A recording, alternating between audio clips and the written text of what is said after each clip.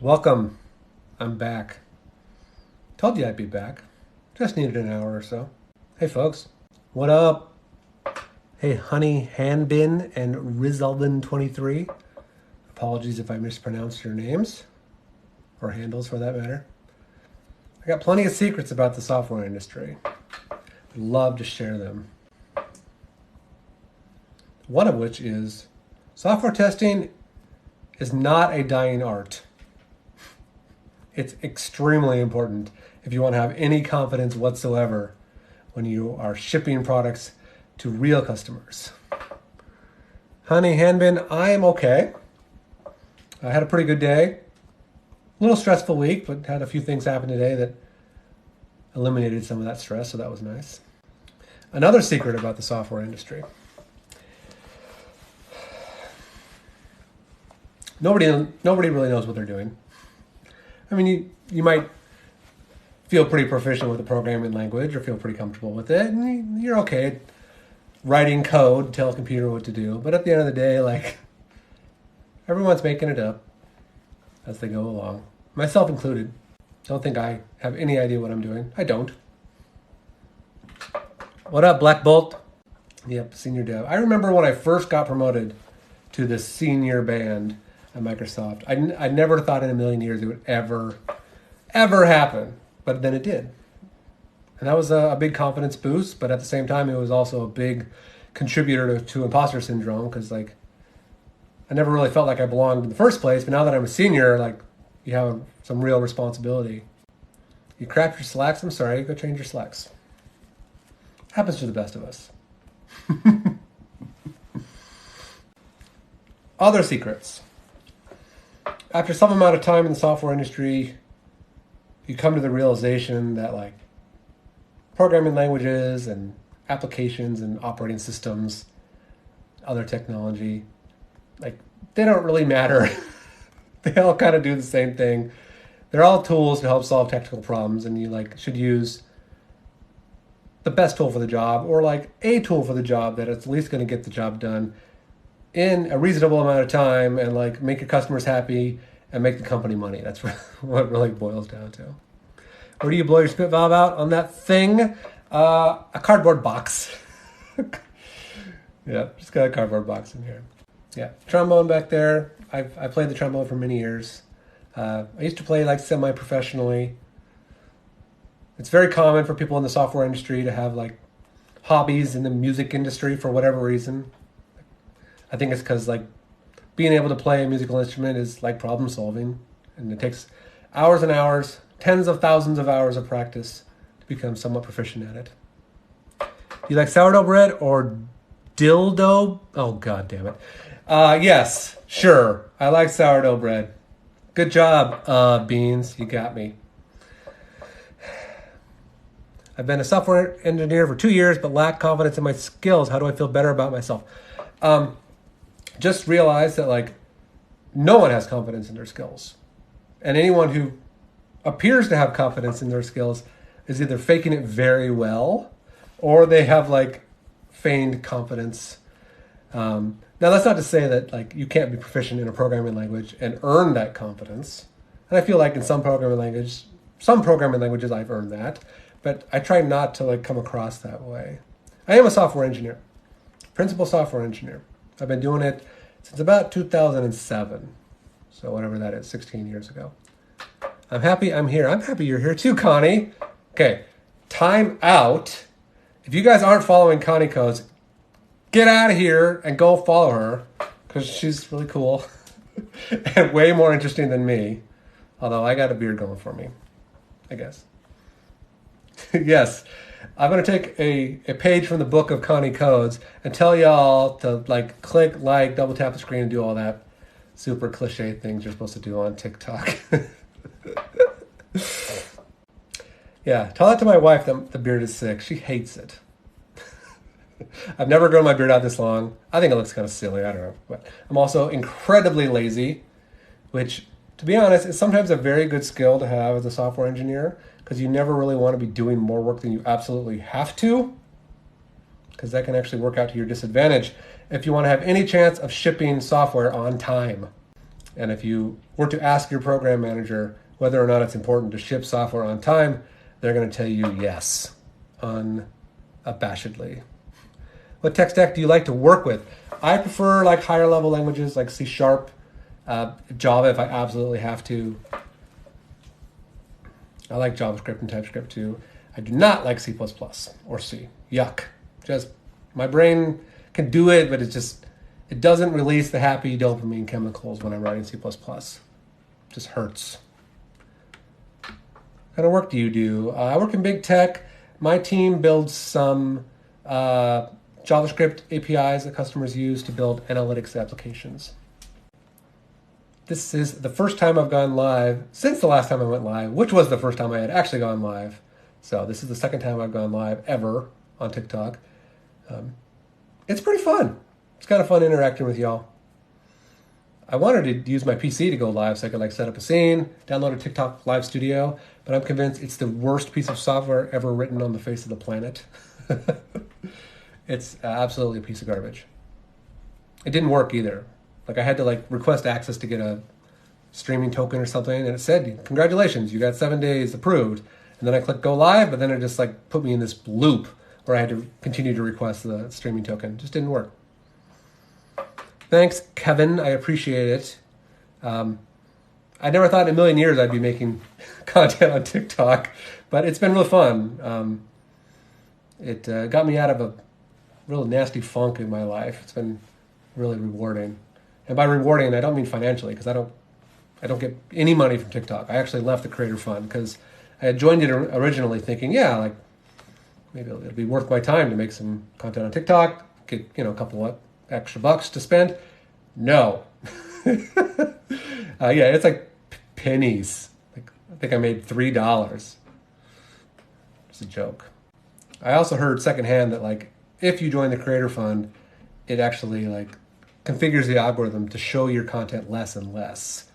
And anecdotally, I found that to be somewhat true, but in the event it actually was true, I decided to leave the Creator Fund.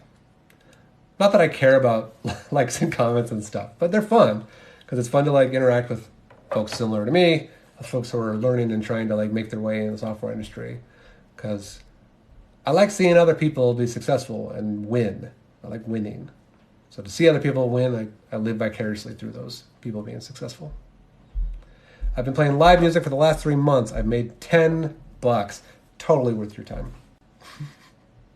Musicians are underpaid anyway. I speak from firsthand experience. Oh, look at that, Connie Coates. It's sharing the wealth. Look at all those roses. I'm rich. What do you think about YAML? It took me a little while to get used to it because I never used YAML until about 2 years ago because I was like so very used to like doing configuration in code or doing it in XML or maybe in JSON. YAML took me a little while. There's a little bit of a learning curve there, but now that I've gotten used to it, I actually very much enjoy it. Hail from the system sides of things. I am so thankful that there are people that work on systems because my brain doesn't work that way. Other secrets about the software industry that you may not be aware of. There's a lot of stuff that goes on behind the scenes to determine what it is the team is actually going to work on.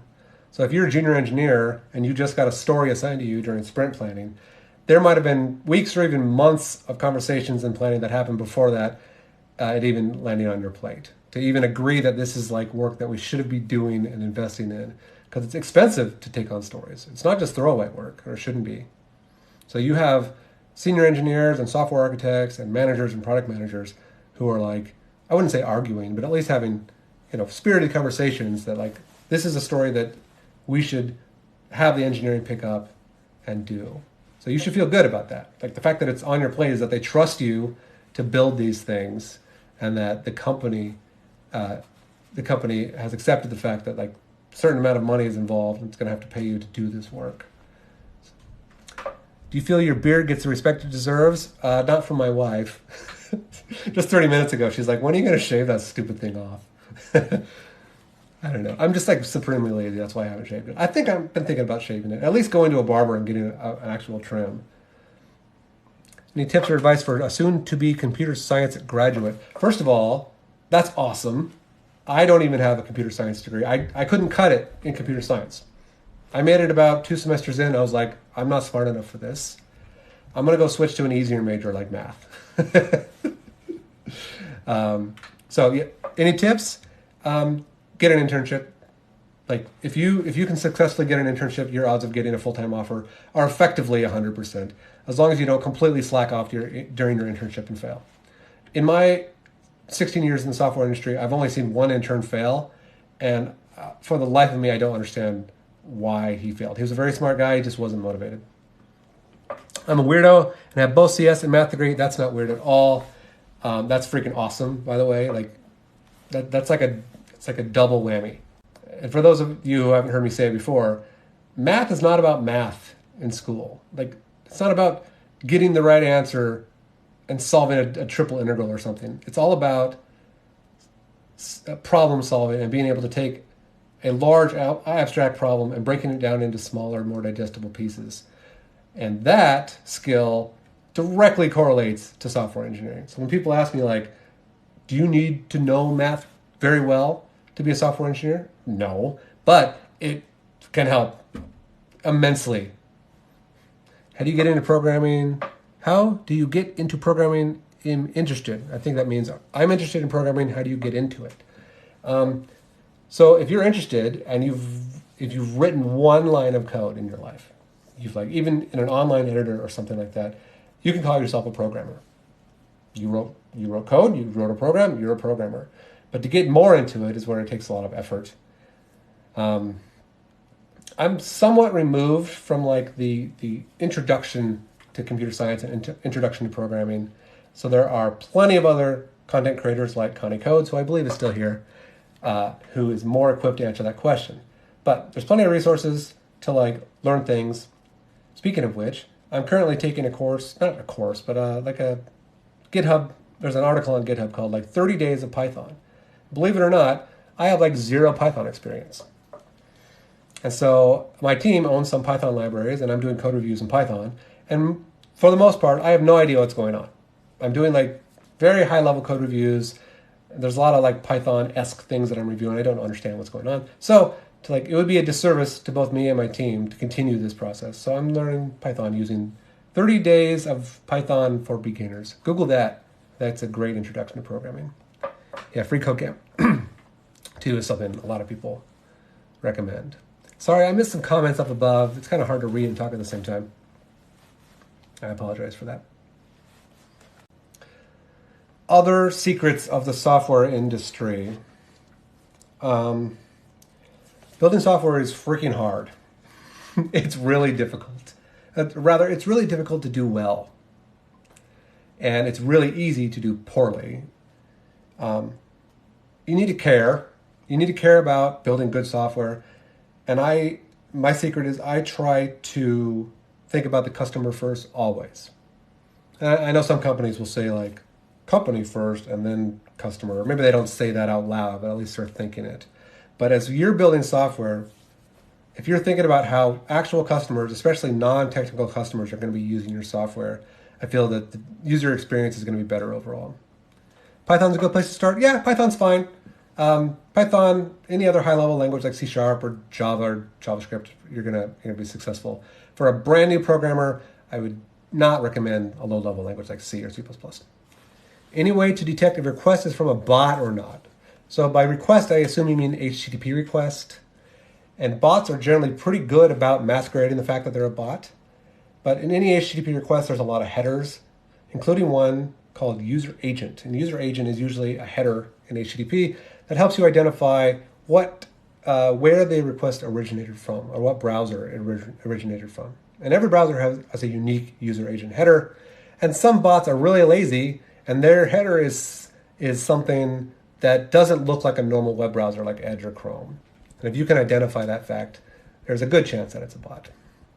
Biggest challenge so far in your career? It's rarely technical. It's usually at least for me, I have the biggest problem with non-technical challenges. In my experience, say I have some problem that I need to solve, and I don't really know how to solve it, but I know that like somewhere out in the ether, there's another person at this company I work at that could either knows the solution to this problem or could at least point me in the right direction. The hardest part is figuring out who that person is. So it's usually just like you have to be a little bit of a detective. Maybe ask your manager, maybe post on Slack. Maybe your company has like a very broad channel, like an all employees channel. You say, hey, this is my problem. I'm trying to find someone who has some context on it. And maybe you'll get lucky.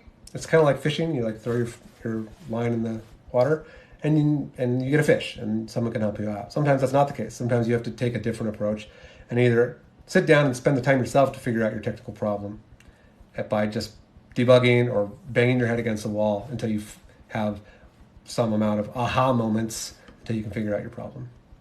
I tend to suggest JavaScript for new devs just because of how many places it pops up. Yep. If you start learning JavaScript and it like releases the happy chemicals in your brain, it speaks to you and it's a fun language to learn, there's going to be plenty of JavaScript jobs in the near future and even in the extended future, probably at least 10 years. User agent can be tricked. Yep, user agent can be tricked. Like I said, bots can be lazy, but if they're not lazy, they can just say they're Chrome even though they're not Chrome. I like your beard. Do you have diabetes? I sure hope I don't. Yeah, aha moments are what I live for. It's true. Some of the most rewarding times in your career are when you're like hammering your head against a problem that you can't figure out, and then finally, whether through debugging or like just trying different things, or you stumble across some Stack Overflow article that gives you a hint, you realize, oh, I kind of actually understand this. And this kind of thing doesn't always apply to computer science. It happens in any kind of problem solving or musician or math or something like that. The beards have seen through debugging. I saw this TikTok too. Chrome tries to claim it's Chrome, i.e. Safari and Firefox all at the same time. Yeah, user agents are a pain in the butt to parse because like everyone's trying to pretend to be the other because like at least, I don't know about recently, but in web design in the past, people, rather than doing feature detection at runtime, which they should be doing, they would do user agent parsing to say like, hey, is this person using Chrome? If so, do this thing that I know works in Chrome that doesn't work in other browsers. Then Edge comes along and uses a user agent that for whatever reason parses out as being Chrome as well, and so something would break. Luckily, things have converged quite a bit in the past couple of years, especially with the Chromium version of Edge. Has anyone mentioned you have the aura of Ron Swanson? I'm going to take that as a compliment because Ron Swanson is one of my favorite fictional characters, and Parks and Rec is one of my favorite shows of all time. Hopefully you guys all saw episode 3 of The Last of Us. I love The Last of Us. In fact, I just picked up a PS3 so I could play The Last of Us in its original glory. I understand that the PC version is coming out, I don't know, 3 weeks or something like that. But I wanted to play it on PS3, so I picked one up. Any advice for someone looking for their first software engineering job? Yeah, you got to be really persistent, especially in this climate with many companies having hiring freezes. Please don't settle for anything less than what you feel you deserve. I don't want to talk too much about like resume preparation in a live video. There's plenty of resources on TikTok and online for that kind of stuff. But whenever I am perusing a resume, unfortunately, I don't get to interview junior software engineering candidates much anymore. But in general, I look to make sure that like they have the basic skills. They check off some boxes that what we're looking for, not necessarily all the boxes. They have something to share about how they worked in a team environment before. That's a really big plus. Even if you're straight out of school, I want to know if you worked on like a school project or team project kind of thing, and how you manage like splitting up the workload and shipping things as part of a team. Networking is a hugely useful thing to do, getting your foot in the door. It's true. In fact, both of my opportunities that came to me came through networking. I didn't just blindly interview at Microsoft in 2007. I actually failed 3 phone screens before my ex-roommate got hired at Microsoft as a full-time software engineer, and he gave me a recommendation for a specific program at Microsoft that was aimed at hiring people who didn't necessarily have computer science backgrounds. So I got my foot in the door there. And then one of the folks who actually interviewed me at Microsoft in 2007, he changed companies in about 2014. I reached out to him in 2020 because I had him on LinkedIn. I said, hey, you're working at this other company. Tell me about it. Should I work there too? And he said, yep, he sold me. So then I changed teams or changed careers. Yep. It's really, a lot of the times who you know, not what you know. And there's a lot of luck involved too, unfortunately. Also, your career progression can depend on the people that you work with. So if you find yourself on a team where like everyone is struggling, there's a very good chance you might struggle too, because you're going to have to like pull extra duty to like ship the software when everyone else is slacking. But if you work on a team where everyone is like, pretty good, or maybe even you got a rock star here and there, they're going to help push you to be better. Would you fight Hailey Bieber? I don't know who that is.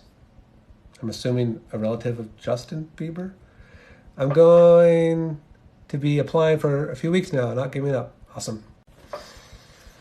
Another secret that I like to share about software engineering, and don't take this as you being a suck up, but if you could do things that make your direct manager's life and job easier, it's going to make the conversations with them for potential promotions a lot easier. So if you can identify things that cause stress or additional work on your manager, and you can prevent those kinds of things from happening before they do, and you can like communicate this fact that you're actively trying to do it to your manager, thumbs up.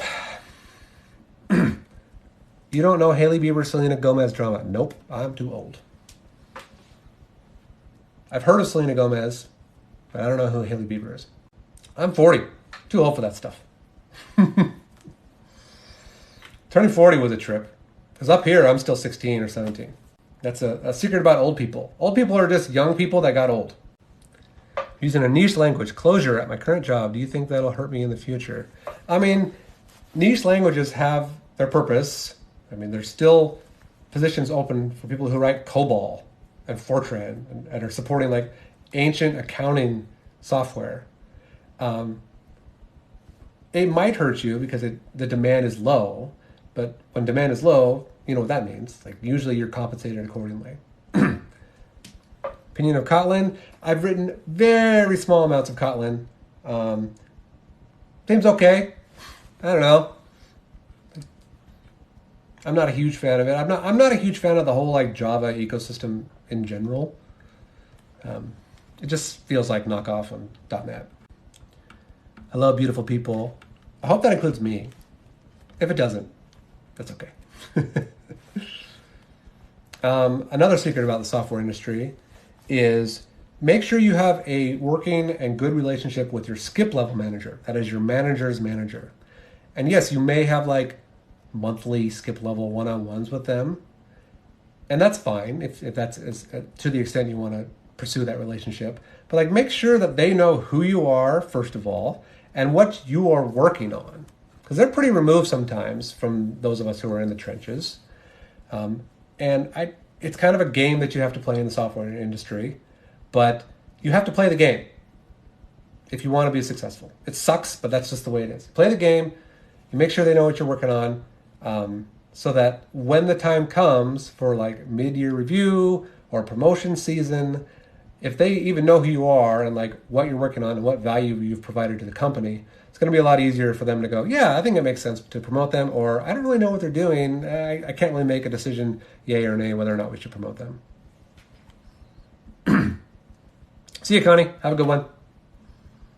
I love FileMaker. I don't know what FileMaker is, but sounds like a nice piece of software that makes files.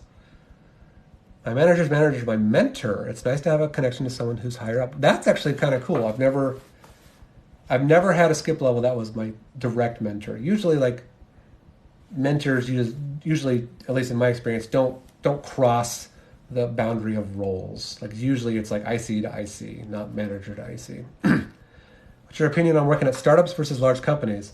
It is a matter of how risk averse you are. Now, if you like have a pretty good portfolio and you got some cash in the bank and you're willing to take a little bit of risk on a startup, then sure, go work at a startup. Or if you're having trouble getting hired at a more established company, then yeah, maybe your risk aversion ratio is going to change a little bit. I personally have never worked at a startup. I always felt like I'm not willing to take that risk. Maybe now, maybe my next gig I don't know when that would be, maybe in the next 5 or 10 years.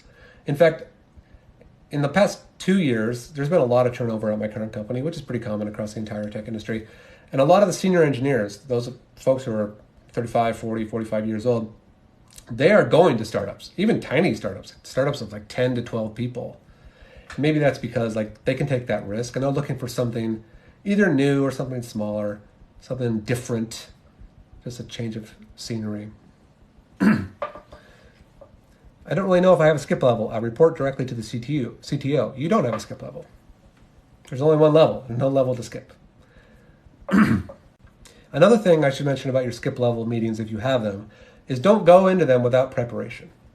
Go into them and ask not necessarily hard-hitting questions, but at least some questions to drive the discussion. Don't expect your skip level manager to just ask you questions. It should be, the direction of conversation should originate from you for the most part. You should be asking them questions. You should be saying like, what is it that keeps you up at night?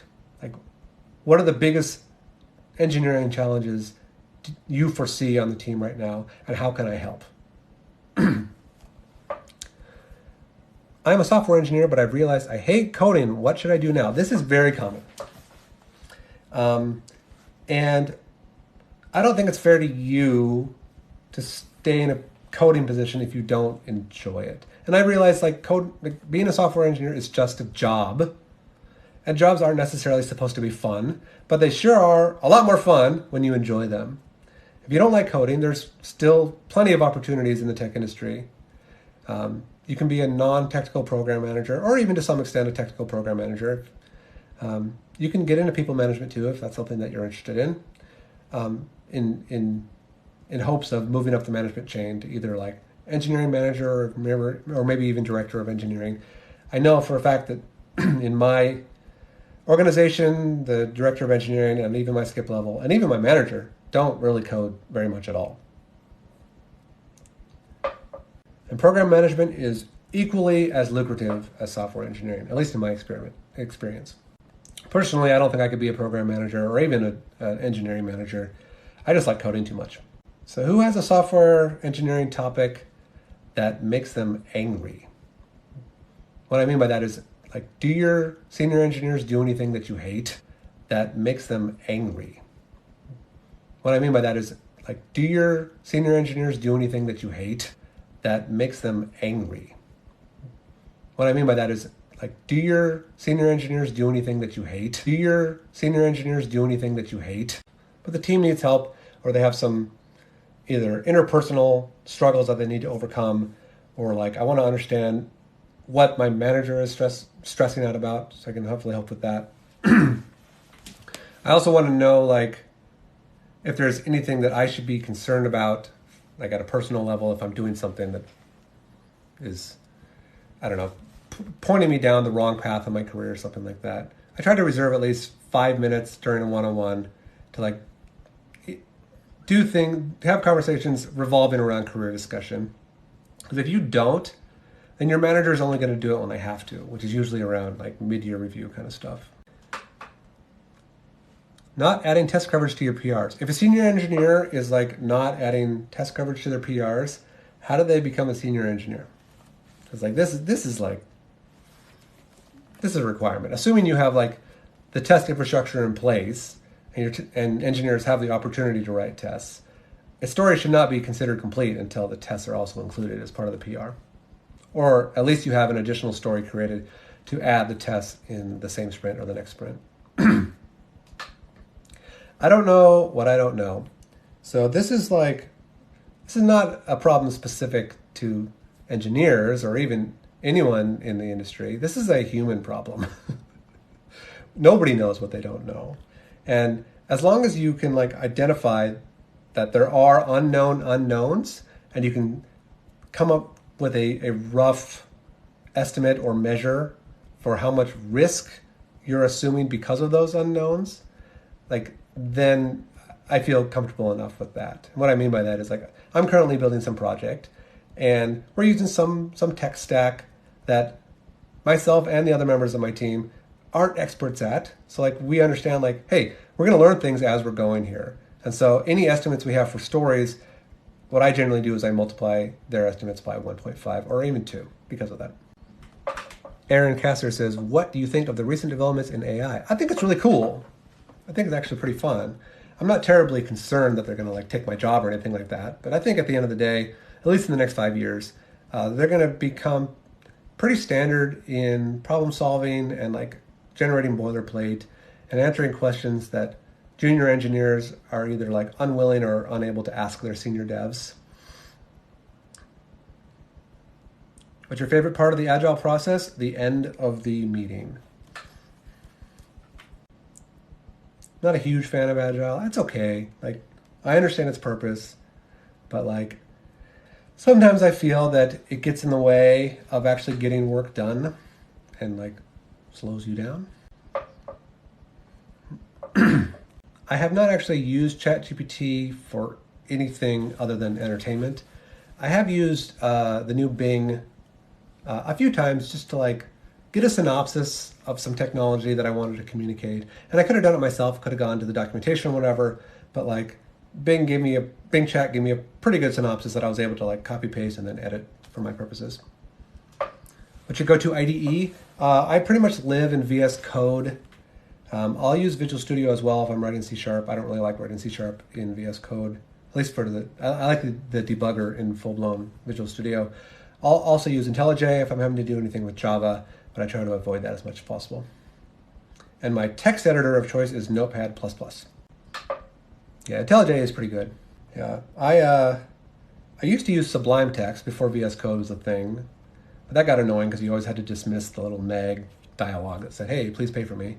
But VS Code came out and just like blew a ton of that stuff out of the water. It's like not even there's no comparison anymore. You just bought Sublime Text. That's actually very impressive. It's pretty rare that I pay for software, because if there's something a piece of software does that costs money that I can't do myself, writing some code myself, then I will pay for it, at least within a reasonable amount of time. Yeah, you're like are you also the one person that paid for WinRAR or WinZip? You guys remember WinZip? I use 7-Zip now. 7-Zip is king. Yeah. Other secrets about the software industry. It's incredibly hard to get in, but also incredibly hard to get out. And what I mean by that is it takes effort to get laid off. Well, not laid off. It takes effort to be fired, or at least to be put on a PIP. I've worked with some people who, for all intents and purposes, probably shouldn't have been hired. And like, they stayed hired for years and like made it through like multiple rounds of layoffs, maybe got put on a PIP, and then the PIP is a performance improvement plan. Pretty much means like, hey, you're not doing very well. And like, it's a sign that you're probably going to start to be managed out, but you have the possibility of doing very well. And like, it's a sign that you're probably going to start to be managed out, but you have the possibility of redeeming yourself and like hustling and making your way through it. But like, you could be on a PIP for 6 months to a year and even like skate by for years without anyone really noticing. You can collect that paycheck. But you didn't hear this from me. You can get pipped at Amazon. Yeah, I've heard Amazon can be a little picky about pips. I've heard like, if you're not hustling at Amazon, you might not be successful, which I don't think is very healthy. I'm not a big fan of hustle culture unless you like that kind of thing. If you're not comfortable not hustling, then hustle. How do you feel about local admin on workstations? Devs don't want to give it up. If I can't install what I want on my local workstation, then I'm going to be an unhappy camper. If like I'm trying to install, I don't know, say like I wanted to record my screen for a demo or something like that, and I want to go install OBS, because OBS is awesome. I can set up the scene how I want, put my webcam there, I can record the pre-recording of the demo I'm going to do. If I got blocked from installing OBS, I'd be mad. Like, why can't I install OBS on my machine? I understand from an IT perspective there are certain risks involved with giving local admin on a machine. But like, we're talking about intelligent software engineers who I would hope they would trust. I understand that's not the case for some IT people who are very, very picky. And in fact, at my current job, my first PC that I got, I did not have local admin on it, and I was miserable the whole time. My new one, I can install whatever I want, for the most part. Like, there are antivirus tools and stuff that'll prevent me from installing things I shouldn't be installing. But if you're talking about Notepad++ or OBS or any development tool that would make sense or you'd commonly find on a dev machine, then yeah, let me install it. Is asking IT too much of a hassle? Yes. I will spend 8 hours working around a problem before I reach out to IT to circumvent the problem. Sorry, IT. It's just what I'm going to do. Yep. Any plugins you like for IntelliJ? I don't use IntelliJ too much. The only plugin I installed was the one that gives me the theme to make it look like Visual Studio. Also to change the key combination so they're Visual Studio, because my brain is programmed to know that F5 means debug, and F10 means step over a line. F11 is step in. F12 is go to definition. Have you heard much about the Plex LastPass hack? Yep. So I used to use LastPass forever, but then they had their first hack, and I was like, I'm out of here. I moved over to Bitwarden, and it's been very good so far. I'm not self-hosting it. I'm using their own service, but I'm thinking about starting to self-host it.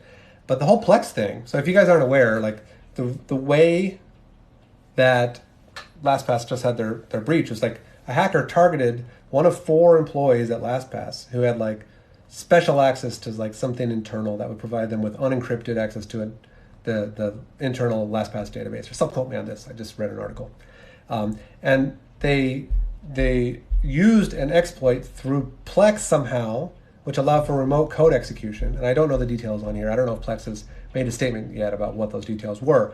But it concerns me a little bit because like I have pretty high confidence in Plex. I use Plex all the time. I got my own Plex server, whatever. And yeah, now it concerns me a little bit that I need to like worry about this kind of thing. Maybe I should move to MB or what's the other one? Because I always said on some of my Plex videos that if Plex ever messes up a good thing, then I'll jump ship in a heartbeat. I like setting up my NAS. I use it for Google Photos alternative as my Plex server. Yeah, one of the primary reasons I have a file server, a large file server. If you're not aware, check one of my previous videos. It might even be pinned. It's got like a 120 terabyte file server that my Plex server is also running on. And it also acts as my local backup for the photos from my phone. I use this self-hosted open source application called Immich, IMMICH. There's an app on both my phone and my wife's phone, and it automatically backs up all of the photos that we've ever taken on our phones to my file server. And then I have a library on my Plex server that parses all those images and videos in the folder where those photos get backed up to. So then we can have like playlists playing on our televisions from all the pictures we've ever taken. And I used air quotes for backup because that's not really backup. Every night I do a cloud backup from that file server of all my photos up to OneDrive Premium. So that's my 2-tiered backup. It's not perfect, it's great, but it works and it's pretty cheap. Do you have separate VLANs for work and personal? No. First of all, I'm not a very good network engineer. For whatever reason, it's never really clicked for me. I've been meaning to do it, but I would like to upgrade my networking equipment first. Check one of my previous videos about how embarrassing my actual network is. I don't have 2 VLANs, but I have 2 physical LANs in my home because each room in my house has 2 drops of network cable. I keep one around on its own completely isolated network for my security cameras, which does not have internet access, and then I have another network for internet access and work and play. Any good platform to learn coding? Yeah, people have mentioned Free Coding Camp. TikTok is actually not too bad. Got to be a little wary of some of the things you see on TikTok, my content included, which is like, I'm generally just sharing things that I learn, and for me, like, some of that stuff can be kind of advanced, and I try to distill it down so like people on the FYP can digest it. But like, there's plenty of great tutorials on YouTube that are free for any language that you could possibly want. And I know this is stuff you probably already know, but I'm also kind of removed because like I've learned programming languages already, so I'm out of the market for learning programming languages. I know that's probably not the answer you want to hear, but I'm trying to be honest. Ha! You're the PHP expert? No. I made a video about PHP because I promised some viewers many months ago that I would make a video about PHP, if I ever hit 20,000 followers. I haven't written PHP in like 15 years, and even then, I had a very basic introduction to it, and I think at that point it was still like PHP 5, so like my knowledge is super outdated. Now, I don't think I would ever actively pursue a career where the primary tech stack uses PHP. It's just not my thing. Yeah, Whittington says TikTok is probably not the best place to learn initially. It's more for tips and helpful techniques. That's true. I've tried to like make content for like absolute beginners, but those videos never do very well. 20K, what's it like being famous? Oh my gosh. People stop me on the street and be like, hey, you're that guy. You're that nerd guy. Not really. What do you think about perspective on mobile? That scrolled way too fast. Mobile app development? Yeah, I mean, I personally try not to use mobile apps too often other than TikTok and maybe Reddit and stuff like that. I very much prefer being on a physical PC with a mouse and keyboard to interact with an operating system. That's not to say that like mobile app developers aren't developers. Like they definitely are, especially if they're using the crazy app development frameworks that I've heard horror stories about, especially on Android. And there's a huge market for this stuff. People will pay money for mobile apps. I've bought maybe less than 5 apps since owning an iPhone 1. Where do you work and what's your comp? That's what everybody wants to know. Like I said in previous lives, not really willing to share that information, but if you want to reach out to me on my Discord, I'd be happy to share with you. But it's really no surprise. Like I'm not making ridiculous amounts over or under from what you'd find on levels.fyi for a principal software dev in the Seattle area. But 6 figures, which is not saying much because 6 figures is a broad range.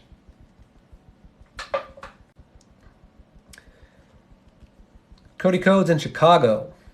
I love Chicago. I work at a large software company, a very large software company. That's not Amazon or Microsoft. My favorite ice cream, anything with chocolate and peanut butter. Xcode is garbage, but Swift is decent. I haven't used Xcode since probably 2006 or 2007. I had a PowerBook. I think it was a G4. I loved it. Moosetrax is good. If you're ever in Oregon, go to Carnation. Okay. Yeah, I'm not sure what's going on with Xcode. I don't know if they gutted the team or what, but it seems like it's trailing behind. Safari on Mac OS, had a lot of problems for a long time in terms of like feature parity with other browsers. The good news is like they're investing heavily in Safari now, so it's really coming back up to speed. Lighthouse says, my friend wants to convert to full-time at a tech company. They should do it. Working at a tech company is fantastic. It's super fun, and they throw money at you. Yeah. So another secret, not really a secret, but I'll just share what my current favorite testing framework is. And this is mostly for like web front-end test frameworks. If you're building a JavaScript or React application and you need to write functional tests, that is not unit tests, but actual end-to-end functional tests, I have been in love with Cypress. Check out Cypress. It's a great UI. The syntax is a little wonky and it takes a little bit of time to like get used to the asynchronous nature of the execution of the commands. But once you like fully understand that, it's been fantastic. Provides for like running tests against multiple browsers, even Electron. It ships with an Electron built in. So if you don't want to install Chrome or Edge or whatever on your runners in your CI pipeline, you can just run them directly from Electron. Yeah, Playwright is fantastic as well. In fact, if I hadn't used Cypress, it probably would have been Playwright. Is that the framework Kent Dodds made? It doesn't ring a bell, but maybe. I don't know the name.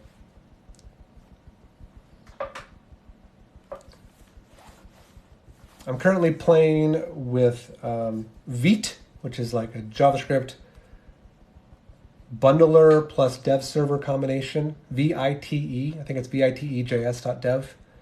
If you ever find yourself fighting with Webpack, you will be pleasantly surprised if you create an application using Vite. And Vite has a corresponding unit test framework that's very similar to Jest called Vitest, Vitest. Works great. Microsoft has put some crazy effort into it. I love that they integrated WebKit. I think I missed a comment. I'm not sure.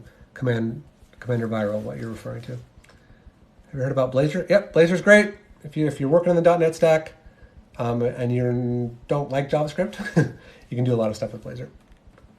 I thought it was pronounced like might. No, it's French. I think it's French for fast or French for speed. It's Vite, V-I-T-E.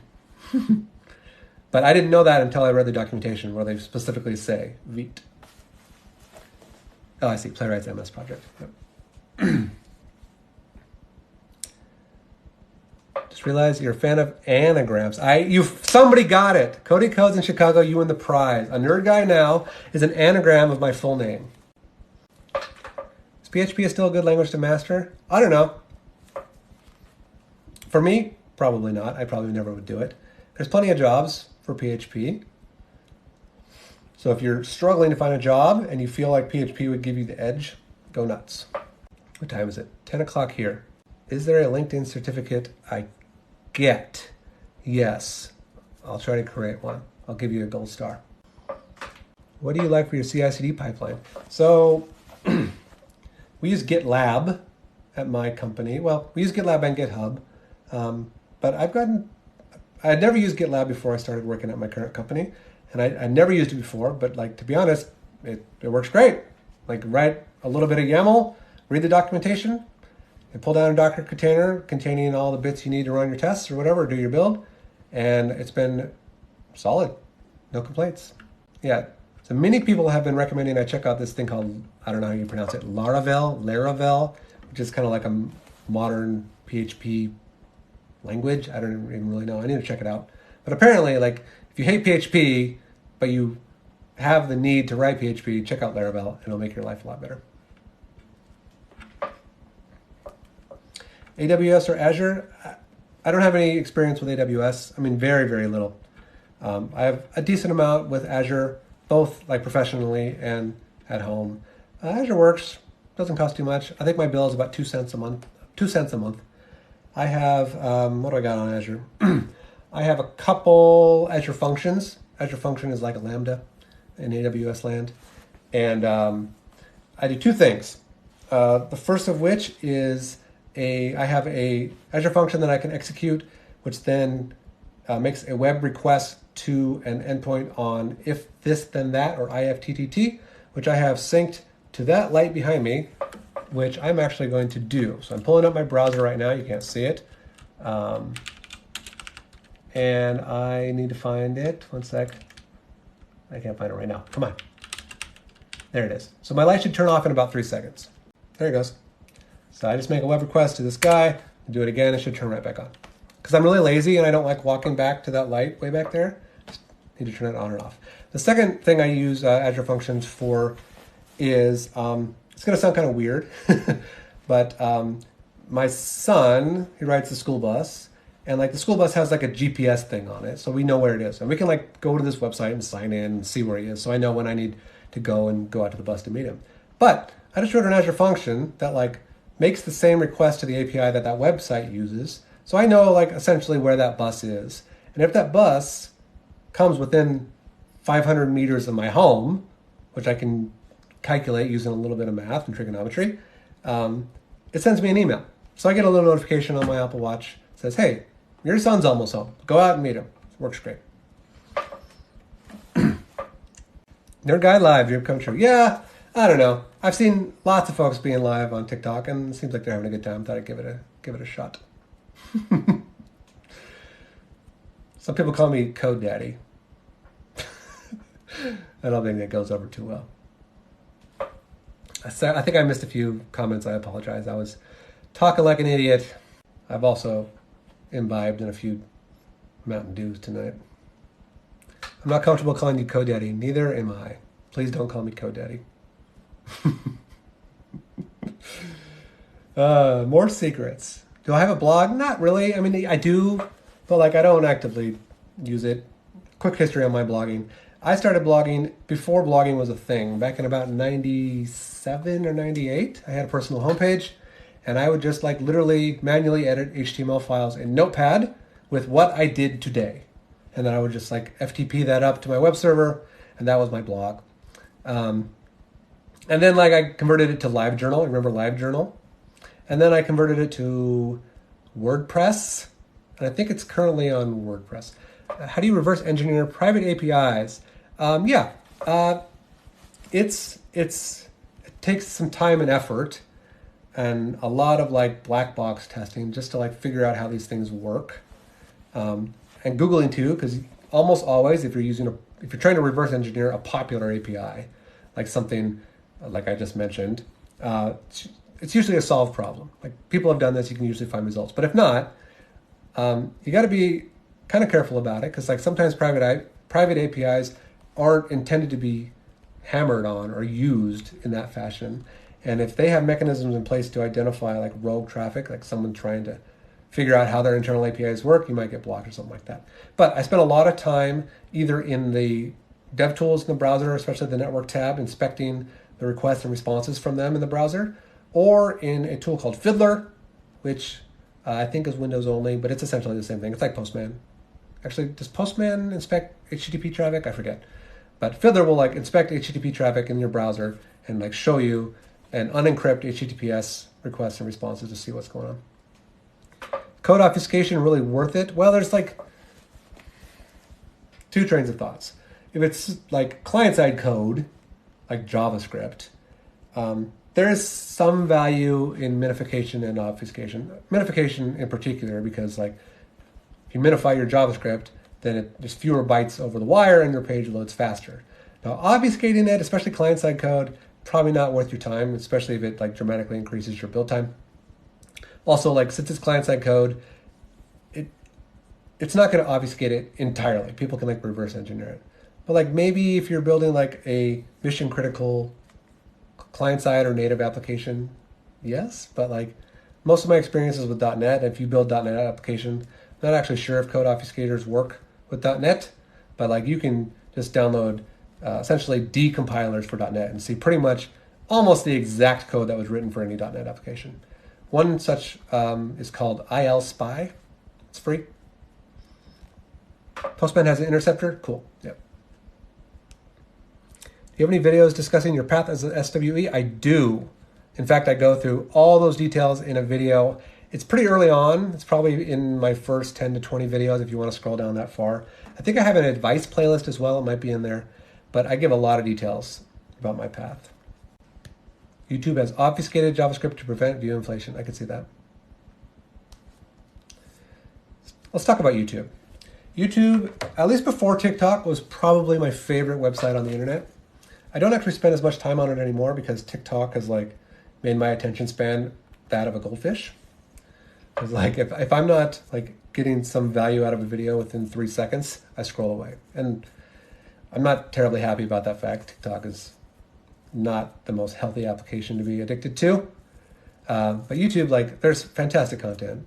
And I've thought about making content there, more long form and landscape video. You guys know how hard it is to make tech content in portrait? It's like, it's impossible. Let's get really creative.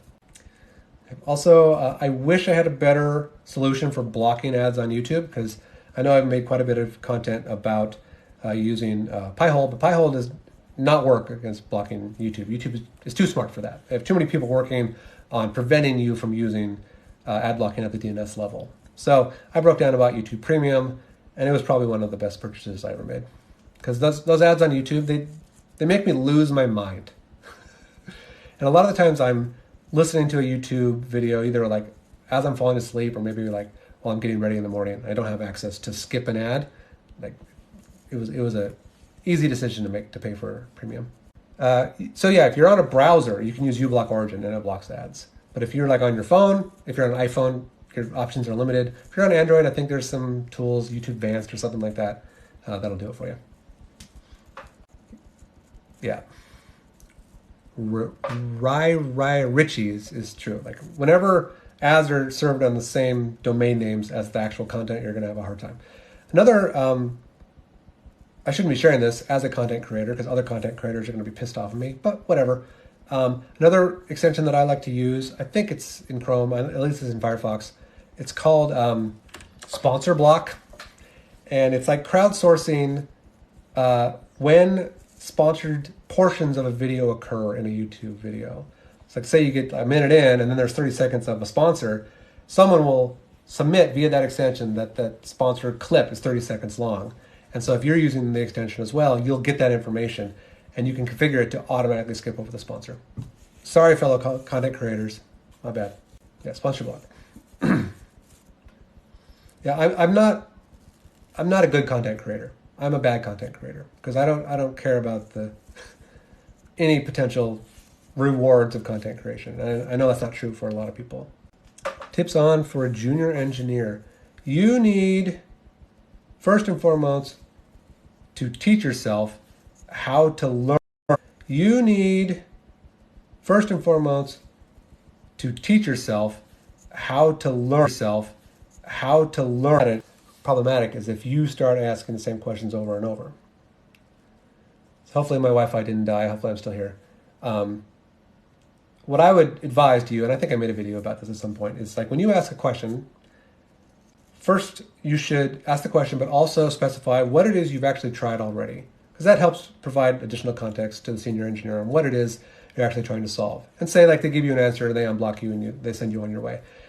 You need to either have a mechanism to remember that piece of information, or you got to write it down in some way. Put it in a notepad or put it on Quip or Google Docs or whatever it is you use.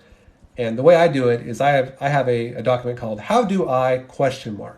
And for anything that like I feel I'll have the need to like do again sometime in the future, and I don't trust myself to remember that piece of knowledge, I am going to write, how do I blah, blah, blah, blah, blah, blah, blah. How do I do this thing? And then I like put a screenshot or even like link to the Slack thread where the question was answered so I can just pull it up really easily. Sorry if I lagged. I think my Wi-Fi died. Apologies. How to tell your manager you are burnt out. Tell them you're burnt out.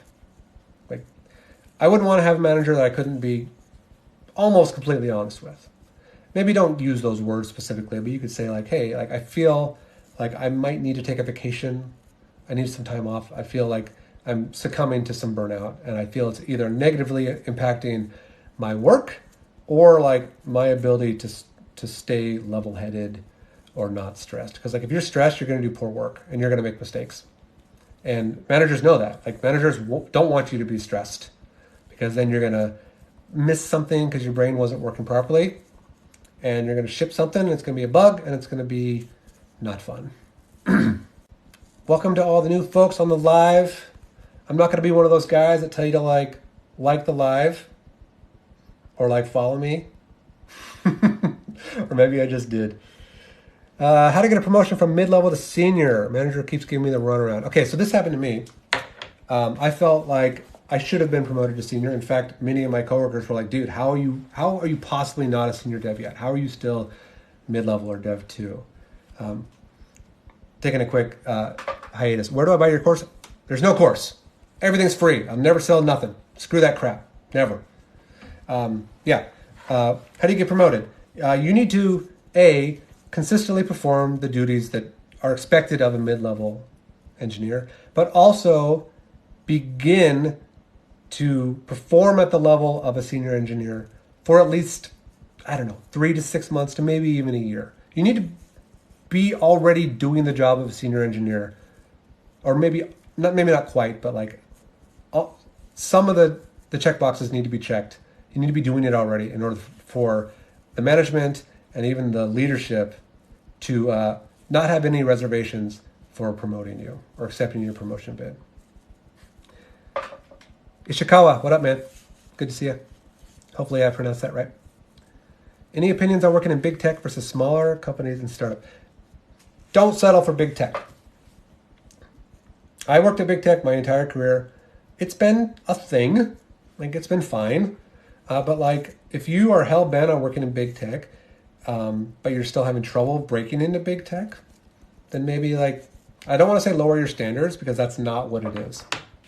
It's just like, keep your options open, because you can be plenty successful even for like a short amount of time, especially if you ultimately want to work in big tech and you're having trouble. Work at something small, maybe a year or 2 or 3, get a promotion or 2, and use that as your stepping stone to work to big tech, if that's your goal.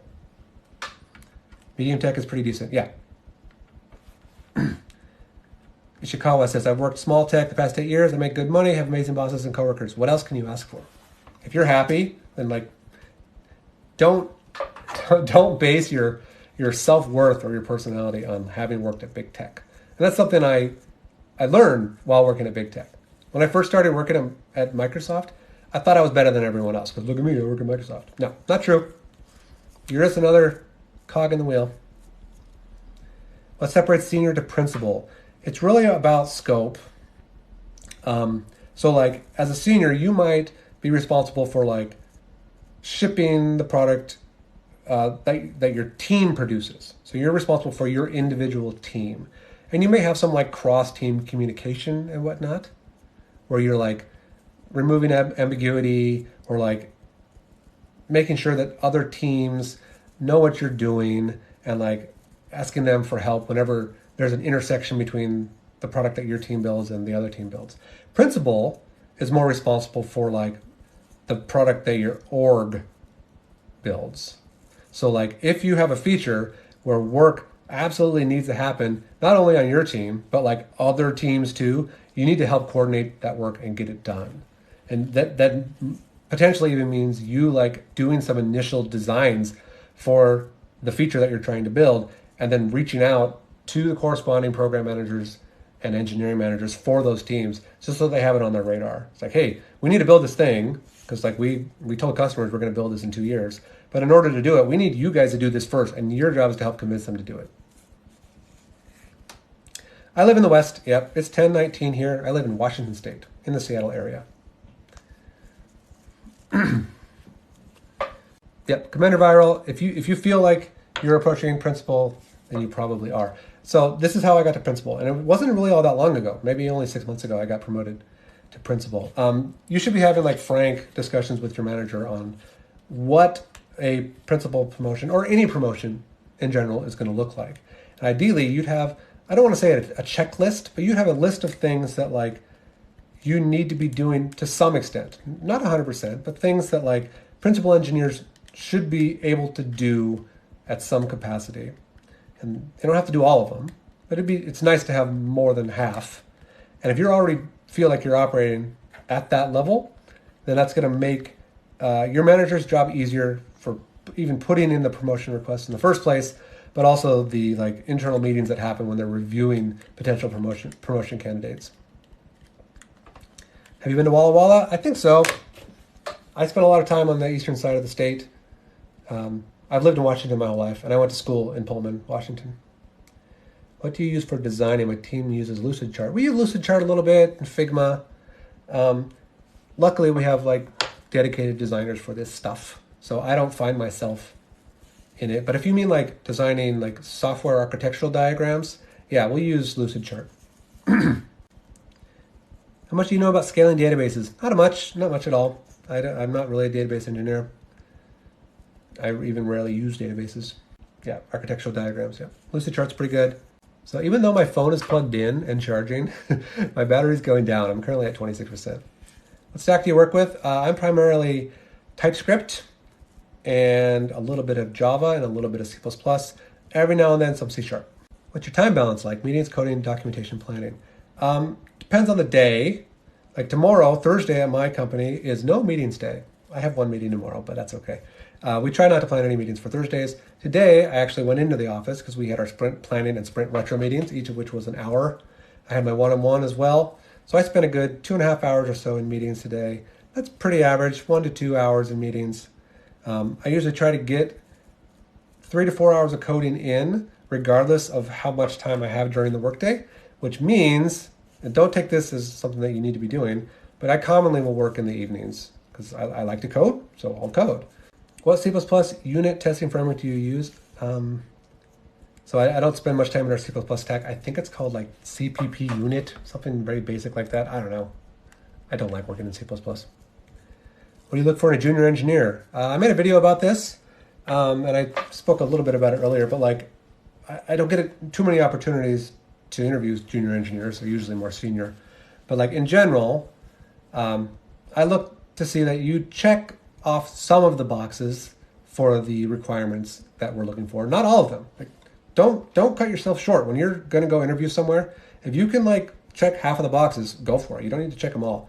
And then I want to know how well, if you have any experience working in any kind of team environment.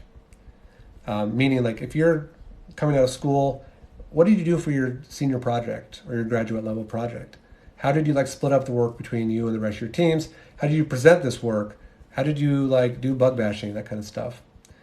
And then lastly, I don't require it, but like if you have any kind of projects that you could share, especially on a GitHub, I would love to see them. In fact, if they're deployed somewhere, something that I could like physically see, not necessarily the code, but the actual product that you built, that would be fantastic. I love seeing that kind of stuff. Someone said something about my Docker container for Pi-hole, but it scrolled off. I apologize. Can I scroll this? Oh, I can. I'm sorry. Yeah.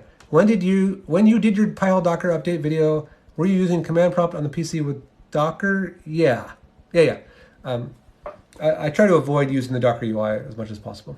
Sorry for shaking my screen. I got my phone up on this thingy. Yeah.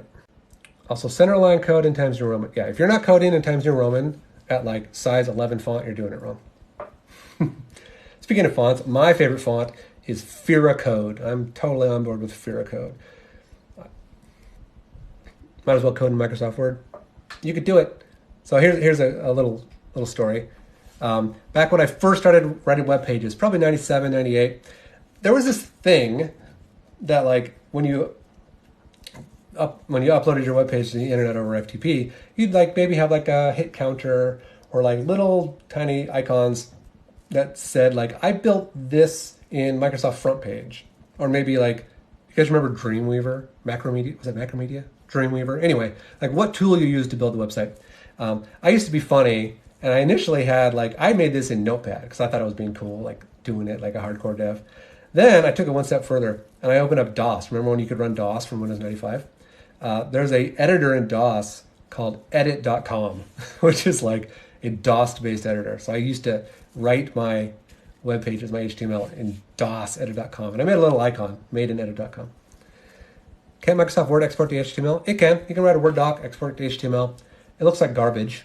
And if you uploaded that to the internet and tried to pass it off as like, like you were a front-end dev and this is like my web page, people would know right away. Do you use NuGet? All the time. If I install NPM packages from NuGet or NPM, yeah, it's great. Split keyboards, wondering if the ergonomics make a notable effect difference. I used to use a split keyboard many years ago. I don't know. They're fine. Like if you have problems with your wrist, maybe go for it. Fun fact, Outlook got worse in 2003 because it adopts Word's HTML engine instead of IE's. Yes, as someone who used to create email templates in HTML, I understand this fully. We had email templates that rendered very properly in versions of Outlook prior to 2003 that then completely broke in Outlook 2003. That said, I really liked Office 2003. It was one of my favorite editions of Office.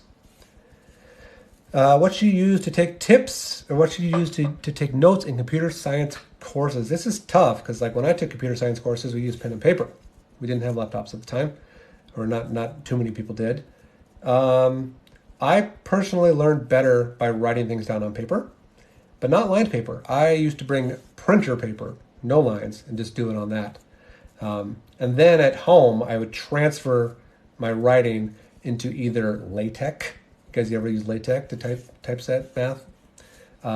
Or I would put it into actual like code files. Like if I was taking a C++ course, take my notes and transfer them to CPP files. Your opinion on Spring Framework? I do not have one. I've never used it, so I don't know. Yes, pens and paper. Hey, I know you, Ellie and Co. Favorite VS Code extension or dev tool? My favorite extension currently is GitHub Copilot, which check with your IT department before you install it because like it sends data to Microsoft, so think about it. Also, it costs money, I think. Like if you try to use it personally, I think it's $10 a month or something. Cody Codes, terminal aliases, small things but so convenient. Yeah, if you find yourself like writing the same terminal command over and over, especially for Git, save yourself those 5 seconds every time you do it and create an alias. That stuff adds up. And like, you can extend this idea further. Like if you find yourself doing a certain process over and over and over.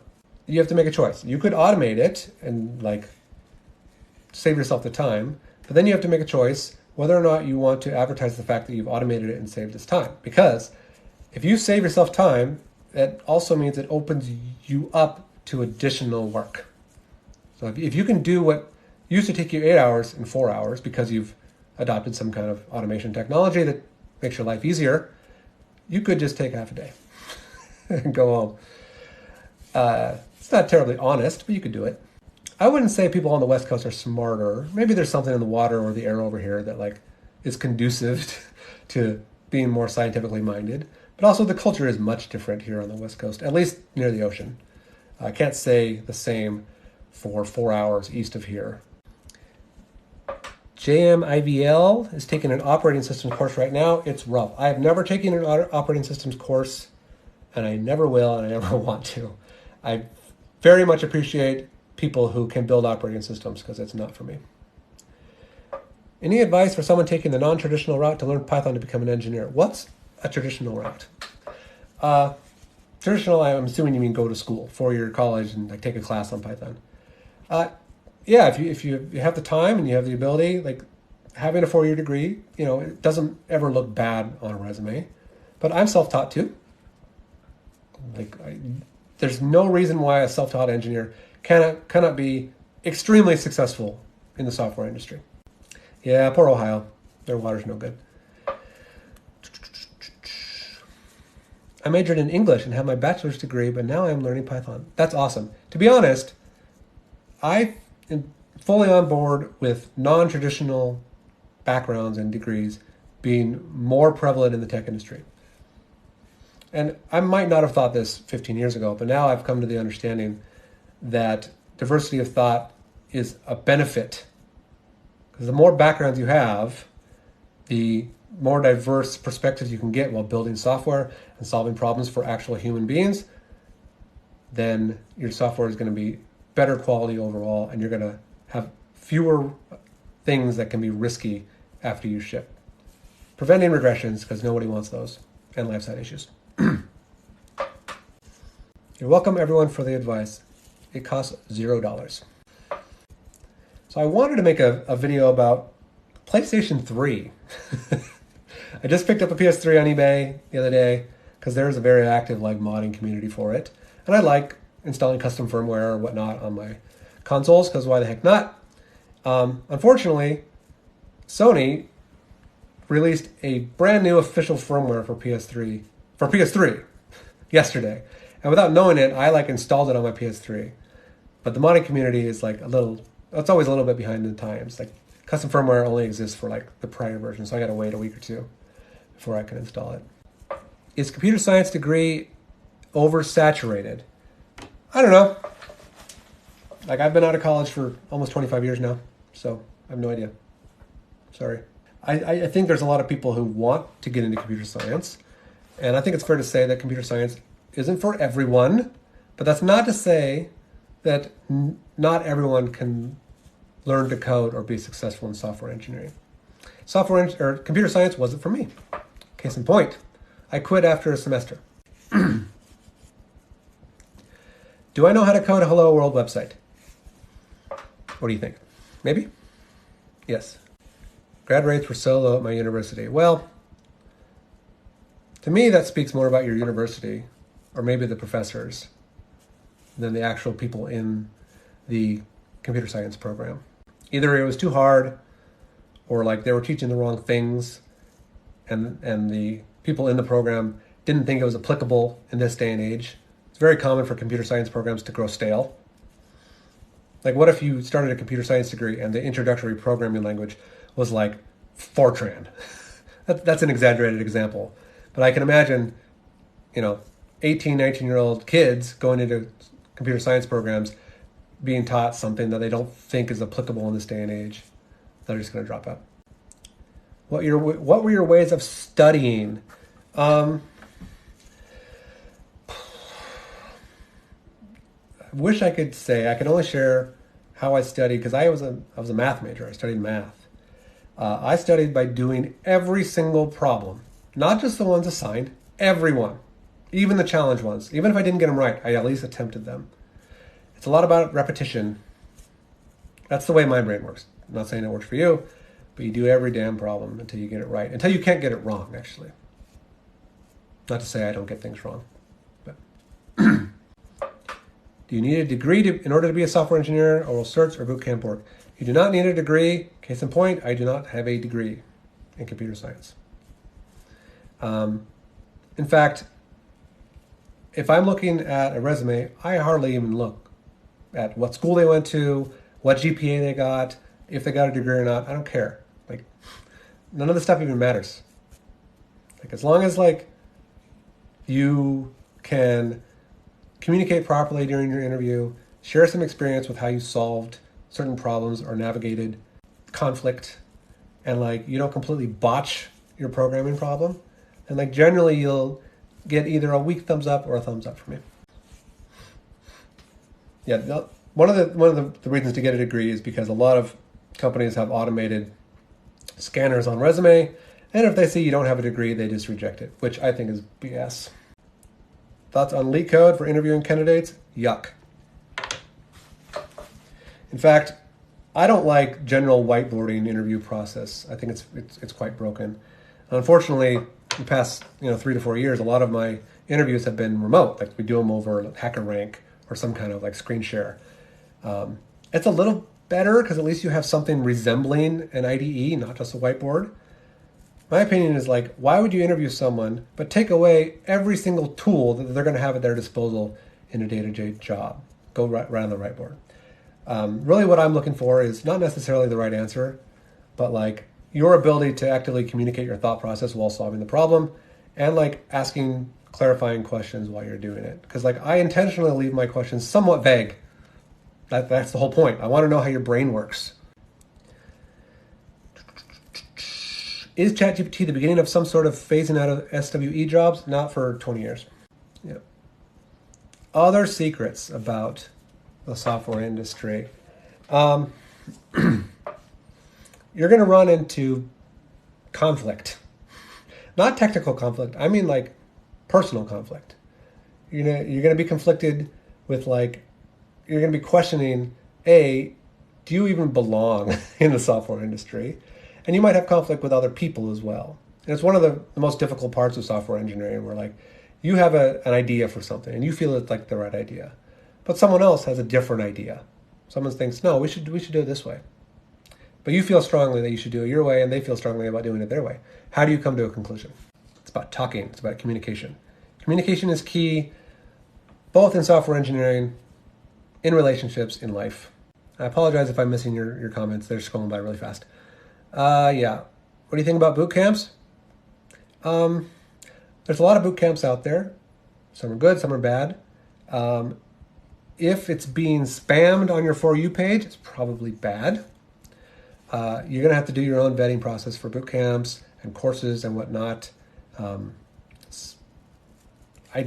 wish I could help you vet that process, but like I can't because I've never even done anything with boot camps. I'm never going to hold my own boot camp. It's just not going to happen. But if you can find a good one, then like I wouldn't blink twice if I saw someone who had boot camp experience on their resume. It'd be a thumbs up. What are main languages to learn for a software engineering job? JavaScript ain't going anywhere. C# and Java aren't going anywhere. Python's not going anywhere. C++ not going anywhere. It's a favorite piece of tech that I own right now. Oh boy. I don't know. I like my monitor. Actually, that's not entirely true. I'm a big fan of high quality monitors. If you're going to be staring at a screen for 12 hours a day, that's not your phone, 8 to 12 hours a day. First of all, make sure it's big enough that you're not squinting. It has a high refresh rate. What I mean by high is anything over 60. 60 is trash. If you're using 60 hertz on your monitor, that should be your next upgrade. I did a course from Westbos. Westbos is the man.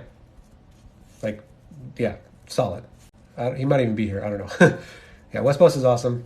He's one of my favorite content creators. In fact, his content is one of the reasons why I started making content. I said, well, like, this is great. I could maybe do this. Another person who convinced me to start making content is Scott Hanselman at Microsoft. I really like Scott. I wish I had the opportunity to work closely with him at Microsoft, but I did not. Monitor reveal, I'll make a video about it. It's a 34-inch ultra widescreen Asus Predator. It's actually kind of crappy.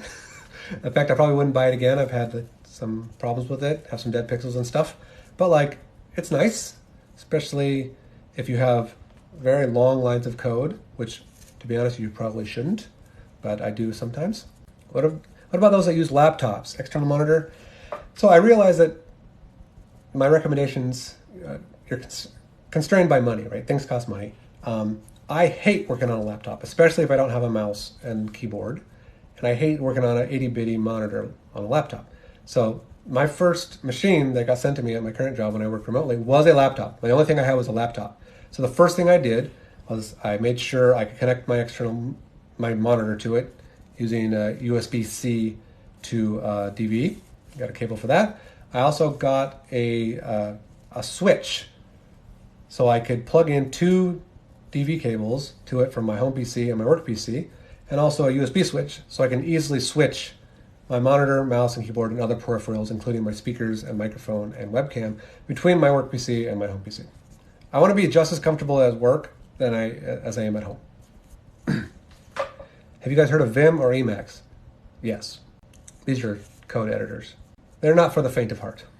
In fact, the first editor I ever used was VI when I was taking programming languages. Opinions on Japanese technology? What? It's fine. It's great. Whatever. Yeah. My opinions on things like code editors and operating systems and stuff like that is they are just tools, like hammers and wrenches are tools. People have the preferences on brands. You know? If you like using VI, awesome. If you can get your work done. If you like using VS Code, awesome. If you can get your work done. If you like using Windows, whatever. Like, I don't care. These are ones and zeros, people. Apple or Android, who cares? If you can make phone calls and you keep you in communication with your family, whatever. I personally use iPhone because I bought an iPhone 1 on not necessarily launch day, but I've used an iPhone since. I don't like how locked down it is. In fact, I was almost ready to throw my iPhone out the window when I was trying to come up with a new backup solution for getting the photos off of it. It's absolute garbage if you don't own a Mac. Do you find yourself using TDD often? Not really. I like it because I was originally a software design engineer and software tester, but in practice it hasn't really worked out for me. Did you study CS at college? No. Well, that's not true. My first year I did study CS. Then I got to computer engineering. I did not like it very much, so I switched my major to mathematics. How important is a portfolio and certs? Certs, depending on what you're interviewing for, but if you're just interviewing for general medium to big tech software engineering junior to medium position, I don't care about your certs. Now, if you're using them in a replacement for a conventional degree or boot camp or something like that, then fine. But portfolio, also don't care as much. It'd be nice if you had some projects that you could share with me that I could see what your vision was for them, and maybe even some code samples. That's a bonus, but not a requirement. Are math majors common hires as programmers? I've found programmers that are math majors have a very analytical way of thinking about things. I wouldn't think twice if I saw someone with math degree on a resume. How do you learn to program and break into tech? I've been programming for as long as I can remember. In fact, the first time I ever remember programming, I was probably 6 on an Apple IIe. We were doing some form of basic programming. I'm not sure exactly which flavor of it, but essentially the teacher of the computer lab in my elementary school taught us how to write simple commands to give X and Y coordinates on the screen and a color, and you could draw. So that was the first time. And then Next time was probably when I first got my first TI-82 calculator in junior high, maybe 7th grade. We didn't really have a computer lab, or at least a very good one at my high school. So I would write programs on my TI calculator. And breaking into tech, I got lucky because I knew some people who I got recommendations from. And without them, I probably never would have broken into tech. It's the truth. Sorry. Was your first job easier or harder than you expected? It was really hard. I almost quit.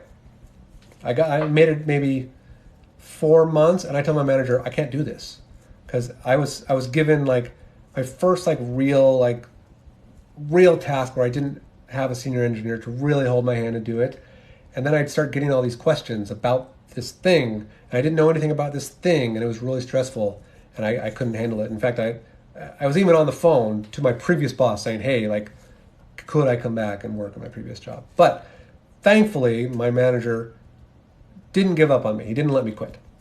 And I'm glad he didn't. In fact, if he's watching this, I appreciate you, Nathan. How do you get out of imposter syndrome? You don't. You talk about it. You face it head on. The only way I found, at least for me, to mitigate the symptoms and effects of imposter syndrome is to understand that you have it and it's real and you should talk about it. I got a B+ in Diffie-Q. My graph theory class was brutal. I love Diffie-Q. I love graph theory. They were both some of my favorite classes, especially Laplace transforms. Thoughts on quants?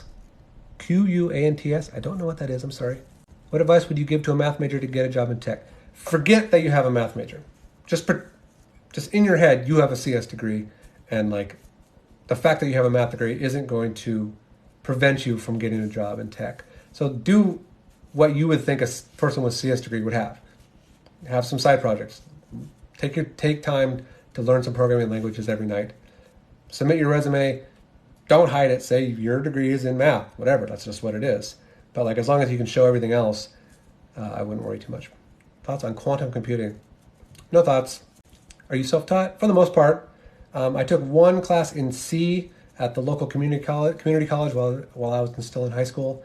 Then I took a C and C++ course in college before I realized CS was not for me. And then from then on out, I was self-taught. How much math is used in software engineering? So I've said this before, I'll say it again. Generally speaking, math conventionally is not used so much in software engineering. But math is not about the math itself. I use what I learned in my math degree every day. What I mean by that is the act of solving a complicated math problem transfers directly to software engineering, where you have this large, abstract, ambiguous problem that you need to solve through a series of steps that you may not know immediately what those steps need to be. So the problem space becomes smaller and smaller as you break it down, and that's how you can do smaller pieces in the math problem that eventually will lead you to the final answer. And there's generally different approaches, just like in software engineering. There's always multiple approaches to solving a problem. Some are better than others, some are faster than others, some are more obvious and some are more creative. But at the end of the day, the processes are very similar. How hard is it to land the first role without direct software engineering working experience? Currently, it's hard.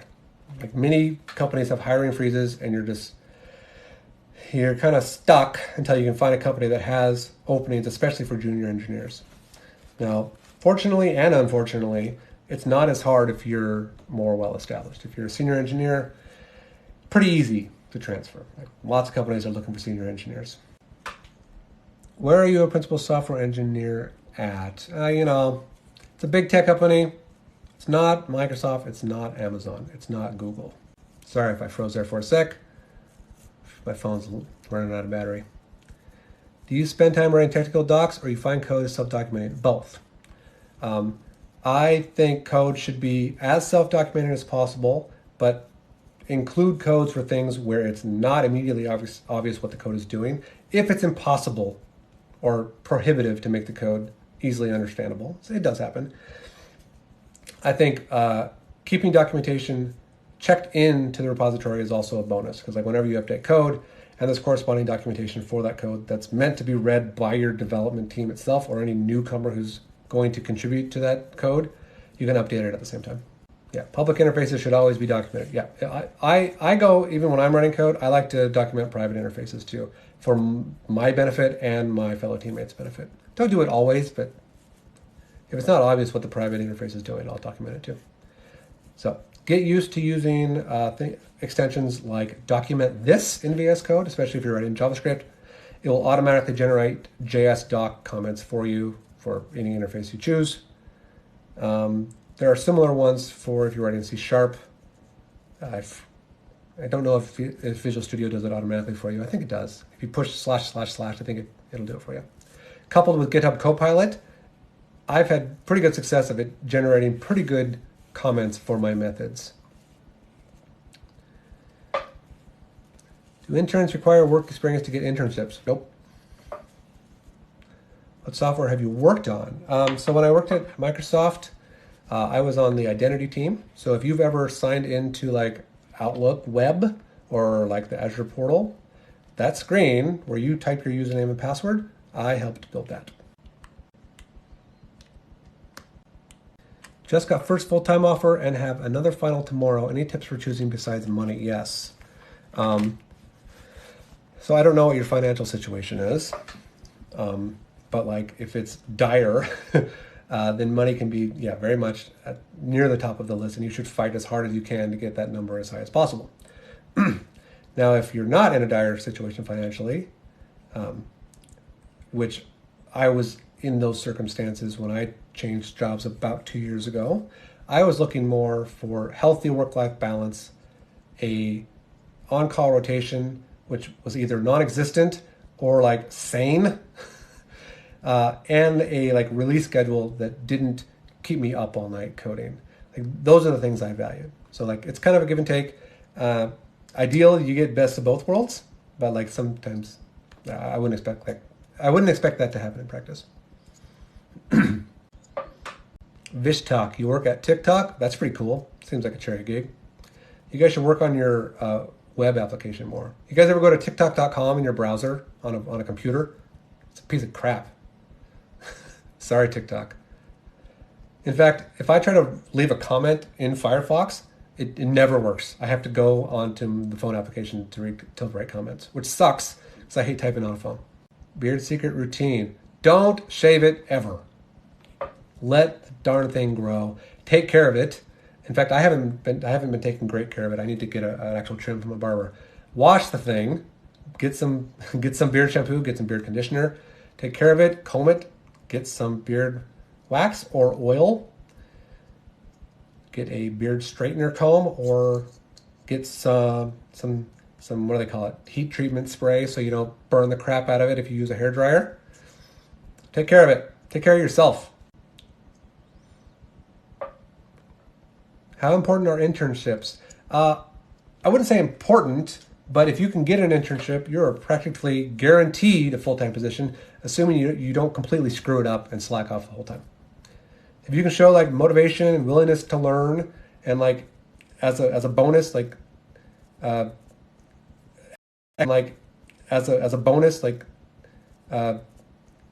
execute on the stuff that you're trying to build, and like have a very active relationship and communication channels with your mentor, assuming you have one. I would hope you do. Then you're practically guaranteed a full-time position. In my experience, I've seen, 20 to 30, to 50 internships directly on my team. I wouldn't say that 50, directly on my organization, and only one has completely failed. And he was the one that I caught watching the World Cup during the middle of the workday. Which is fine if you want to do it simultaneous to your active work. I'm not saying you can't multitask, but like full screen, World Cup, just sitting there relaxing at his workstation. How long it take for your beard to grow? I think this is I don't even know. I think the hair is over a year, and the beard I think is like 8 months. I'd have to check. Actually, you could check my TikTok. I haven't shaved since I started making TikTok videos, and it started off pretty short. So maybe 6 to 8 months.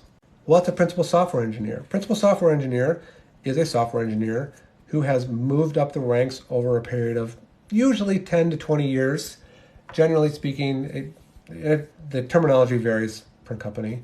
But you start off as a junior, and then there's a couple phases of junior, and you move up to mid-level, And then there's like a senior software engineer, usually one or two versions of that.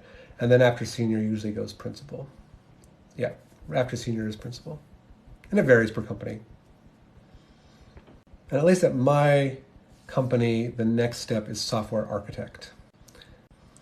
Yes, I am that high right now. TikTok, don't ban me.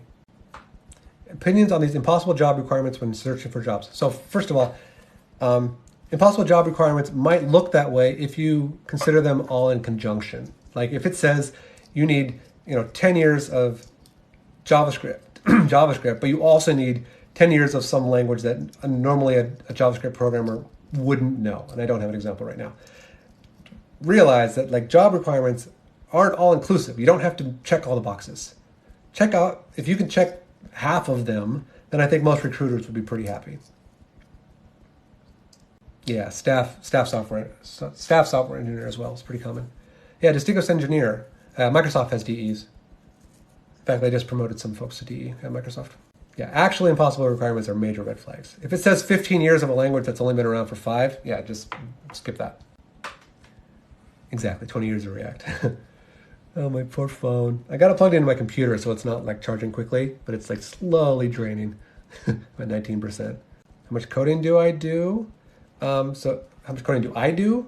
I try to get in like 1 to 4 hours a day of coding because that's just like how I get my enjoyment a lot of the time. It's much less. If you're a junior or mid-level or senior engineer, you're coding a lot. Coding almost the entire time you're not in meetings. At least that's what it was for me. So just realize that this is like generally your amount of coding varies inversely with your career progression. Not necessarily true. You can always make time, and I do that sometimes. I'll work late in the evenings if I feel I didn't get my fill of coding for the day. Exactly, Irvin7261, you don't need to check them all. In fact, it's very common for people, especially younger people or marginalized groups, to assume they need to check all the boxes, so it actually works against them. So they won't even put their resume in. How common are background checks? It's less common in tech than you would find in like a trade job, because like they do happen. Like I had a background check, but it wasn't like terribly verbose. They weren't like really digging in. I didn't have to provide like 20 years of my past addresses or anything like that. Rocinante 4, yeah, I'm in big tech. Have I been interested in cybersecurity or ethical hacking? A little bit. Cybersecurity, somewhat. Ethical hacking, yeah. Hacking is good. Do you code outside of work? I do, not a ton. Like if you were to go to my public GitHub profile, it wouldn't be solid green. And generally, I do the most of it during December when I take time off, where I have the itch to code. But usually by the end of the day, from coding 1 to 4 hours a day, I'm done. I might do a little bit, especially if I have like an idea for a TikTok video that I want to share with people. I'll spend anywhere between 1 to 8 hours doing some coding in preparation for the video. Like the PHP video I just uploaded, that took a good 4 hours of coding time. And my other recent video where I removed silence from videos, that took a good, I don't know, maybe 3 hours. Are you ever worried about tech layoffs? Yes. They're happening. More are going to happen. For whatever reason, I have survived every round of tech layoffs my entire career. So either I've like somehow strategically or luckily placed myself in a position where like my specific feature is not on the chopping block, or like I've somehow convinced my management that I'm worthy of keeping my job. Probably the former. Favorite versus most used programming language. My favorite programming language is a toss-up between like JavaScript, TypeScript, and C#. My most used is currently TypeScript. Hired as principal or promoted? I was hired as what was effectively senior. That was about 2 years ago, and I was promoted about 6 months ago. Although my previous job, like, my manager had communicated to me that he was in the process of trying to promote me to principal, so I was close. How many years? I started in 2007, so coming up on 16. But my journey was unconventional. I started as software design engineer in test in training, essentially intern level. So that was about 7 years of that, in which Microsoft killed off the software testing organization and graduated me to full-blown dev. At that point, I was SDE 2, so like mid-level. But at that point, I was no longer compared against my other software testers. I was now compared against seasoned veteran devs.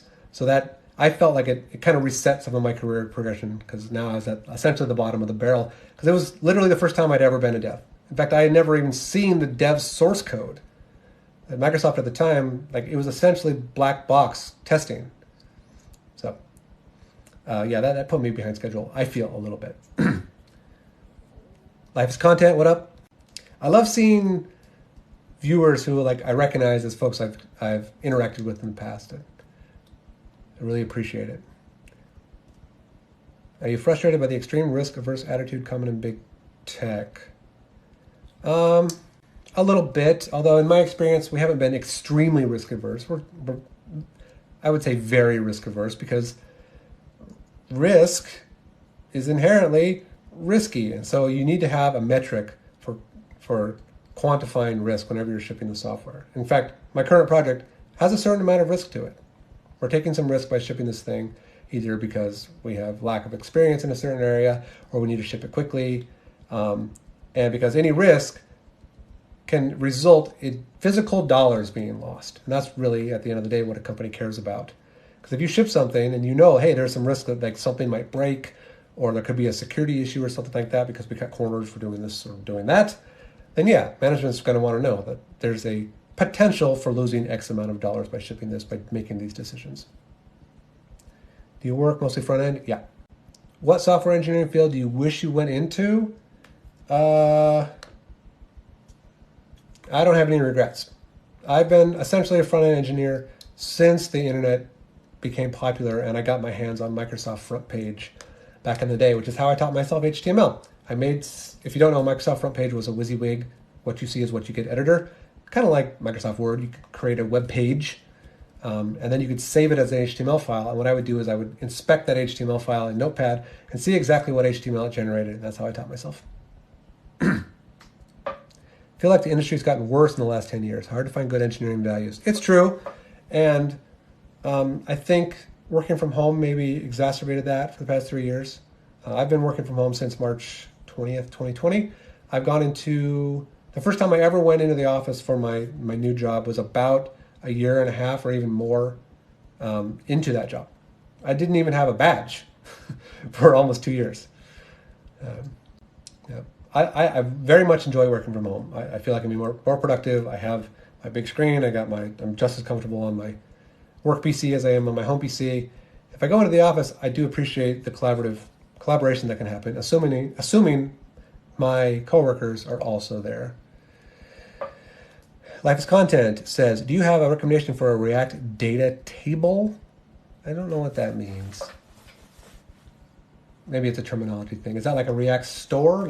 Is that a conversation between making a decision on using React's context API versus Redux? I don't know. Bro said he invited computers. I'm sorry. I probably meant invented.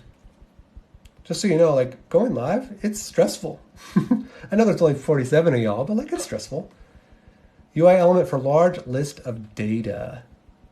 Oh, I see. Like a recommendation for a specific component to represent a large set of data. I do not have a recommendation for you. Sorry.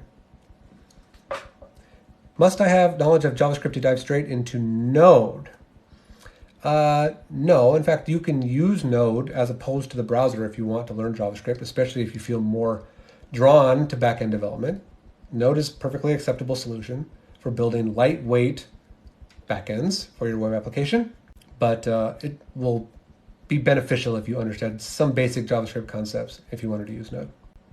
Yes, I invented computers back in like 1910. What's the chance of getting a job without a degree and only a portfolio? I don't put too much weight on degree.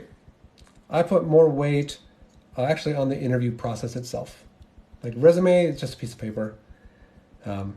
I like to know like a little bit about what your background is, especially if you can express how you've worked in a team setting before, because like I work on a team, and if you haven't noticed, building software is a team sport, and I've said this before, and there's no room for like lone wolves in a team sport like building software. So if I can see that if you don't show signs of being a lone wolf or being a curmudgeon, then like there's no red flags for me. What motivates you to code and create content in your free time? Dopamine.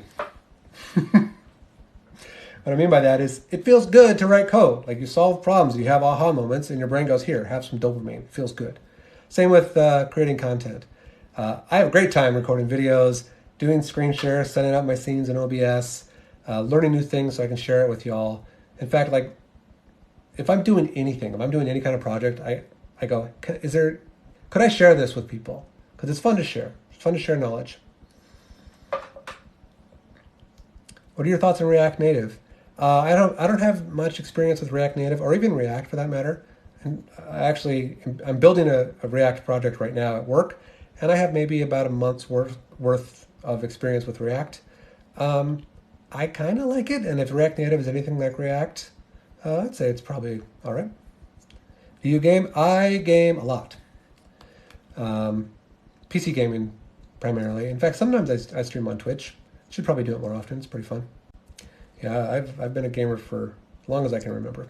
Have you used Next? No, but I've been meaning to. In fact, I have a TikTok to-do list for ideas on videos that I want to make, and one of those is Next.js, specifically, I think the observable pattern in Next.js. You squash your commits? Yes. Well, when I merge them in, I squash always and delete the feature branch. No CSGO. Nope. What games am I playing? Currently, I'm hooked on Nuclear Throne, and I play some Minecraft, modded Minecraft in particular with my son. He's 7 and he loves modded Minecraft. I set up a server, modded Minecraft server, and we play together. Play some Path of Exile, play some Doom Eternal. I've beat Doom Eternal on Ultra Nightmare on all the different modes. It's a great game, one of the best games ever made. What's the difference between an abstract class and an interface?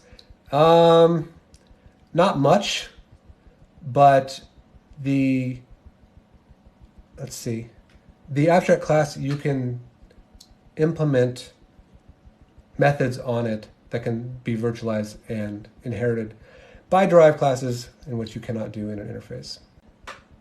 Is me Joshua? Yes, you can ask a question. I apologize if I missed it. Chat is scrolling quickly. I don't want to touch my phone because it's going to bounce around and be annoying.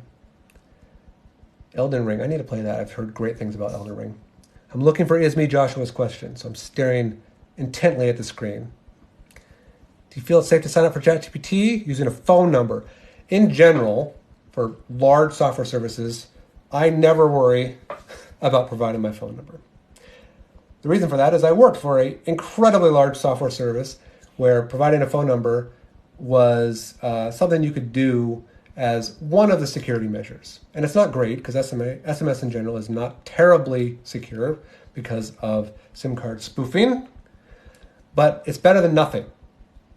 And if you are not terribly concerned about whatever database that stores your phone number from potentially getting breached, then nobody is using your phone number for anything. It's just data that exists in a database. Hopefully I didn't miss a comment. Do you have AI experience? No. Any thoughts on React versus Signals debate on Dev Twitter? I'm not part of that debate, but I'll have to look it up. What about Proton Mail instead of using a phone number? I'm assuming that's like a Google Voice type thing. I'm not sure what Proton Mail is, where like calls and text messages and voicemails and stuff will go to some kind of inbox or something that's not your actual phone number. Sure, go for it. Oh my gosh. Scrolling so fast. Please, what's the whole software engineering about? Software engineering is building the app that you're using right now. Without software engineering, it would never exist. You could have a phone, but without an operating system or apps that run on that phone, it'd be really boring. Do you have any videos on getting into the career? A couple. I think I have some in my advice playlist. like I said before, like I'm pretty removed from like the process of breaking into software engineering because I've been in it for so long. I'm old and boring. But there are tons of younger folks on this app who have that fresh in their mind. What's your thoughts on being a ServiceNow developer? I recognize the term ServiceNow, but I don't know what it is. Soulfire. Advice for a dev who's burnt out and not passionate about coding. Want to just start a farm. Well, I'll give you a little secret. Many devs get that feeling where they're burnt out and just want to like go away and like raise goats or chickens. Myself included. It happens. These are classic symptoms of burnout, and you need to talk to your manager about it or someone about it, myself included. I'd be happy to make a video about burnout because it's real and it's not fair to yourself to suffer through silence. You need to make some changes because otherwise your situation is not going to change. Do you find yourself using design patterns like Singleton, Factory, etc. all the time? These are tried and true, especially Singleton, especially Factory. If you don't have, what's that design patterns book? It has a name like the 4 R's or whatever, the 4 something. I'll find it. It's somewhere around here. I don't think it's within arm's reach though. But it has essentially boilerplate code, pseudocode for so many different software design patterns. Would you beat Oprah in a... I don't want to read this because I feel like I'm getting pranked. Would I beat Oprah in a thumb war? Probably. But like I'd be afraid of offending Oprah. Yeah, Gang of 4. Thank you. That's it. I should go live more often. It's actually really fun. I'm having a good time. Hopefully y'all are too. It's only 11 o'clock here. Anybody on the East Coast? Do you feel ChatGPT is good to use without compromising privacy? If you're using it at your company, you might want to like check with your IT department if that's an okay thing to do. My guess is they'll say no. If you're using it at home for personal reasons, who cares? Any advice for a junior dev with 1 year experience at big tech? Yes. Hang in there. If you feel like you're like drowning or drinking from a fire hose always, it's normal. Your manager knows it's normal. So it's okay to talk about these things with your manager. Make sure that your manager has your back because it should be part of their job to make sure that you feel you are being given the opportunities to feel like you are providing value to the company, growing in your career, gaining knowledge, and not drowning. Thanks, mother and father. Go to bed. It's 2 a.m. Drowning. Thanks, mother and father. Go to bed. It's 2 a.m. First of all, realize that this is very normal. I still feel like I'm a burden to those who are more senior than I am for asking questions like I'm wasting their time or like things. The only thing that you should be wary of, only thing, is make sure you're not asking the same question over and over or potentially the same types of question over and over. Because if you do that, then that's annoying. But remember, like it's part of their job description to mentor you, or at least it should be. I feel it should be. And if they're like not doing that or brushing you off or like immediately like telling you to wait or like go talk to somebody else, they're not living up to their expectations, in my opinion. Oh, isn't Bob one of the 4? Oh, probably. I don't know. Are people in Seattle similar to you? Seattle peeps can be cold. There's a thing called the Seattle freeze, which people are very nice on an individual basis, but it is impossible to make true, meaningful friendships at my age, or even half my age. I've lived in the Seattle area for, 16 years now or so, and I have made maybe 2 real friends who I consider my friends who I didn't also go to college with. That's just part of growing up, I suppose, but thoughts on government wanting to outlaw this app over security? I don't know. I'm sure there are security concerns with any app. And the fact that, there's like other countries that have their finger in the pot. I don't want to mention them because I don't know what the rules are on this app. But like, sure, maybe it makes sense to ban them from government-owned devices. But it also begs the question, why are you on TikTok on a government-owned device? In fact, even a company-owned device, I would not go on TikTok. That's really weird to me.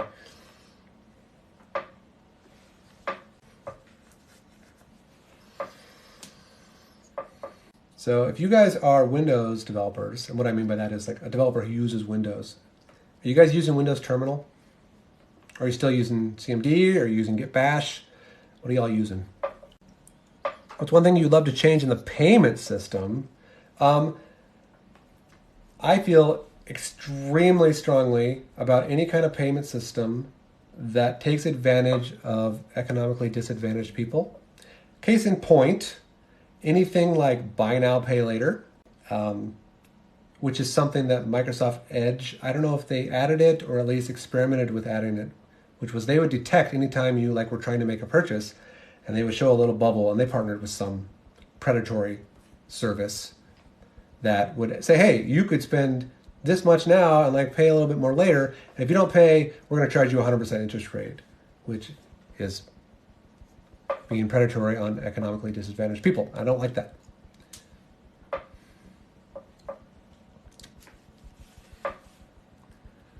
Yeah, WSL is awesome. Yep. Yeah, any kind of like payday loan, buy now, pay later. I'm also not a huge fan in general of Microsoft Edge and other browsers bundling functionality directly in the browser that I feel should be an extension. One example is, that service, I think it's called Honey, where it'll like show you coupons for things. And yeah, it's awesome. If I'm going to buy something and an extension or something like that says, hey, you could save 5% by putting in this coupon code. Awesome. That's great. Thanks for saving me that money. Not in my browser, please. If I want that, I'll put in an extension. Yeah, Honey is pretty awesome. Yeah, browsers should be browsers, just like math is math. Any advice for beginners using Kali Linux? Nope. I dabble in Linux about every 6 months when I'm feeling bored.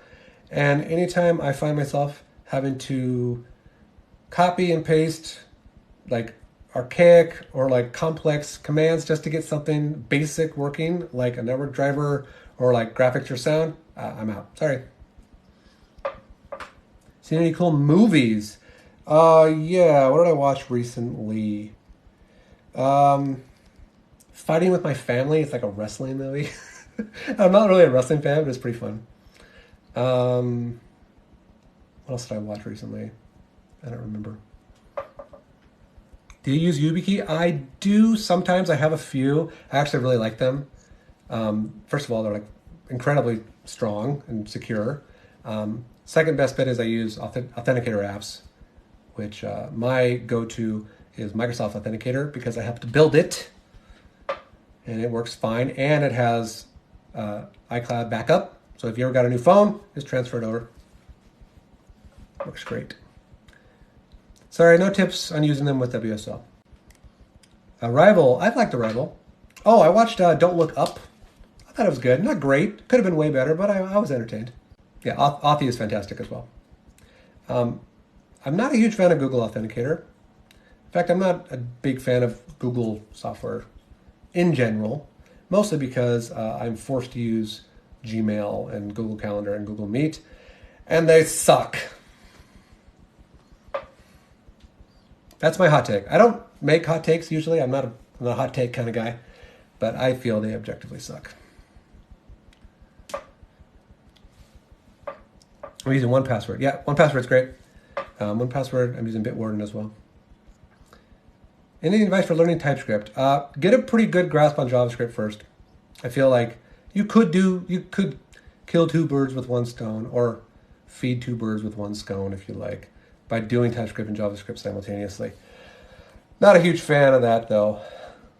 What's wrong with Gmail? Oh my God. Gmail and Teams, there's no comparison. That's apples and oranges. Gmail as an email client is, I very much dislike labels. Yeah, Matt Pocock is awesome. Follow him on Twitter. His, what's his TypeScript wizard or something like that. Yeah, he's great. He's good. I can vet his course. Yeah. If I'm forced to use email, which I hate the concept of email for human communication, I'll choose Outlook. Slack or Teams, I like them both, to be honest. Well, I like them both and I hate them both. I'm currently using Slack, and if I had to choose between the two, it'd probably be Slack. I don't mind Teams. It's okay. I have trouble finding information on Slack sometimes, but I have more trouble on Teams. At least 3 years ago, the last time I used Teams, the search was just an absolute nightmare. I remember like having a conversation with a coworker on Teams at some point in the past, and I knew like this knowledge was tucked away, and I'd search for like a bit of that conversation, and it would like kind of find it, but I knew I wanted the context surrounding that conversation. But there's no way to like scroll up to that, or at least there wasn't 2 or 3 years ago. I had to manually scroll through years and years and years of conversation before I could find it. Right, I'm going to actually plug my phone into a real outlet, not just my computer, because I don't think it's getting enough juice. So you're going to get a shot of my chair for just a second and other stuff in my room. If I can find it. I can't find it. I can't find the hole. All right, I'm back. What up?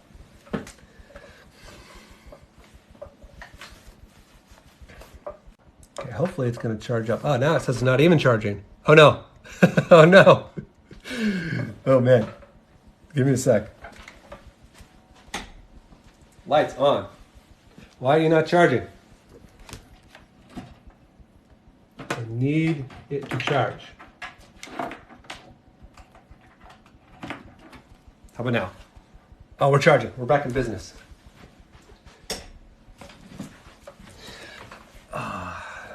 Where do you see AI in 8 years? I see it progressing dramatically.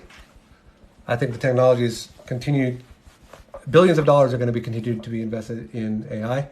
And at first I was kind of like skeptical of it, but now I'm fully embracing it. I think it's going to be a good tool. I don't think it's going to replace software engineering as we know it.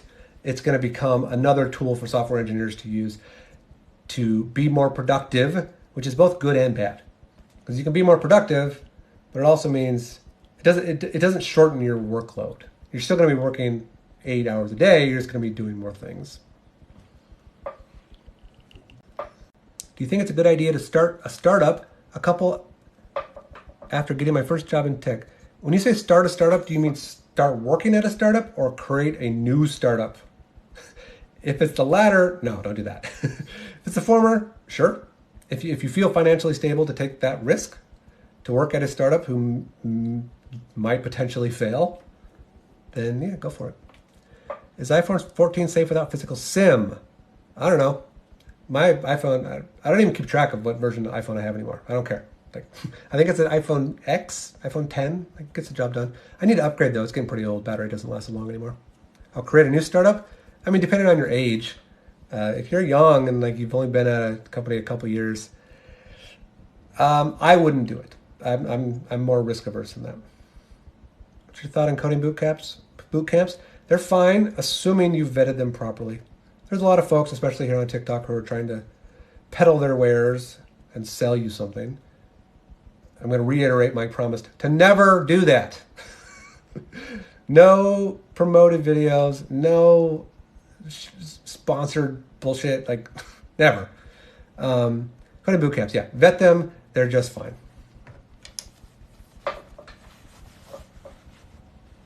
Have you heard of Bloom Tech? Nope. Tips on standing out as a candidate for an internship.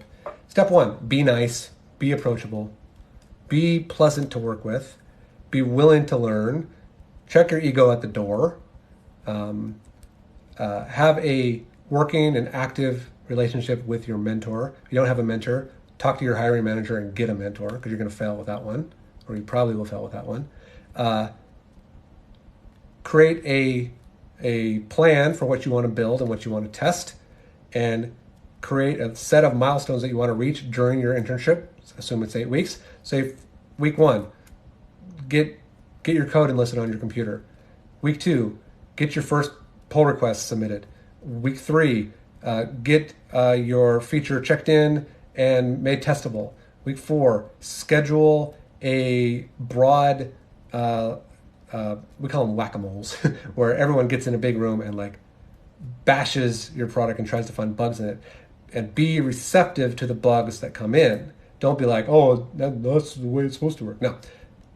Seasoned software engineers are very good at immediately finding bugs in software.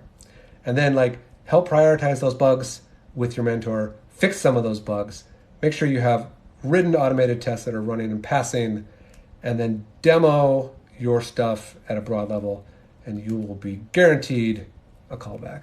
How do you feel about full stack versus back end versus front end? If I had a choice, I would probably be front end all the way. I like front end. I don't really like back end. It's okay, but whatever. I like to see what I'm working on. I'm a very visual person, visual learner. But like, if your company doesn't offer that, don't let that limit your choices, because it can be very hard to find a front end only place. If you don't care about front end, I think it's easier to find a back end only position than it is a front end only position. So if you like back end and don't like front end, I think you're a safe bet. Thoughts on software in the outer space industry? I have a family who work in the space industry. It's fast evolving. It's very stressful. They work long hours, and the pay is okay. But if you're into space, then like that's a big win. You find story points useless? Yep. Almost always. Who cares? Doesn't matter what the number is. Making a Django app now. Are those skills needed still? No idea. What was your first job in IT? My first real job, I went to school at Washington State University, and I worked for the publishing department. So they made like magazines and like newspapers. They also had an online presence where we built our own CMS, content management service, or system, whatever it is. And I helped build that CMS and help write the web pages using that CMS to make online presence for different departments at the university. It paid like garbage, probably minimum wage. Yeah. A lot of people have asked me like what my current compensation is. I'm not really willing to share the current, but I'm definitely willing to share my initial compensation. So back in 2007, when I got hired at Microsoft as what was effectively an intern level, my take home was $65,000. And I was over the moon when I saw that offer. More money than I ever dreamed I'd ever make. Do you write both unit tests and integration tests for PRs? In practice, no, but that's only because our functional tests are in a different repository than our unit tests and our product code. The product code and unit tests are together, but the functional tests are in a separate repository. Podcasts about tech world. I wish I listened to podcasts, but for whatever reason, I cannot listen to a podcast and concentrate at the same time. Doesn't work. And I don't drive or ride the bus or anything like that, so I don't have any uninterrupted time to like focus on a podcast ever. Current comp's $250 with 20% yearly bonus. That's pretty awesome.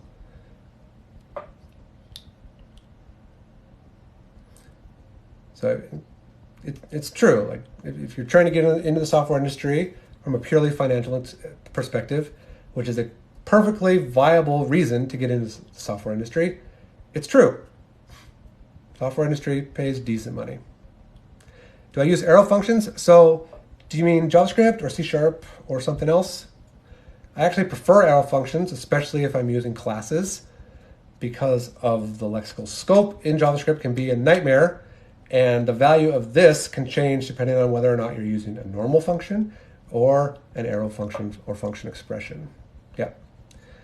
I like to remove that ambiguity. I want this to mean this specific object and not anything else.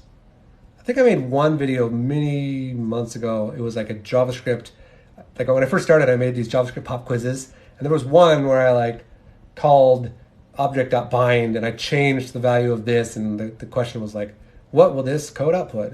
It depended on that fact.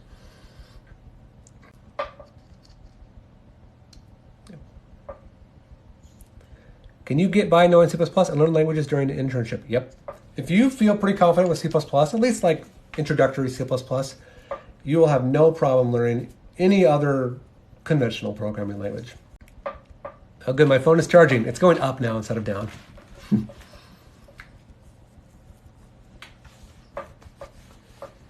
Java. Java is fine. To be honest, whenever I write code in Java, because I spent over a decade in the .NET stack, I'm really thinking in C# and like translating to Java. I feel very comfortable in Java, but only if I can figure out what that translation between C# and Java is. So much of the time when I'm doing Java, I have Google open or Bing, and I say, hey, how do I do this in C# in Java? And then it's like, oh, okay, that makes sense, and just like translate. Any tips for a freshman in college majoring in computer science? I mean, I can go back in time to the year 2000 when I was a freshman in college, majoring in computer science, and I was having a pretty good time. Like, I liked learning C and C++. That should be a pretty clear indicator. Like, CS is probably right for you. Now that may change once you get to like some later courses, and I don't know what the standard course structure is in colleges these days. But for me, I also had to take computer engineering and discrete math and Calc 2 and Calc 3, and some of those were great. I really enjoyed Calc 2 and Calc 3 and discrete math. Linear algebra a little bit too. But when I got to computer engineering, which is like building on breadboards and stuff like that, I was like, yawn. Like, hardware doesn't really interest me too much. And I realized like this is a big part of the CS program, so I made a decision. Nope, not for me. Is TypeScript replacing JS? No. Not until vast amounts of work is done for browsers to support TypeScript natively. Not going to happen. Type safety versus unit testing for a startup, both. Have you used D3? I've looked at it, but not used it. Is discrete really important to remember? It's helpful, especially binary arithmetic. If you're doing a lot of bit mask stuff in C++ and stuff, it comes in really handy. Because without it, you're going to be using ChatGPT or Google a lot. I feel much faster in JavaScript, but I feel safer in TypeScript. In fact, one of my favorite projects that I worked on personally was taking one of my personal projects that I wrote in raw JavaScript and converting it to TypeScript. I learned more about TypeScript by doing that than any tutorial I'd ever taken. Mozart or Beethoven? Well, I like the movie Beethoven, so I'm going to go with that. How likely do you think TypeScript will support runtime types? I don't know. I'm not terribly plugged into the development of TypeScript. I feel that's kind of like counter to their whole mantra, runtime types. So probably not. I love .NET. It spoils you. Like, that's why I like it. .NET is easy, and it's hard to do things wrong. And the documentation is fantastic. And now it's open source, and it's cross-platform. I feel like I don't have to spend like brain cycles to figure out how to do things in .NET. It's really discoverable. Moses, what up? I'm Andy, though, not Moses. Have you ever used Hugo for SSR? Nope. C# will always be close to my heart. Yep. You're a fan of OOP or functional? I like OOP, although I do like how some pieces of functional have been integrated into OOP, or at least languages that you commonly use with OOP. If you've ever used LINQ in C#, or I guess they're called streams in Java, absolutely game changer. Trust people with different backgrounds. Thinks .NET is difficult to learn. I trust you. Like, everyone's experience is different. I think I'm parsing your comment correctly. Andy, how amazing is LINQ? LINQ is amazing. If you're writing C# and you're writing big, long, ugly for loops, take a look at LINQ to see how it could potentially improve the readability of your code and the performance. Well, I say potentially because sometimes LINQ does the opposite of what you want. Meaning it can actually degrade the performance of your code. So look at it, because there's always pros and cons and a balance that can be made where like you can improve developer productivity and morale by like allowing your developers to use LINQ, but also potentially degrading the performance of your app. So hopefully you're doing some profiling if you're using LINQ in any major capacity. Any tips to learn faster about Entity Framework? I've done just a little bit with EF. At one point, I had actually wrote a online web service using LINQ to SQL, which essentially allows you to write SQL queries using LINQ-like syntax. I replaced it with Entity Framework, and it was mostly a straightforward change. I don't have any tips in particular to help you learn quicker, Sorry. LINQ is a concept in C# that allows you to like almost use SQL-like queries. There's a query version of the syntax. There's also a method version of the syntax, but it's a little more expressive, where you can say like, say you have an array of integers or something. You could say array dot where, and then provide it a predicate being like a callback function. It's very similar to JavaScript. Say, hey, like filter this array of integers where each value is even or something like that. And then you could map it out to a different type using the select method. It's very similar to dot filter and dot map in JavaScript. Do you have any personal projects that generate revenue outside of work? Nope. All my stuff is free. And by free, I mean, I'm not trying to sell anything anyway. And like all my stuff is for fun. So if you want to look at my GitHub, go nuts. Do you have any thoughts about being a ServiceNow developer? Oh no, that's somebody else. Aaron, sorry. Would you mind reviewing a resume? What I would recommend is, I've gotten this request several times from folks on TikTok.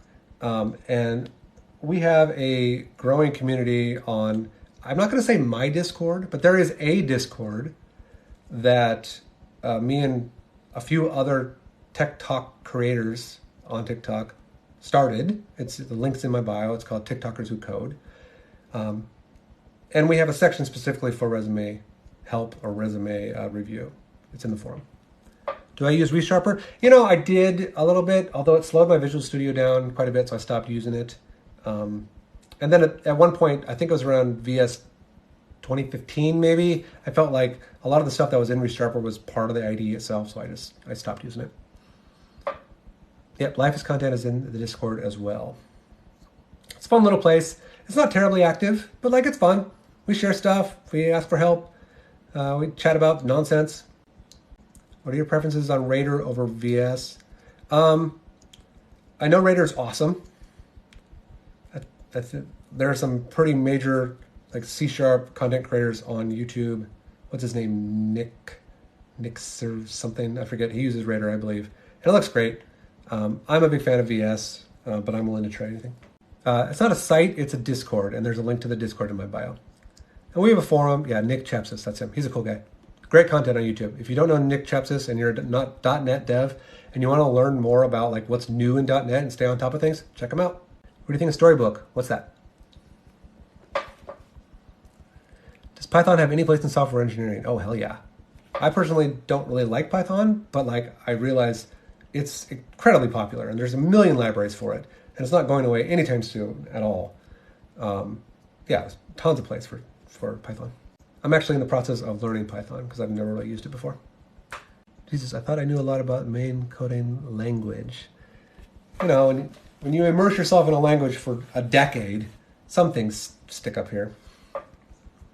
How would I go about testing something sensitive like a transaction in unit tests? A transaction like a credit card transaction? Yeah, Python is pretty fun. In fact, there are a couple libraries I want to check out myself, and I'll talk about those in a sec. But Matthew says, yes, payments. So if you want to do any kind of testing on payments, you need a couple different things. For unit tests, whatever mechanism you're using to like process the payment, the whole system needs to be mocked out. Meaning like if you make some kind of web request or fetch request to an API that validates the credit card information, you got to mock out that API. You can't make requests to the actual production or even test API in a unit test. In fact, you shouldn't even be doing that in the functional test, to be honest, especially if that service is third party, because what if that third party goes down? Then your tests are going to fail. If it's first party and you own the service, you should probably still mock it unless you absolutely need to have that end-to-end test coverage, and that's the only place you can do it. And since we're talking about sensitive things like payment processing, you need to have either some kind of test hook or a test credit card, so you're not actually like processing real payments with a real credit card number in your automated tests. I've actually had to do this. One of the things I tested was a login flow that was created as a result of a law that exists in America called COPPA. Forget what it stands for. It's like the Children Online Protection Act or something like that. Essentially what it means is like if a child is using an online service who's under the age of 13. In fact, maybe I shouldn't be talking about this because I don't know how like TikTok parses the words that are coming out of my mouth. Anyway, it's a real law, and like you have to like prove you're an adult by providing a credit card information on a website, and it'll make a 25-cent charge or something like that. And that's the method of verifying that you're an adult. And we had to test this flow. Other secrets about the software industry. Oh wait, I was talking about something else. I was going to come back to. Let me scroll up. Sorry if I jiggle the phone. Sorry, I'm really jiggling the phone. I don't know. Sorry if I jiggle the phone. Sorry, I'm really jiggling the phone. I don't know. Out on important things like meetings or like coworkers reaching out to you in the middle of the day, you're going to be just fine. Nobody's, in my experience, nobody's monitoring hours. You're not punching in and out. It's a nice benefit of the big tech, I think. Oh yeah, Python libraries. There's one called Mathanim, I think. I believe it was written by the same guy who makes the, 3 blue, 1 brown content on math content on YouTube. I think that's what his name is. I might have got that wrong, but anyway, you can write Python to generate content, video for you, and like make cool graphs and like circles and all sorts of typesetting mathematics. It's really cool. Yes, a great work days for developing is no meetings day. In fact, in 13 minutes, it's Thursday, at least for me, and Thursday is no meetings day at my company. I do have one meeting though. It's okay. More secrets about the software industry. I really should be writing these down in advance in preparation for live, but any tips? I have an interview where I go over code I wrote. Any tips to discuss? Yes. Every single line of code that is meaningful, you should have a way to describe why you wrote that code and why you chose that approach. Because one of the things during code review that I look out for is like, I want to know what was going through your head when you wrote that code and why you chose that, if it's not obvious to me. You also might want to try to get ahead of any questions where they might question the longevity of the code or the ease of maintenance of that code. Additionally, the ability for that code to be extended in the future. Because like when you're working on a team, it's very common for you to go and add additional functionality on top of pre-existing code, even legacy code. So like if you kept that in mind while you're writing the code without doing too much premature optimization for the potential for that code to be edited in the future, if you can communicate that fact to the interview, I think it'll go pretty well. And I don't know if this is like a junior role. So if it is a junior role, don't let that scare you too much. If it's more of a senior role, then these are the kinds of things that a more senior developer will be thinking about. If it's a junior role, just like make it obvious that you didn't just copy paste all this code from Stack Overflow. Know what the code is doing. Be able to communicate what a compiler, or not a compiler, but like a runtime would be doing as it executes the code line by line. Take it easy, life is content. Have a good night. Good to see you. More secrets, and I might be rehashing some old videos of mine, but like I had a big realization when I first started working in the tech industry. So I started working at Microsoft back in 2007. And I had this like vision in my head that every single person working there was like the world's biggest nerd, the world's biggest computer nerd, who all like built their computers out of silicon from scratch. That's not the case. In fact, the majority of people that work in the tech industry are just regular people. They're not building their computers. They're not like running their own production or like enterprise level home networks. They're not building 120 terabytes file servers for fun. I'm very much a nerd, and I've embraced that fact. And not everyone is going to be like that. In fact, most large tech companies are going to have an enormous amount of diversity. You're going to have all sorts of people and all sorts of backgrounds and all sorts of histories, all sorts of different ways of thinking. I hate design patterns. Not many people like design patterns, but they are a necessary evil. Because if you skip over that stuff and you use something that like closely resembles a design pattern, but like uses something that like has been proven to cause bugs or performance problems, then someone who is well versed in design patterns is going to be able to immediately recognize it and ask you to use the standard way. What's the difference between a compiler and a runtimer? So like, I don't know if you know the difference, but like if you write in a compiled language like C#, which has several intermediary steps to like convert your C# code into machine language. There's an intermediate layer. There's multiple stages of converting that code to machine language. Whereas JavaScript is just going to run at runtime on the client. It doesn't actually need to be compiled. More secrets. I like to give secrets. This doesn't apply to everyone. Maybe it only applies to me. This is how I operate. But I try to act as much like a human being as possible at work. Meaning like I don't act like I don't want to work with people who are just corporate drones or like mask too much at work. I want people to be their authentic selves at work. And like I realize that's not easy for a lot of people. In fact, I masked for years and years and years and pretended to be someone I wasn't at work. I was a completely different person at home than I was at work. But that added additional stress to me and gave maybe people I worked with like a invalid representation of myself. And that's okay if you're not willing to like be your true self at work. But I personally was not comfortable pretending to be someone else at work. So I try to be the same person at work, on TikTok, at home, all the time. You get Andy, your senior dev, that's me. Now granted, I'll tone it down at work. I won't like swear like a sailor at work, maybe a little bit, but. A couple ideas for more videos I'm going to be working on next. I have no idea if this video would do well, but I have a ridiculous box full of wires. And I thought about going through this box because not only do I need to organize it, but I need to like take an inventory of what's actually in the thing. Like, would it be a terrible idea to like document this process and like talk about what is actually in my gigantic box of wires, keyboards, old cell phones, iPads, all sorts of junk, just because it's interesting? Probably not. Probably a dumb idea, but who knows? I studied computational mathematics in college. I started out as computer science, but then about 2 semesters in, I switched over to math. What's your favorite professional or hobby project? Hobby project? I really love building computers.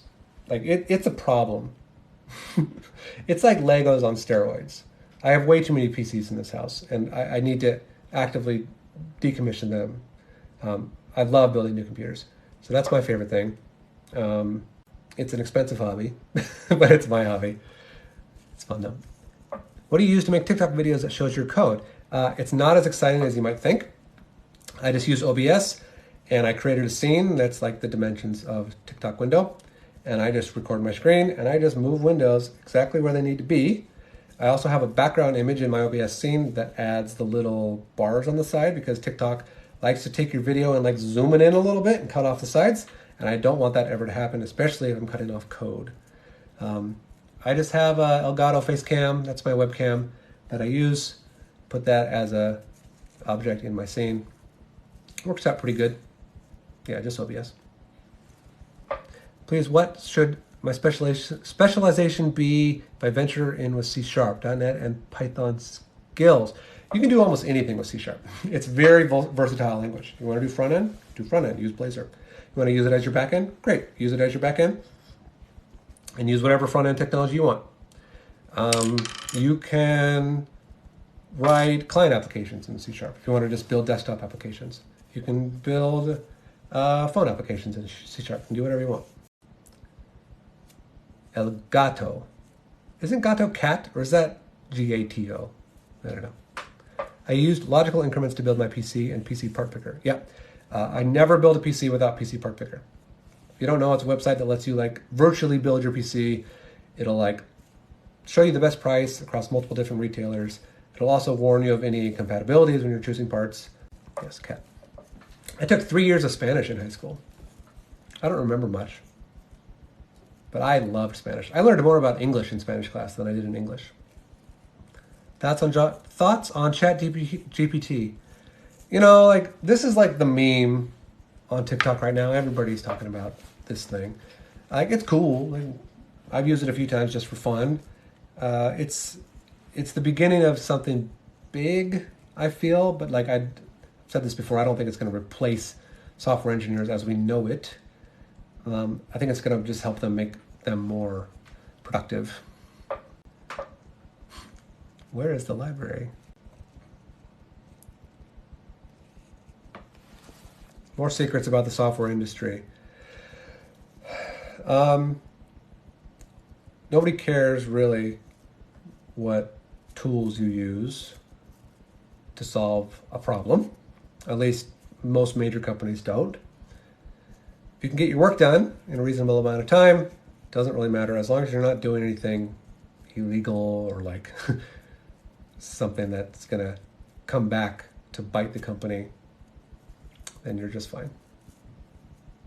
In fact, I went into the office today and I logged in my big chonky Windows development laptop, and every single other person who has a Mac laptop was like giving me the side eye. I don't know why. I don't know why everyone uses a Mac. Like they just do. More secrets about the tech industry. It is a fantastic job. I probably wouldn't have it any other way. In fact, I don't think I'd be good at much else. I'm sure I could do something, but like, it's one of those jobs that like brings me joy almost every single day, and it's very rewarding, both like emotionally and financially, and it's a good job. You should, if you're going for it, you should continue doing it. A nerd guy, huh? Prove it. What do you mean prove it? I'm a giant nerd. It's me, a nerd guy. It's an acronym for my full name. Are you on Twitch and Discord? Discord, yes. I have Discord in my profile. Twitch, every now and then I stream on Twitch, but it's usually just like games. Not very often though.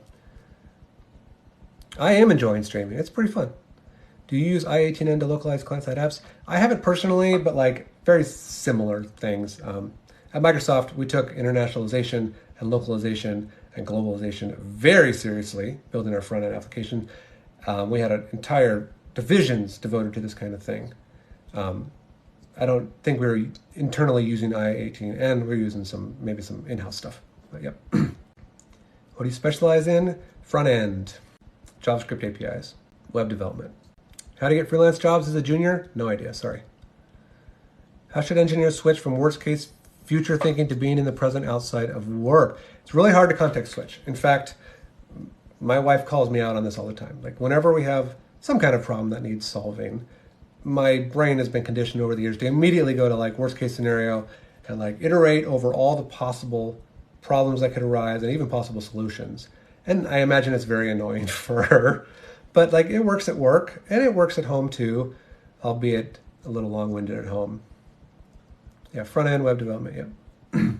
I'm very happy that my phone is charging up now. I don't have to worry about it dying. And my Wi-Fi's been pretty solid tonight. I don't understand your comment, Hard Slide. It's probably an inside joke or a quote from a movie that I don't understand. Insurance. I don't know. Richie says, my wife is front end, I'm back end. It's a good balance. That's fantastic. My wife is an accountant, so it's good to have her around come tax season. Explain mutable borrows in Rust. Sorry, can't. What are some of your hobbies? So I have a video about my hobbies. My hobbies, you can see there's my trombone back there. I played it semi-professionally. I played it about 30 years. And that's one of my hobbies. I haven't played it much lately. And I also like to do video games. I like to spend time with my son. I like to take care of my lawn. I like mowing the lawn. I like making improvements to my home. I like playing with my dogs. I have 2 French bulldogs. I like tinkering with stuff. I like fixing problems. You sound awesome. Well, thank you. I'm just some guy. Nobody. Just some rando on the internet. Yeah, I'm not looking forward to taxes. We usually owe $6,000 every year. Have you checked out Laravel? No, I need to though. Like I got a ton of comments on my PHP video about that. Got it on my to-do list. It's really hard, especially when I've been working hard lately. I don't have time usually don't have time in the evenings to like make a TikTok video because my TikTok videos take time. Like I hardly ever do no effort or low effort content. I don't know why. It's just not my style. So I need at least an hour or two to make a TikTok video or more. What type of CSS do you use?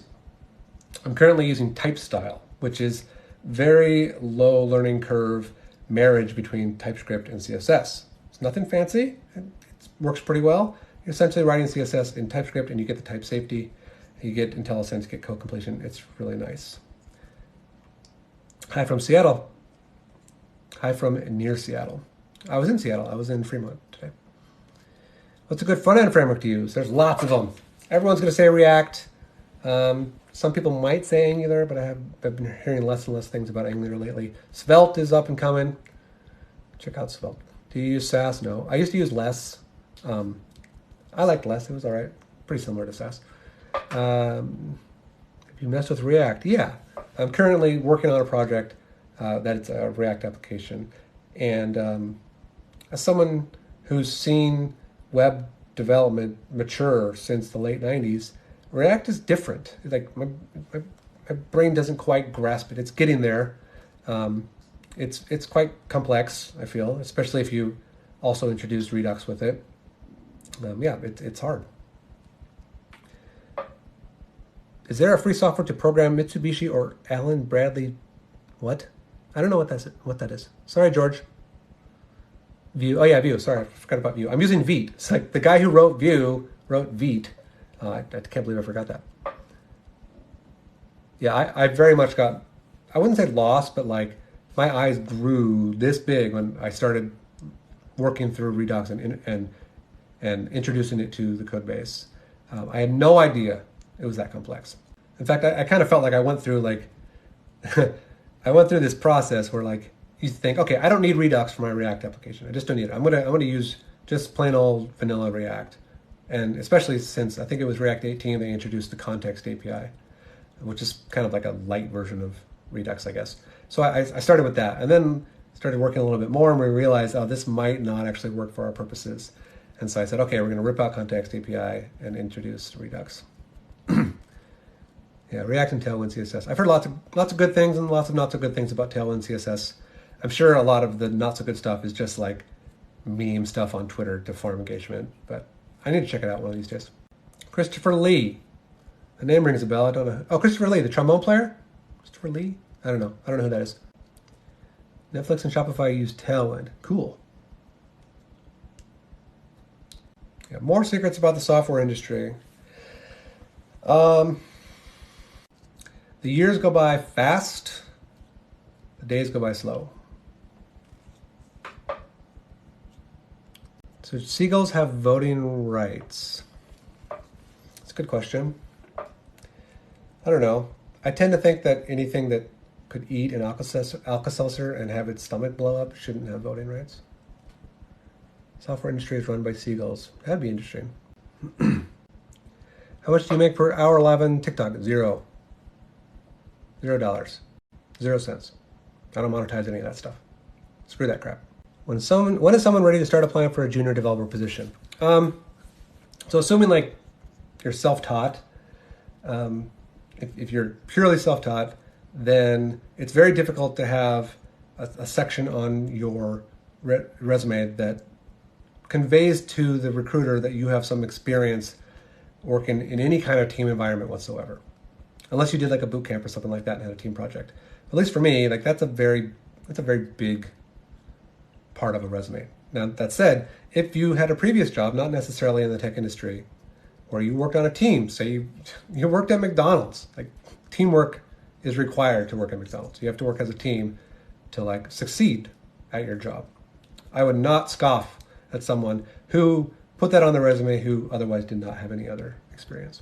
Do you have posters of software pioneers like people have posters of NBA players? No. The only software poster I have, I don't think it's within arm's reach, is one I bought in about 2003 when Mozilla first released Firefox. I bought a Mozilla Firefox t-shirt and a poster, and I hung them proudly in my dorm room. Firefox gang. Fun fact, Alka-Seltzer does not cause a seagull's stomach to explode. You don't say? I've been lied to my whole life. I don't know what's true anymore. Did they do that on Mythbusters? It seems kind of cruel to test that myth. I probably did not test that myth on Mythbusters. More secrets. I'm running out of secrets to share. More secrets about the software industry. You're going to work on teams and you're going to work on products that fail. And that's okay. And what I mean by fail is like, you might even spend years working on something and you have a clear vision of like where it's going or where you think it's going to be going when you're going to ship. Say your estimated ship date is 18 months from now. But then 6 months into the project, you realize like customers actually kind of want something else, or maybe the initial requirements from project management weren't all that great and they weren't vetted properly. And you realize, we could continue on this sinking ship, or we should cut our losses and move on to the next thing. I've been there. It happens. Do you think that Cypress is better than Protractor for end-to-end testing? I've never used Protractor. Someone refresh my memory on who makes Protractor. I like Cypress. It's not perfect, and it's worked pretty well for our purposes. It's practically eliminated test flakiness. Like we have this for functional tests, 0 flaky tests. Tests just pass or they fail. There's no intermediate step. I don't know if that's due to the product that we made or the test that we wrote or Cypress, but some combination of the three has made that true. Yes, fail fast. Yep. Both in test code and product code. Fail early, especially if you have very expensive things happening in the future. How do you handle two devs disagreeing on an approach to implement a feature? Almost every time I need to resolve some kind of conflict, both at work and at home, I like to make data-driven decisions. Meaning, in order to convince me of one approach or the other, you need to have data to back up your claim. If you don't have data to back up your claim, then what do you have? You have nothing. More secrets. I don't know. Maybe this advice is for more in general, not specifically for tech. But I found that if I don't take myself, life, or anything too seriously, your chances of having less stress in your life go up dramatically. And I know that comes from a position of some privilege. You can't avoid stress all the time, but in the tech industry, it's conducive to having a relatively low stress life. Unless you find yourself on a team where the product itself or maintaining that product stresses you out. But I try to minimize the sources of stress in my life. And it's something you actively have to work on, or else you're going to burn out in the tech industry. How much of your time do you spend testing? A lot. In fact, in the past year, I identified a pretty significant problem in my team's testing approach that I did my due diligence, built up a plan for mitigating this problem by signing the team up or putting out a argument for potentially signing the team up to rewrite a bunch of our tests. And it would be a 6 month to 1 year process. And I made sure I got feedback from the team that this is something that there's value in for the team long term and also for the company. I didn't just say, hey, we're doing this because I said so. And we took what was essentially a whole bunch of functional automated tests written in JavaScript using a custom test harness. And what I mean by custom test harness is you didn't have the luxury of Cypress or Playwright or Puppeteer or something like that. You had a single JavaScript file that you loaded up in a browser, and it communicated state back into a file that we then parsed manually to get test results out of. It was completely built in-house 10 years ago And it was great for the time because a lot of these test harnesses that we use currently didn't exist at the time. So we like converted all these legacy, we call them legacy tests, to use Cypress, and it's great because Cypress is a very good modern approach to functional JavaScript testing. Stress is inversely correlated to the amount of meetings I have in a day. That is true. What language would you recommend a cybersecurity major learn? I really like Python. Yeah, Python's good. What makes a principal software engineer a principal, as opposed to like a senior, I'm assuming? I answered this question, I don't know, maybe an hour ago, but I'll repeat it. It's mostly like in terms of your scope at the company. So I'll give an example. A senior engineer may be responsible for just the deliverables of themselves and the rest of their team that they're on. Say there's 6 devs on a team. You're mostly responsible for like shepherding along everyone's work so that no one is ever like blocked or there's like major concerns with an approach or something like that. Your job is to keep the train moving. And then like, so you can ship properly and like make your customers happy. Just your team, that's your scope. Principal engineer, the scope is increased to be more broad, to include additional teams that are under the umbrella of your organization. So for me, it's very common for me to have to coordinate across multiple teams and even disciplines between like engineers, their managers, product management, to like work through the ambiguity of coming to a solution in what is essentially a very abstract problem that you're trying to solve. So the types of problems that you're solving are very broad and ill-defined, and your job is to like scope those down at a higher level than a senior engineer would. Is principal engineer same as software solution architect? Not really sure, because it varies. The titles vary per company. At least at my company, we have principal engineer and software architect, so I'm assuming software solution architect is similar to that. So at some companies, maybe. In my company, no. More secrets. There's always going to be somebody who knows something you don't. You can never know everything. So what that means is you have the opportunity to learn something from every other person that you encounter, both at work and outside of work. Matt, ADHD, says, I'm new to your page. Are you self-taught or what's your education background? I'm mostly self-taught. I took a few courses in college. I started out as computer science, took a couple semesters, realized it wasn't for me. Math, but I still have a love for programming. That never stopped me. I just focused on doing math. But I still have a love for programming. That never stopped me. I just focused on doing math. And make sure like the stories that the team needs to be working on, either like now or in the upcoming sprint, have all the details they would need in order for someone to pick them up and not have to ask too many questions. So I spent a lot of time doing that. Also spent a lot of time helping and mentoring. So like I try to be as approachable as possible. If somebody needs help, I will drop what I'm doing. Almost always, not always, but like almost always. Someone says, hey, you got a minute to chat? I say, yep. If it's over Slack, I'll set up a huddle with them, sit with them for however long I need, get them unblocked. I do this because I did not have the same treatment when I was a junior engineer for whatever reason. I don't know if I just was unlucky on my teams, but sometimes it was like pulling teeth trying to get help from the senior devs. I just got brushed off. So I promised myself and the future junior engineers on my team that I would not do that. Part of the reason why I like to share all this stuff with y'all, it's just rewarding to me.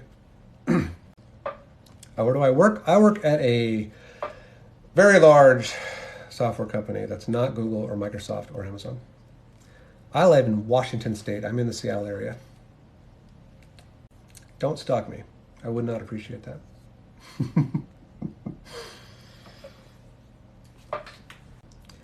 What led you to be a front-end dev instead of a different type of dev? Just chance. I remember when my family first got the internet, we had a 28.8 modem, and I thought the internet was the greatest thing since sliced bread. You couldn't get me off of it. And I wanted to know how it worked. And the topmost layer of that is the browser and the web pages and stuff. So I wanted to know how you make a web page, like most 16-year-olds do.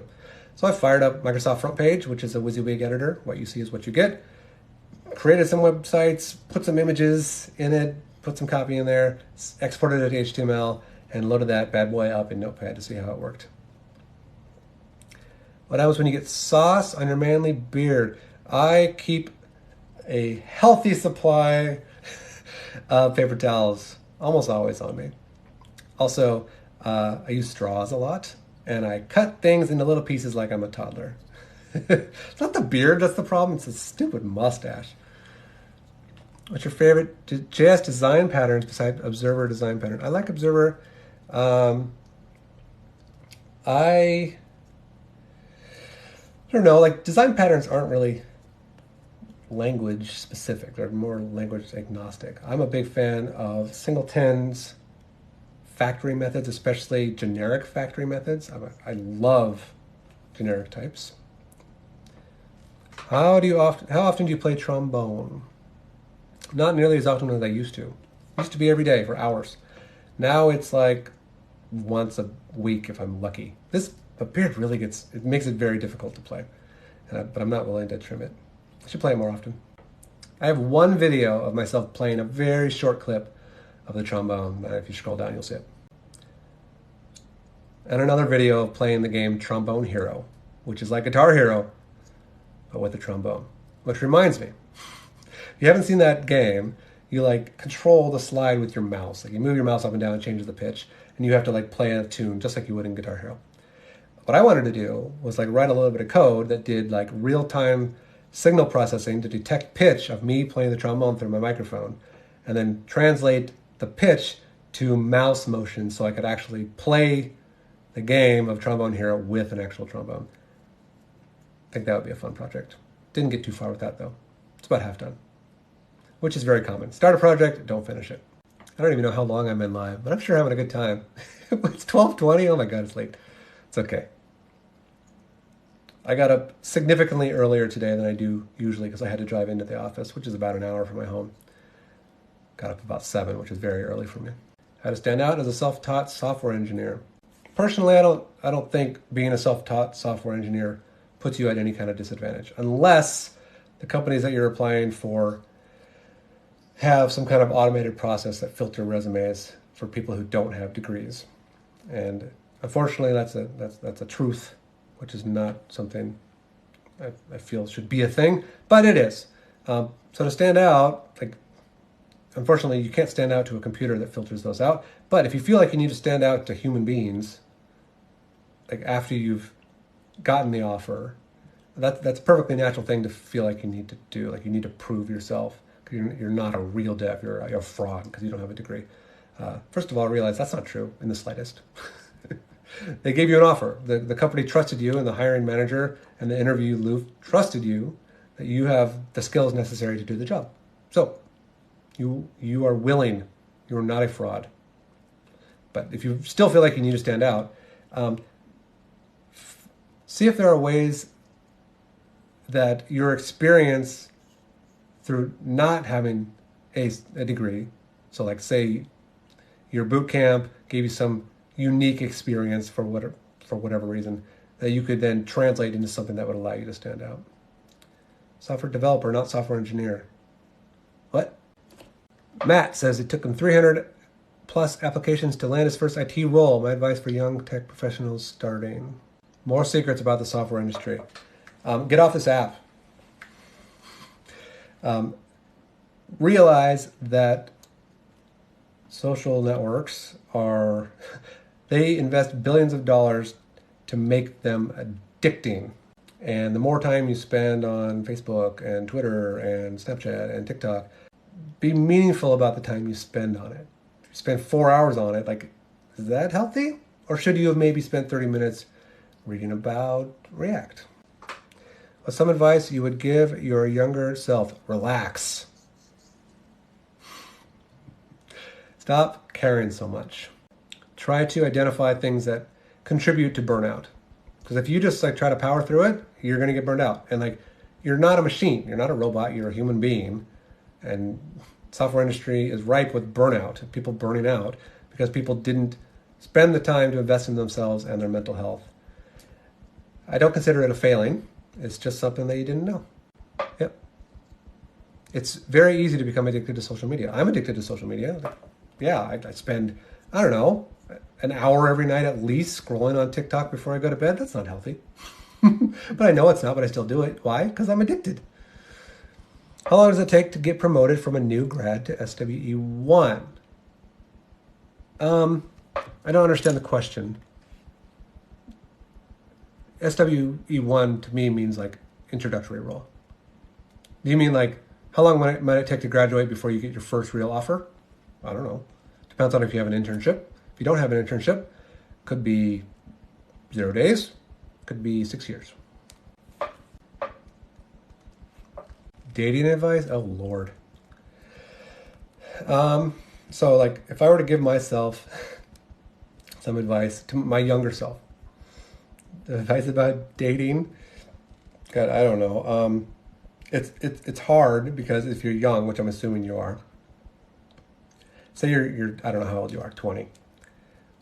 Your brain's not fully developed, and like dating can be hard, and you'll know. I don't know. You'll just know when you meet the right one. You'll just know.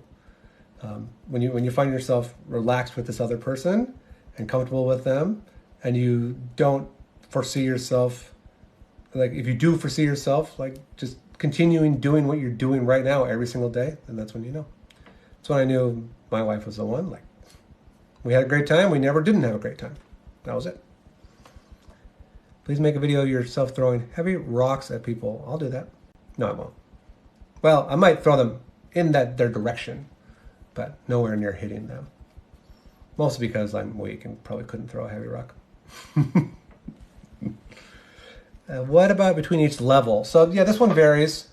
I've seen people move up quickly, but remember, it's a function of a couple things. Mostly like the person themselves. Like if they're highly motivated to move up and there's business need that they need to fill, they can go very quickly.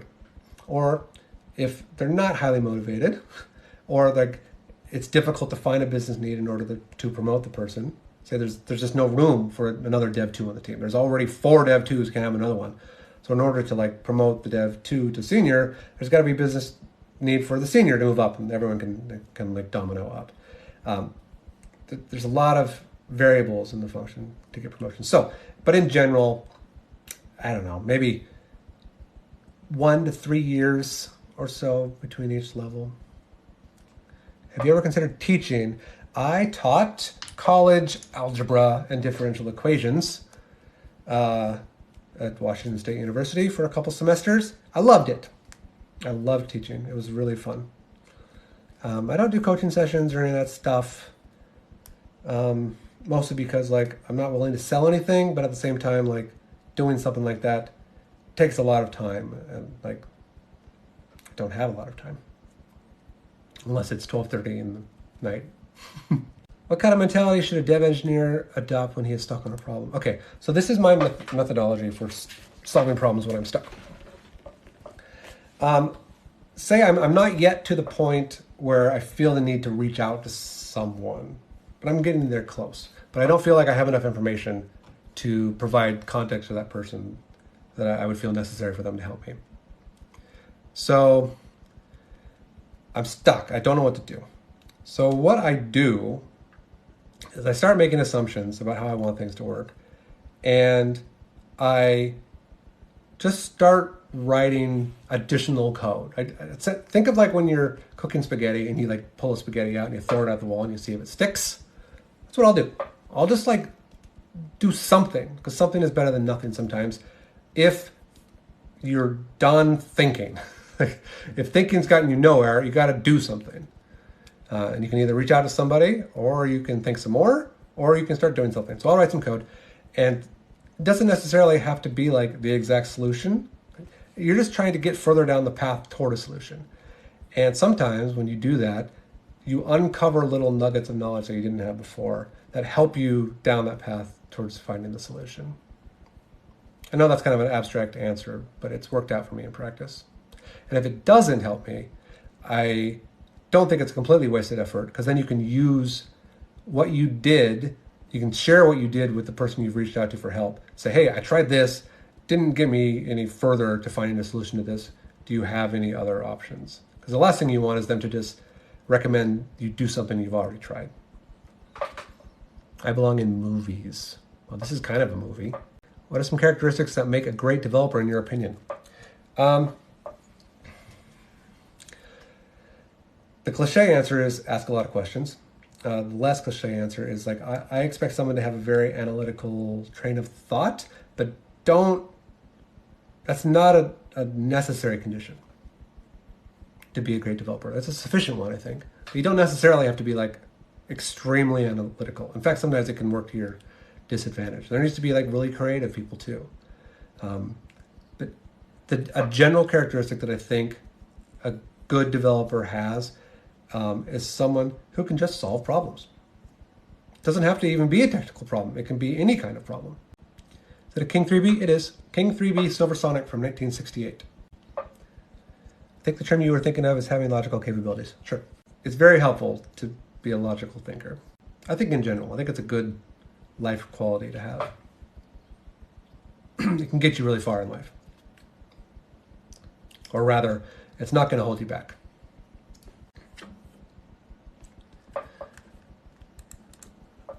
My app is writing on the database and Trello webhook is causing deadlock. What's the best solution? I have no idea.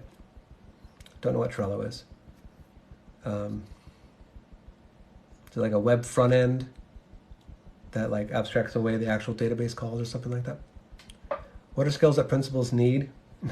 The same skills that seniors need, but just at a higher level of scope and abstraction and complexity. And you should be actively communicating with engineering managers and directors to help figure out what it is that the ICs, the lower level ICs, need to be doing. You also need to act as a force multiplier, meaning like if without you, your engineers on your team would be operating at like 1x speed. Think about it that way. But with you, they operate it at 2 to 5x speed. Your job is to help accelerate not only the work that they do, but their career growth. I have a 2B that I handed out to my nephew. I love King 2B. It's great. Great small horn. I like a little bit bigger horn, that's why I got 3B. It's like a Jira board. It's trying to write on database along with my app. I don't know what the best solution is. I would not recommend sequencing requests on the client if that's what's causing the deadlock, is parallel requests on the client. Even though it might work, I would not recommend that. I would try to help identify what's causing the deadlock on the database and address it there. Gatorade should be thicker. Water sucks. It really, really sucks. Any tips on how to deal with procrastination issues for a new dev? As a seasoned procrastinator in my personal life, they need motivation and goals and hard dates. Because if they don't have hard dates, they're just going to procrastinate. And if there's no repercussions for slipping on a story in the sprint, then why would they be motivated to like finish the story by the end of the sprint? And by repercussions, I don't mean like slaps on the wrist. I mean like you need to help motivate them to want to finish the story so that they can pick up the next thing or free up themselves to work on something that maybe needs to happen in conjunction with another dev. If other devs are waiting on them to finish their work before they can work on their next thing, not only are they being slow themselves, but they're slowing someone else down. Like their actions have effects on other people. Please switch topics to worms. Wish your career you could have been a worm. I wish I was a worm sometimes. Can you imagine being a worm? Oh, you're the procrastinating new dev. Well, everything still applies. If you feel it's a problem, I don't know if you do. If you think it's a problem that is either going to like come back to bite you or like is going to slow down your career or something like that, just have a frank discussion with your manager. It's your manager's job to identify that you are procrastinating, and if you think that it's okay for them to be aware of this, like you have a problem with procrastination, then it's their job to help you with that. When I was a junior dev, I was terrified of my manager. Like, I was a young kid. I started in 2007, so I was 25. I guess that's not too young. I'm pretty young. I thought like they were going to just walk into my office and fire me at a drop of a hat. At one mistake, at one failed test, at one live site bug. Nope. Unless you have an incredibly toxic workplace, that's not going to happen. Doing assembly language right now for a class, what should I do next? I think the pipeline is assembly, C++, then Java. I did survive 2008. My office mate did not. Yeah, 2008 was a scary time. Almost as scary as it is now. I lost my direct manager about 2 months ago during the layoffs. I cannot believe there are 62 of you who are still up at like 12:30 West Coast time watching some old doofus talk about tech. Excellent beard. I grew up myself. What's happening right now making it scary? Well, like a couple things. There's a bunch of layoffs happening across the board in the tech industry, and I don't know. There's lots of reasons why people think it's happening. One of which is a lot of companies say like they overhired during the pandemic for whatever reason, and they're just trying to level out the curve to where it would have been had they not overhired. I don't know if I believe that. I mean, maybe to some extent. Another reason is like, if one big tech company does it, all the other big companies have to do it too, which sucks. Because like, had the original big tech company not done it, a lot of people would still have a job today. How many hours do you work weekly? Anywhere between 30 and 50 hours, somewhere around there. Thoughts on work-life balance? Work-life balance is number one. Not number two, number one. And it varies per person. If you're comfortable working 50 hours a week and you don't feel like that's contributing you to burnout, great. All more power to you. If you want to work 30 hours and like you're still, executing and getting your job done, great. Do it. No layoffs in New Zealand. Awesome. No, I'm not Jesus. Code Jesus maybe, but not Jesus. My beard's better anyway. More secrets about the tech industry. You're not going to be coding all the time. You might code a lot, but no. You're not going to be able to log in, code, put your head down, not talk to anybody, and then log off for the day. It's not going to happen. Any advice on how to effectively work on multiple work projects at once? Yes. Everyone has a number for the amount of projects they can work on at the same time, or how much they can context switch between them. My number is 2. It used to be 3, but I'm older now and I try to focus more a little bit. My number is 2. And the reason for that is a couple things. I like to focus a little bit more now, and also there are technical reasons why it's hard to context switch between multiple projects, especially if like the IDEs are the same for both projects. Like either you need to run 2 copies of the IDE at once, which can be problematic depending on how much RAM you have, or like you have to like close this one solution and open the other one and switch back, and it can really slow you down. Is it true that learning the logic is harder than coding? So like for many high-level languages, many popular languages, the logic isn't terribly different. If this thing, do this thing. Iterate over this thing, do this other thing. Filter this data structure, parse out this thing out of that thing. The logic, like you need to learn how to think logically, and then the programming language is secondary, because it's just a programming language. It's just like any other language, like human speech language. You need to translate the idea, the logic, into the programming languages that was designed to then translate that into a language that the machine can execute. So logic first, yep.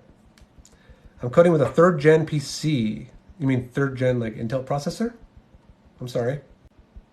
But to be honest, I have some computers with processors that are, I don't even know, at least 10 years old, and they're still fine.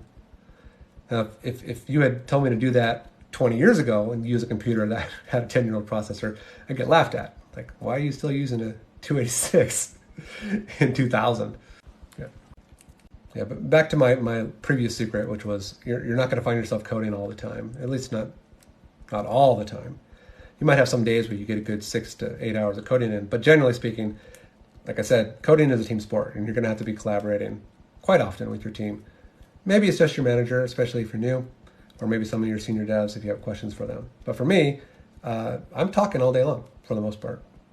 I got a few breaks here and there that I can get some coding done, but for the most part, I'm communicating, mentoring, helping, that kind of stuff. New guy here. Should I start with a book or video series like for Python or JavaScript? I can't answer that for you. Depends on how your brain works and learns.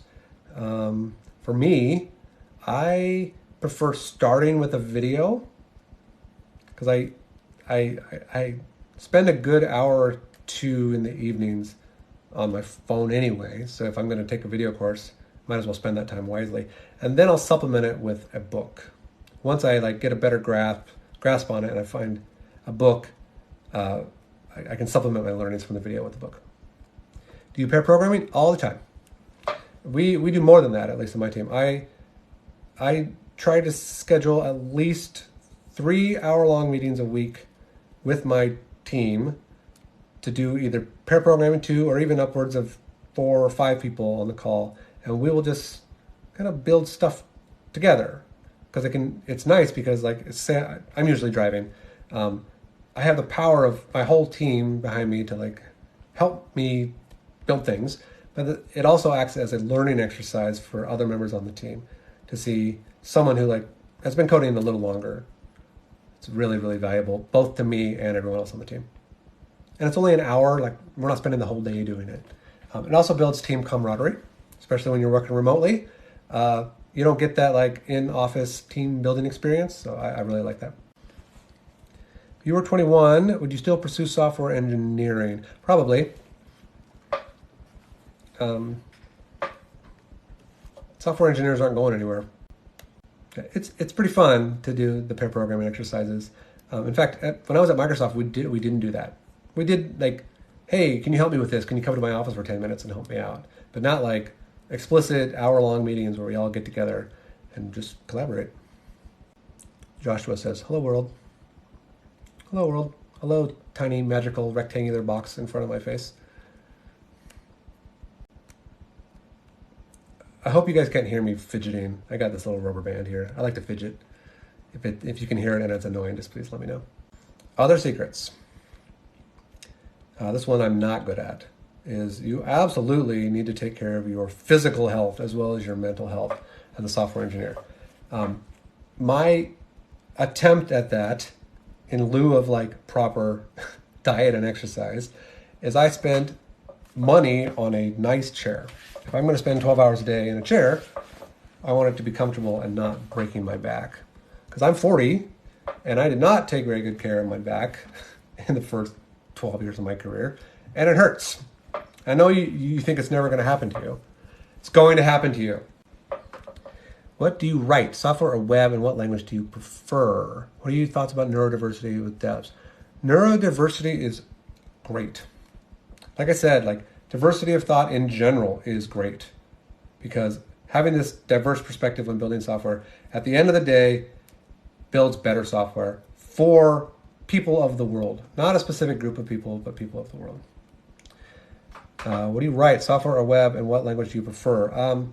I generally am building things for the web, not necessarily a conventional website, but my team builds JavaScript API that customers can import into their own web applications and their own websites to interact with my company's primary product. I use TypeScript, a little bit of C++, a little bit of Java, a little bit of HTML, CSS. Favorite Olympic sport? Oh, Olympics. Okay. The original Dream Team, Barcelona Olympics, what was that? 92?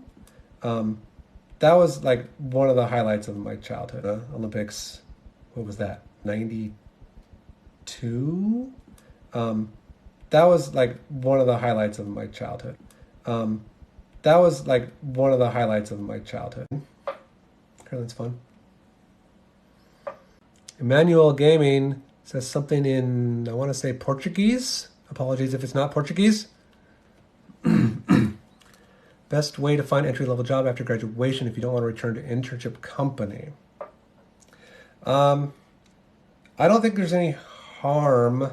Well, I don't know if there's harm in putting your internship on your resume if you didn't return to the company. I can't speak to that, so I'm not going to make any claims that it's harmful or not. Maybe some other folks in the chat could weigh in on that, because if like a recruiter saw that you like did an internship but didn't accept an offer there, they might be like, why didn't they accept an offer there?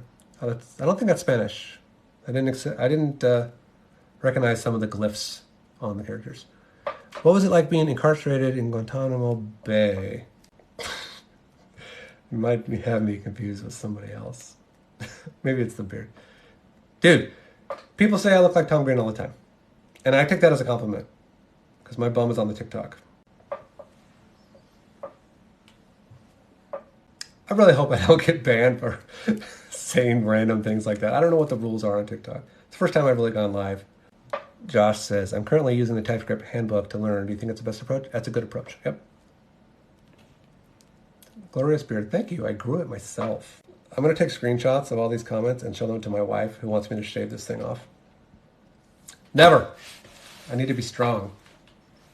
I've wanted to shave it multiple times, many times. Even today, I was like, I should shave this damn thing off. Nope. Thanks for the rose, but please don't send me roses unless you want to. Do you think AI will replace SWEs in the century? Century? I don't know. No idea. Who knows where AI will take us? Maybe it'll replace conventional software engineers, but then there'll be something else. There's going to be AI engineers. So somebody's got to build the AI, unless we program the AI to build the AI. If you ever saw The Matrix, you know where that got us. What have you developed? I don't know, a lot of stuff. If you ever install Windows, you'll see some code I wrote within the first 5 minutes of installing Windows. Not even on the desktop, like during the actual out-of-box experience, when you go through the setup of Windows. Wrote some code there. If you ever logged into your Outlook web service or Azure Active Directory, if you entered your username and password on that page, you saw some code I wrote. What else? If you ever like reset your password, your Microsoft account password, you saw some code I wrote. Did Big Bill Gates give you a stack? No. I've only seen Bill Gates a handful of times. I started at Microsoft in 2007, and he was at a lot of the big company events, which were fantastic, by the way. And one time he passed me on the freeway in his beautiful green Mercedes at like 85 miles an hour. But no, he never gave me a stack. Please email Bill G right now. Do you develop projects as a hobby? Sometimes, not a lot. No, I got no side hustles or anything. Generally, whenever I'm building something, it's for two reasons. I need to learn something at work, and I'd rather build something fun to facilitate that learning process. By fun, I mean like a little game or like interacting with like a Spotify API or something like that. The other option is just for fun. I don't know if you saw some of my videos. I did a little bit of the Advent of Code this year. If you don't know what the Advent of Code is, it's a Advent calendar, or essentially you have 25 days of programming problems. Each one gets progressively harder during the days of December. There's a new problem every day, and you can do it in whatever language you want, because it gives you a problem. You got to find it. You got to find a solution, and usually the solution is like a number. You just put that number in the website, submit it, and it'll tell you if it's right or wrong. And if you get it right, you get a nice little star. Have you ever done any games? Written any games? One little game, which like I just said, I like to learn technologies by doing something fun. So I wrote a little browser game. It's on my GitHub. It's called Heals Please. If you've ever played like an MMO and you played a healer character where you have to like make health bars get bigger, I simulated that in the browser. It's kind of fun. It's got like, I think 4 or 5 different boss encounters that you have to beat, all of which are a little bit different. You just got to heal them without running out of mana. Have you ever used message queues? Kind of. Not really directly. Like as a front-end dev, like you do queuing and concurrent promise execution But like generally speaking, that doesn't happen too much on front end, at least in my experience. Fellow trombone player, heck yes, Bones Rock. And no, I won't play for you guys. Everyone's asleep in my house. Nobody needs to hear that. Java or Python? Both. That the whole like this or that thing, I generally don't have good answers for them because, like many things in life, the answer is it depends. What advice can you give to a college student in comp sci, and what do you think was the hardest topic? Well, if I had been a comp sci major, I could tell you. I was a math major. I couldn't cut it as a computer science major. It was too hard. But not having a CS degree, I wouldn't say held me back in any capacity. Java or C Sharp? It depends. I like C Sharp just because that's what I'm comfortable with, but Java is perfectly capable. Also, it's a little bit more accessible sometimes. I would prefer C Sharp in a pinch. I feel like the syntax is a little more user-friendly, a little more approachable. React or Angular? I've never used Angular. Used React. It's okay. Python? Sure, why not? But not to be dismissive, but Python is a fine language. And like if you want to check that box and get Python on your resume, it would be a good decision to do that. It would not be a bad decision to do that. Are there any programmers you look up to, present or historically? Not really. Like I don't spend much time in that subculture. Maybe the woman who wrote the guidance software for the moon landing originally. I forget her name. Apologies. What's the best IDE in your opinion? The one that lets you get your work done in a timely fashion and doesn't get in your way. What do you prefer, front end or back end? I like front end. Front end, to me, is easier in my brain. It's more fun. Now, back end's fine, and I'm very happy that there exist software developers who prefer back end. And there are complexities in front end that don't exist in back end, which is part of the appeal. But at the same time, there's complexities of back end that I don't like, which makes me prefer front end. Hardest math class in your experience? Hardest math class for me was either abstract algebra, graduate level abstract algebra, or real analysis, or potentially matrix analysis. Just brutal. What did your career path look like? I got a video about this, but I'd be happy to share cliff notes. In fact, I go through all the timelines for all my promotions and stuff like that, but it's a little unconventional because I started at Microsoft as essentially an intern level, even though I wasn't an intern, I was level 57. And normally Dev 1 at Microsoft is 59. So like I was already behind in my career progression when I started. And then like, every 2 years or so, kind of a bump to Dev 1 and then a bump to Dev 2, bump to senior, and then almost made it to principal before I left Microsoft. I always see 0 to hero coding courses. Thoughts on them? Could you be played in 100 days? Probably not at like a big tech company, unless like they were really hurting. Or unless you like were a hero. Maybe everything just clicks. And that's fine if your brain works that way. There's no reason why it couldn't happen. I can't tell you that it has happened in my experience. I've never experienced that. Gotta get a cake. Yeah. Do you think certain personalities are drawn to types of development? Oh, definitely. Yeah.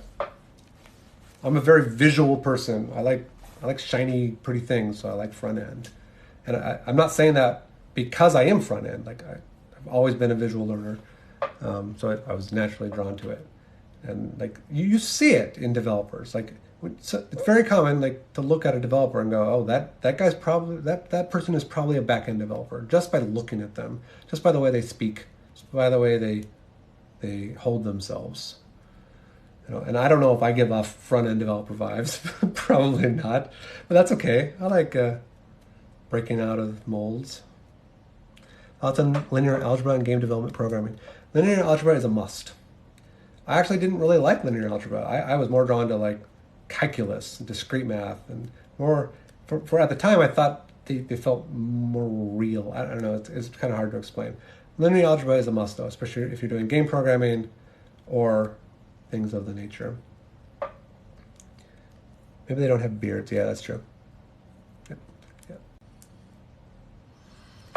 You look like Guilfoyle from Silicon Valley. You know, I have Silicon Valley on my to-watch list, but I've never actually watched it. Yeah, I get that, or Tom Green, or when I'm clean-shaven, Nicolas Cage. Hey, Andy, is PHP dead? I don't know. Watch my last video. Maybe. But no, it's not dead. Do I recommend cyber? I'm assuming, like, do you recommend cybersecurity as a profession? Definitely. Tons of money, tons of job security. I mean, just look at the LastPass breach, another LastPass breach. Had you worked there, maybe that breach would not have happened. Or maybe if you worked at Plex, it wouldn't have happened. Setup reveal, like my computer setup, no. Well, I've been thinking about actually revealing it. And I did a room tour video many years ago. My setup is garbage. Like, when I mean garbage, I mean, you know those TikTok videos where it's like people have these beautiful like builds and they got RGB lights and they got this like beautiful desk? No, like mine is not that. I'm using the same desk that I had in elementary school. I'm not joking. The monitor is almost as wide as the desk. I've kept it forever. I've brought it through high school. I took it to college, and now I have it here. I really want to upgrade my desk, but like at the same time, I procrastinate, and it gets the job done. What I mean is, I want to do it I want to shed some light on the reality of humans, and that my setup is a mess. There's wires everywhere. I got hardware everywhere. I got almost every single USB port on my case, on the front of my case, plugged into something. Yeah. I like reality. I like sharing reality on TikTok. I don't like fakeness. Would you advise doing full stack? Yep. LastPass using 1Password for admin keys. Yeah. Yeah, I dropped LastPass like a bad habit many months, maybe even years ago now. I even deleted my account semi-recently with that. I'm glad I did. How much to completely shave your beard? $100,000. Currently trying to grow my beard so I can make it to principal. You should do it. It helps. I store a lot of my knowledge and power in my beard. Do you often do leak code? Never. I did a little bit when I was doing prep for my current interview, just to like get my mind back in the state of the kinds of problems that I asked during interviews, which suck. I did some easy and medium. I didn't do any hard because if I got asked something that was similar to a leak code hard problem at my interview, I wouldn't want to work there in the first place. How do I know if I have enough knowledge with JavaScript before learning React? You don't really need a lot of knowledge with JavaScript to learn React. Fundamentals, basics, maybe some like medium topics like callback functions and promises and stuff like that and come in handy. Do you recommend cyber certifications? I'm not sure. Maybe. Really want to see what you look like without the beard. Well, go back to my video, a couple of videos back where I was browsing through a bunch of old CDRs. I found one with some old photos of me, about 20 years old, from 2002, where I was clean shaven. Do you build your PC? Always. I never build, I never buy pre-built or company provided. I always build my own. I mean, my company PCs are Dells or whatever, but I always build my own because that's one of my favorite hobbies is building PCs. Which coding language do you use on a daily basis? TypeScript. Thoughts on dealing with technical debt? Technical debt is a necessary evil. Like, whenever you build anything, you're never going to ship without technical debt. Because you could just try to minimize or eliminate any possibility for technical debt while you're building something, but then you'll never be able to ship. You'll just be focusing on that. I'm not still at Microsoft. I left in 2020. Salary at Microsoft when you started. In 2007 at level 57, which is like intern level, I was $65,000. And I was absolutely over the moon when I saw that offer. I thought it was an ungodly amount of money. Have you watched a TV show called Silicon Valley? No. It's on my watch list, but I haven't watched it yet. My current show of choice is The Last of Us. Speaking of which, I just picked up a PS3 on eBay. Just got here yesterday so I could play The Last of Us in its original glory. Because I know it comes out on PC in like 3 weeks or something like that. But I wanted to do it on PS3. What about salary as senior engineer? Oh, I don't really remember. When I was a senior, it was, I don't know. I don't even really know how much I make right now, to be honest. I just wait for my W-2 to come in the mail and look at the number. Let us watch you watch Silicon Valley. Okay. I'll start making reaction video content. Holy crap, there's still 57 of you and it's 1 o'clock in the morning. W dude. I'm assuming that's like Gen Z for like thumbs up. W means win, I guess. Do you have autism? I don't know. I don't think so. Maybe. Probably not. I have something. Everybody's got something. I'm kind of a weird guy. At least I'm cognizant of that fact. 10:05 here. So you're in Hawaii? The heck are you? Or 10:05 a.m. Comment. That's the goal. Love a job you don't care how much you make. I mean, I do care how much I make. Don't get me wrong. Like, I'm not going to work for free. I got mouths to feed and mortgages to pay. Oh, you're in Nigeria. Well, welcome from Nigeria. That's awesome. Good morning. No one would stereotype you. Seen Russian Doll? Maybe. I don't remember. What up, KNG? You're in Nigeria too? That's awesome. Good morning. I don't have a meeting until, I think, 10:30 tomorrow, so it's only 1 a.m. here. It's plenty of sleep. How much cloud knowledge do you have, AWS, Azure? Very, very limited AWS. Some Azure, because I worked at Microsoft and we used Azure. So like, I deployed VMs there, and I have a couple Azure functions that I maintain myself here to do some Internet of things, but not too much, and nothing with Google Cloud. Do you work with offshore teams? No. Any advice for a college CS student? Yeah, now is the time for you to figure out what you want to do in your life. And like, if that means CS, great. If that means not CS, also great. It doesn't mean you failed. Like, as long as you like end up with your degree and that's your goal, any degree, then I think that is a win. Do you know any companies that hire bootcamp grads? I just graduated one and I'm having a hard time. I apologize that you're having a hard time. I bet that sucks. It's probably no fun at all.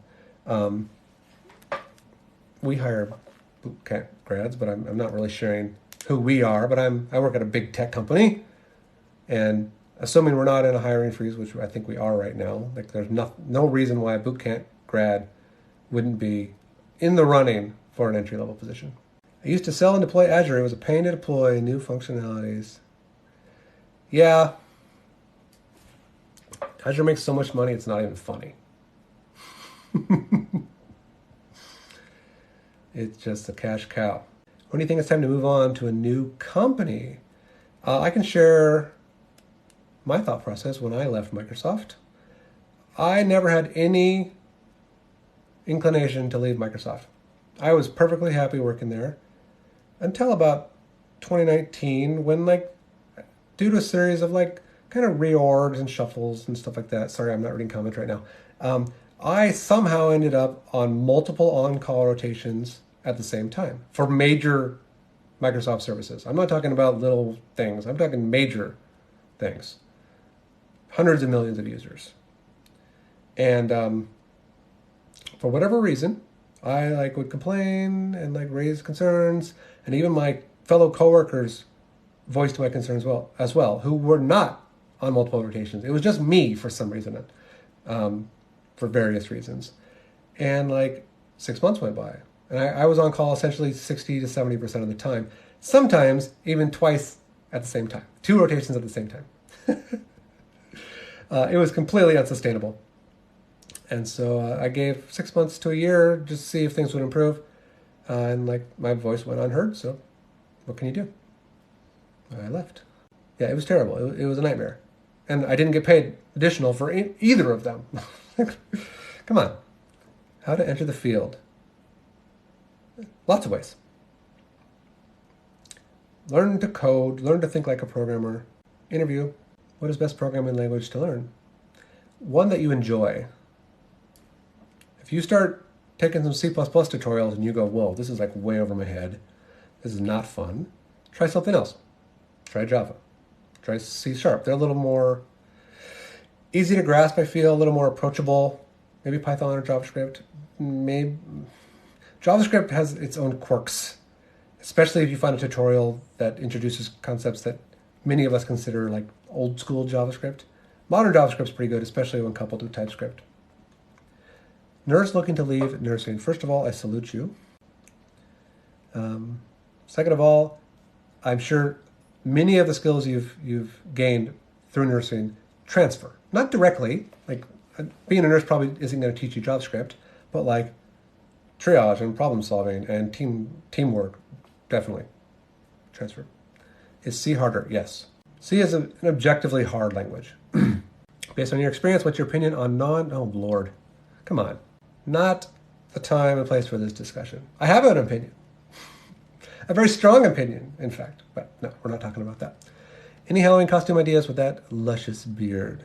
My Halloween costume is the one where I live in a neighborhood where we don't get any trick-or-treaters, so I just end up buying a whole bunch of Halloween candy and eating it myself.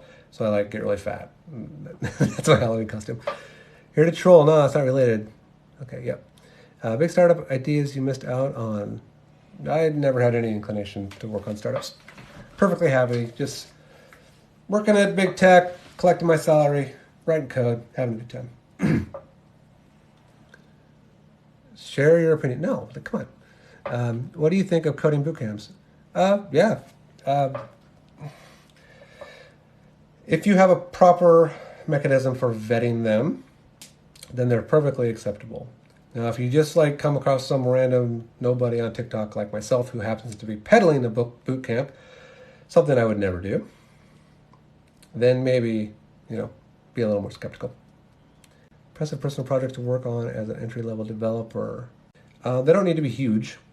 They just need to be able to like demonstrate proper, like maybe object-oriented programming, folder structure, project structure, tests.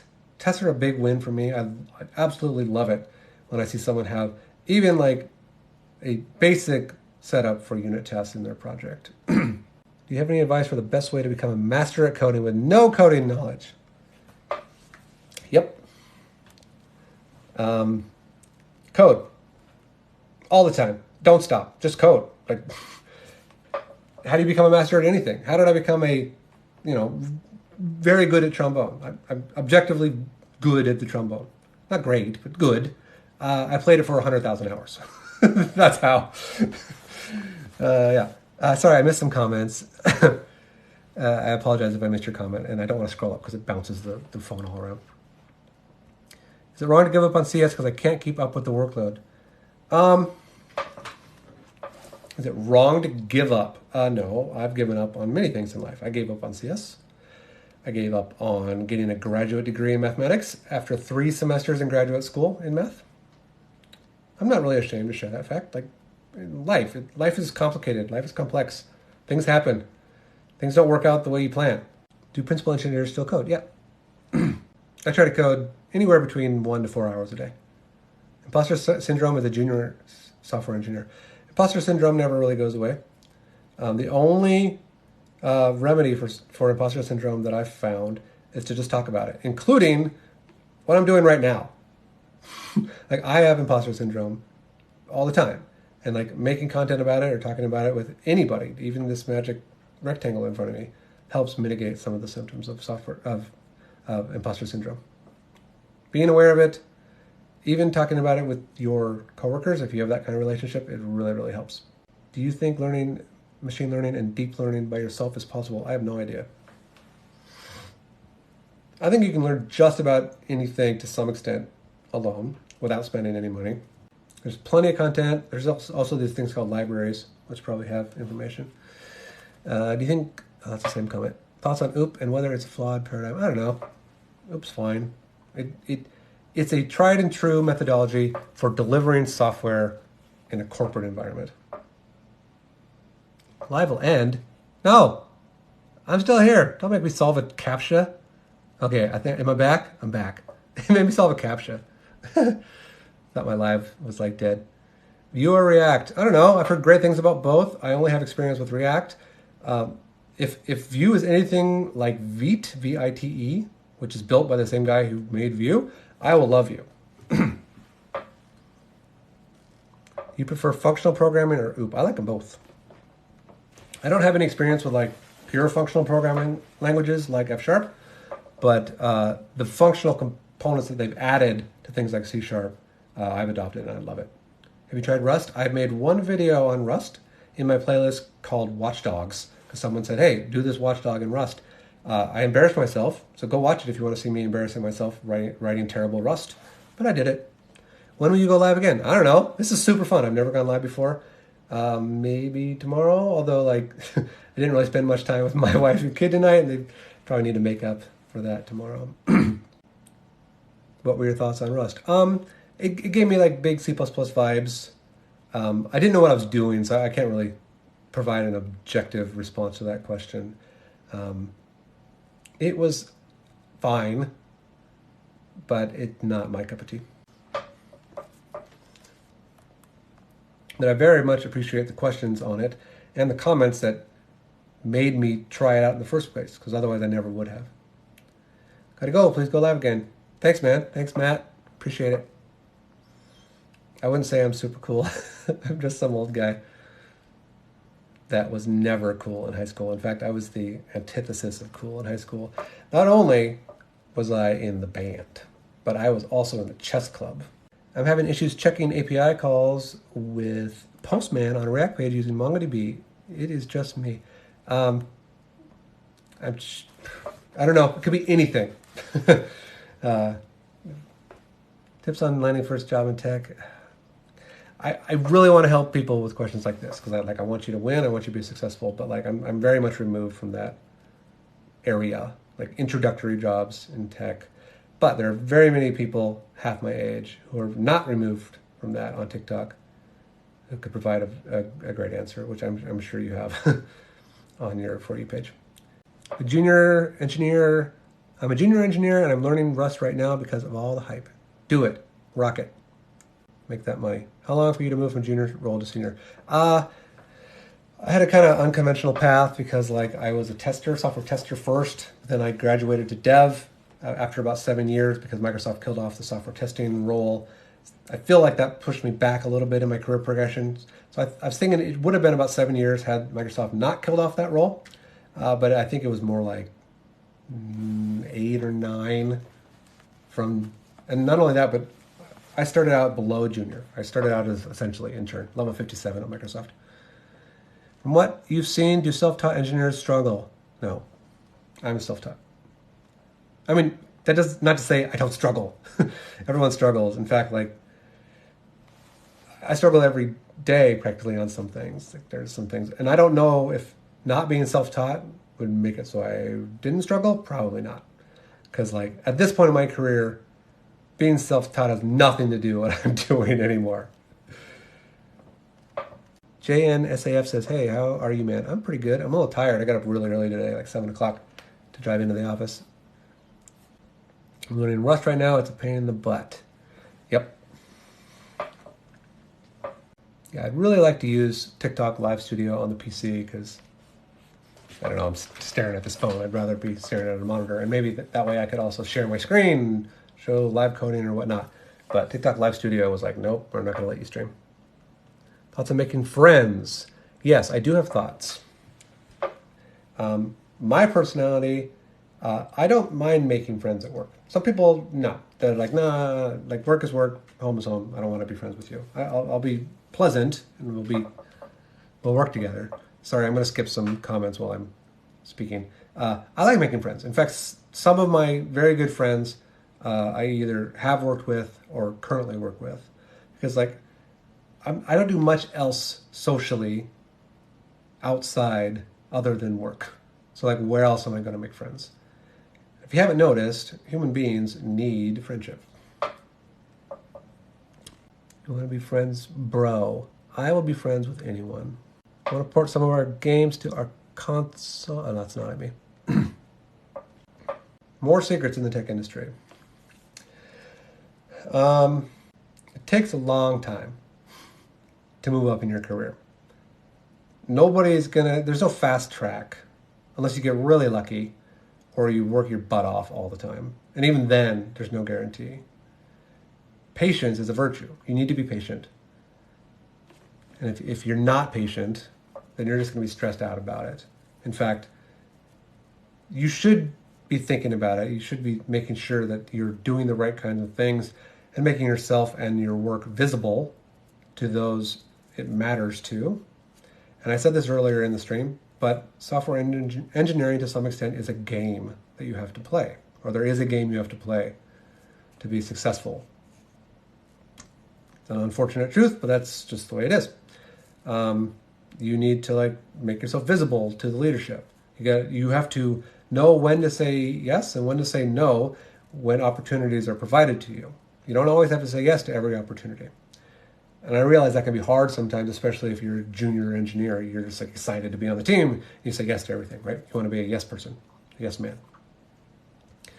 But as you move up, like if you're given an opportunity to do something that either you're not going to enjoy doing or you feel like it's just pointless busy work or work that has a very high likelihood of failing, you don't have to say yes. You say, no, maybe manager, could you please help me find another opportunity instead? And he or she will be like, yeah. And they'll say, my job is to pair opportunities with the right engineer. That's their job. And if there's someone else on the team who would be excited to take that opportunity where you wouldn't, then they're doing their job by giving that opportunity to the other person. In fact, I love saying no. Saying no is the highlight of my day.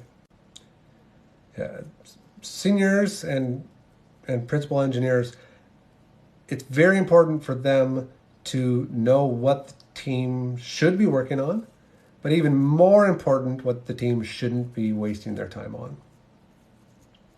It's hard to make those decisions sometimes, but they are decisions that must be made. And that can be discouraging sometimes, especially if it's work that you as a junior engineer have already started. Say you're like, you got this shiny new story and it's fun. You're having a great time. You're building some fancy shiny thing.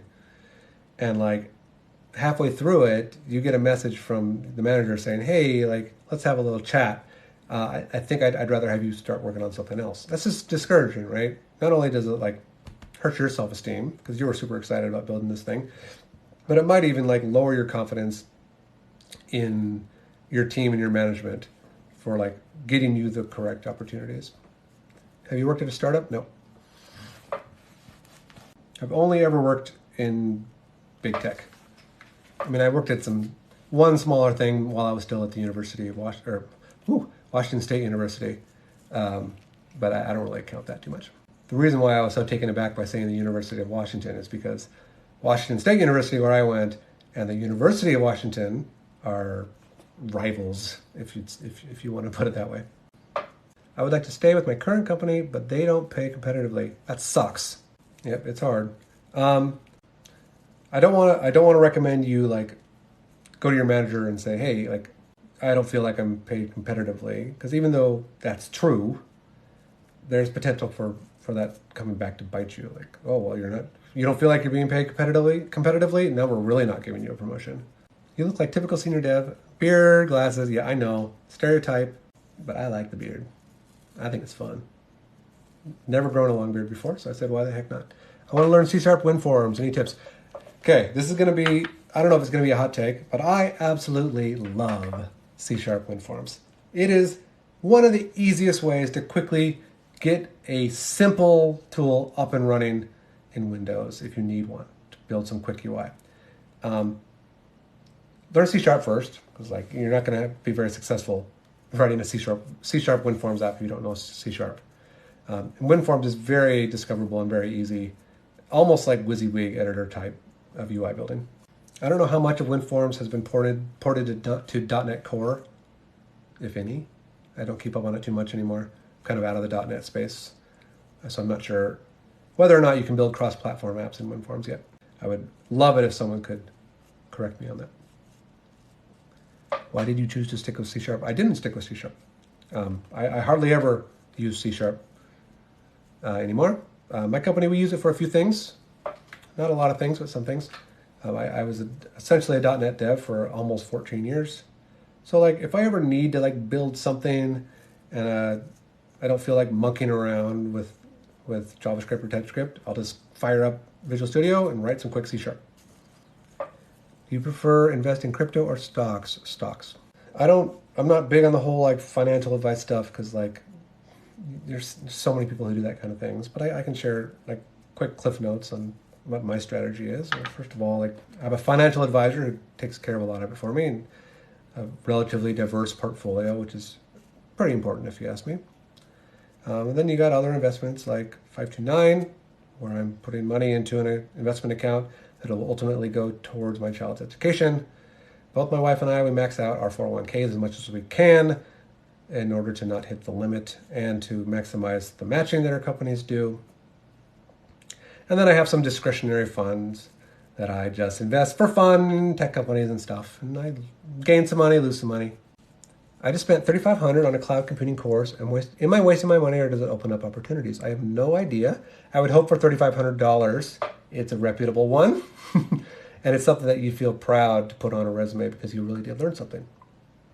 What about Java? Any recommendations for who wants to make a career in Java? Plenty of Java jobs. If you had to make a choice between C# and Java and you felt more compelled to write Java, you're not going to put yourself at any kind of disadvantage in the workforce by doing so. I don't think so, at least. I don't have any crypto. Yeah. F that. That's not to say my financial advisor doesn't provide services to invest in crypto. Like you kind of get to choose like where you want to invest things, what kind of package you want. And my wife and I said, nah, skip the crypto. RuneScape introduced me to Java. I hosted private servers. That's awesome. That gaming is one of the things that got me into programming. I wanted to know how games work. I wanted to know how to modify games.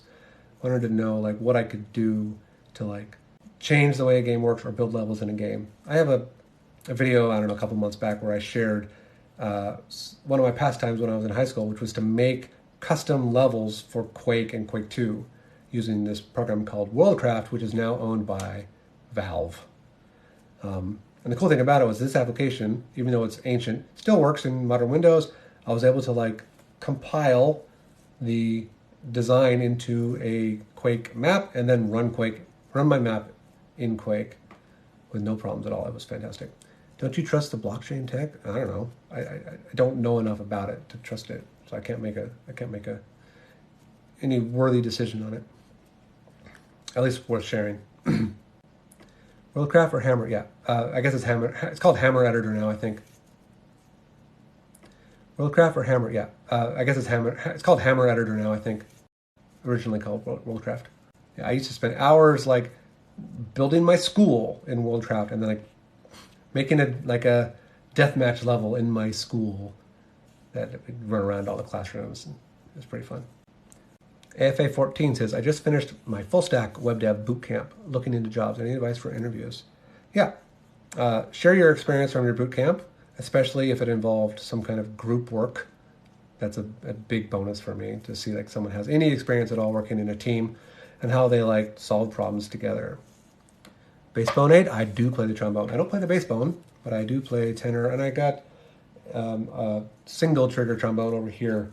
It's a Box Stradivarius 42T, which is off camera. Yeah, play the trombone. Tom Green? Nope, not Tom Green, but I kind of look like him. My bum is on the TikTok.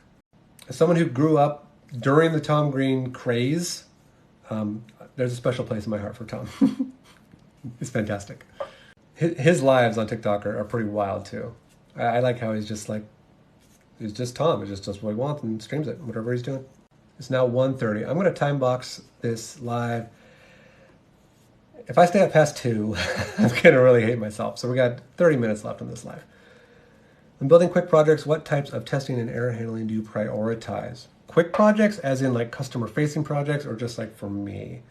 I try to handle happy path first and like basic error handling for like inputs that could potentially come from a customer. I'm also kind of a perfectionist, so I have a real hard time not covering all scenarios, and that's part of my history in being a software tester. It's like I'm going to test these anyway, so I better like cover these scenarios, or at least leave to-dos or open up stories to remind myself that I got to cover these things. So let's say, for example, you're building like a sign-in page, which I have professionally done, but it's a good example because I know some about it. Say you have a username and password field on the screen, and you click submit, and it submits those credentials to some kind of service, whatever. There's the obvious ones, right? There's the obvious ones like you didn't type anything, or like you didn't type a valid email address, Well, how do you test for a valid email address? What's a surefire way of testing an email address is valid? If you'd say, oh, just give me a regular expression that like looks for a string and an at sign and a string and a dot and a domain. Wrong. Yeah, no, not going to happen. If you look at the RFC for email addresses, it's wild. And there are regular expressions that are like pretty well accepted, but they're huge. They're ridiculous. There's nothing that you could possibly ever understand. And I know I'm kind of getting sidetracked here, but really one of the only real ways of verifying that an email address is valid is by sending an email to it and providing a link that then communicates back to your service that the user clicked the link from that email. Anyway, yeah, I totally got sidetracked. But like input validation, also functional tests, I would probably leave the input validation for unit tests or maybe component level testing. But functional tests to do end-to-end validation, I would write very basic tests, happy path tests, enter username, password, enter bad password, enter no password, that kind of stuff. What languages do I work with? TypeScript, JavaScript, HTML, CSS, a little bit of C++, a little bit of C#. Tom Green says, good night. Jim Casey. I bet you I could be Tom Green for Halloween. Or he could be me. One of the two. I can't believe it. I don't even know how long I've been live. Probably since 9:30. So that's 4 hours. I have no idea how long this live's been going. Time's gone by like that, though. It's been really fun. More secrets about software engineering. Tom Green is not a software engineer. Other secrets. Testing is important. If you ever get to the point in building a project where you question whether or not you should have tests, it's already too late. Working with HTML, are you full stack? Not really. I mean, kind of. I'd say 80% on the front end, 20% on the back end. Your view on layoffs, lots of developers out of market. Any advice? Yeah, I talked about this a little bit earlier. Layoffs are kind of an unfortunate necessity. By necessity, I mean like if one large tech company does it, I'm not picking on anyone in particular, but if one does it, and they have what appears to be a good reason, say they overhired during the pandemic and they like want to come back down where they probably should be. I don't know if that's a legitimate reason, but let's assume for the sake of argument that it is. All the other big tech companies, except for maybe Apple, I don't remember if they had layoffs, kind of like have to play copycat for whatever reason. Maybe it's to appease shareholders, which is a BS reason, but that's the state of the world we live in. It sucks. So developers are out of a job just because a bunch of rich fat cats need to get an additional $10 million. What should my next TikTok video be about? I'm actually struggling a little bit for content ideas. It's hard. First of all, I never thought I'd be making TikTok videos, let alone going live on TikTok. But now I have this like additional, what am I going to make a TikTok video about this week? How do you build your tests while still designing your program? It's difficult, especially if there's a lot of like velocity and volatility in the program that you're building. I think it's best to start at the lowest level possible, meaning like unit tests. And they should be introduced as early in the product development cycle as possible. And then like a code check-in, you add this forcing function, which means every time you make a code check-in, the build fails if the unit tests fail, so you're required to also update the unit tests. So unit tests become part of the program, essentially. So it's never too early to add unit tests. I live in an RV. I could see myself getting an RV and traveling the country. Glamping, if you will. I'm a glamper. Not a full-blown glamper like in Parks and Rec. But like, I'll bring an air mattress, so I'm not sleeping on the ground. But I'll sleep in a tent. Cook my food on the campfire. Responsive web design with mobile in mind. Yeah. The state of the world, unfortunate, if you will, but like mobile first mindset, I think. If you design your website in a way that looks great on mobile and also like responds accordingly to people on different form factors, you're appeasing the highest amount of people by doing that. If you focus only on development, then all the people that are on their phone, they're trying to go to your website, they're going to be like, this looks like crap, and they're not going to go to it. They're not going to invest in you. Develop a future based on large companies' profitability. If they don't hire, how can we survive? Yeah, so capitalism. Capitalism doesn't care about us lowly folks, right? If I were to get fired tomorrow, which like, is always a possibility with these layoffs that are happening, the company doesn't care. The company, their whole thing is to appease the shareholders if they're publicly traded. What programming languages do you work with? TypeScript, JavaScript, a little C#, a little C++, Java every now and then. Based comrade, okay. I don't know what that means. I'm old. And I'm not. And what I said about capitalism, that wasn't a good thing. That wasn't in favor of capitalism. That was a side effect. I wish I wasn't using my phone to record this live, because then I could check my to-do list, my TikTok ideas to-do list. I could share some of my ideas for what kind of videos I'm planning on making next. I think I'll continue my Watchdog playlist where I'm building that little Watchdog script in different languages. Might do, what was next? Clojure, Go,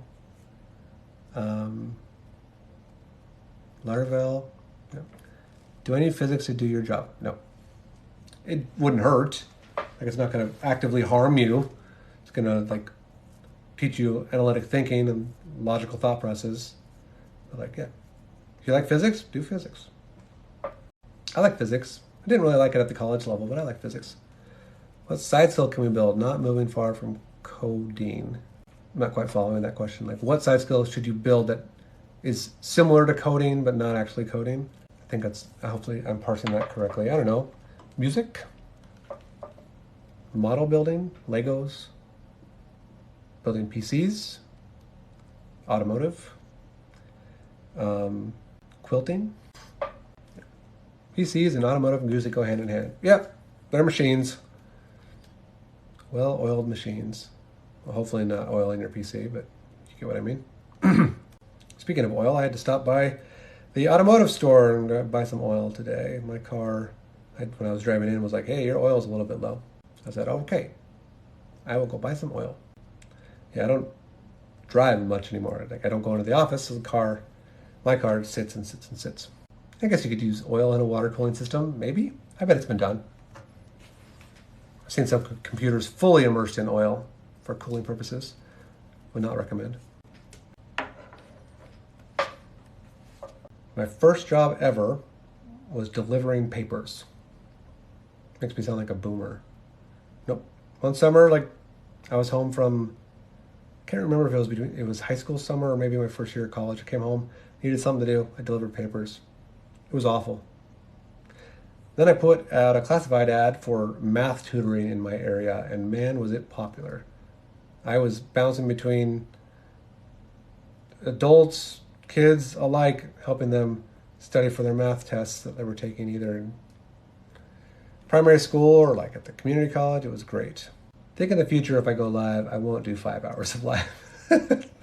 My brain is like completely fried. It's also almost 2 o'clock. Could you share your routine of a normal day, let's say on a Monday? Yeah, I can.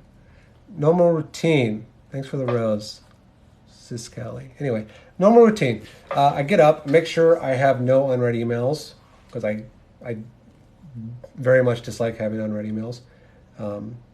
Also, I don't really do email. I'm not a big fan of email, so I just make sure there's nothing I have to reply to. It's very rare.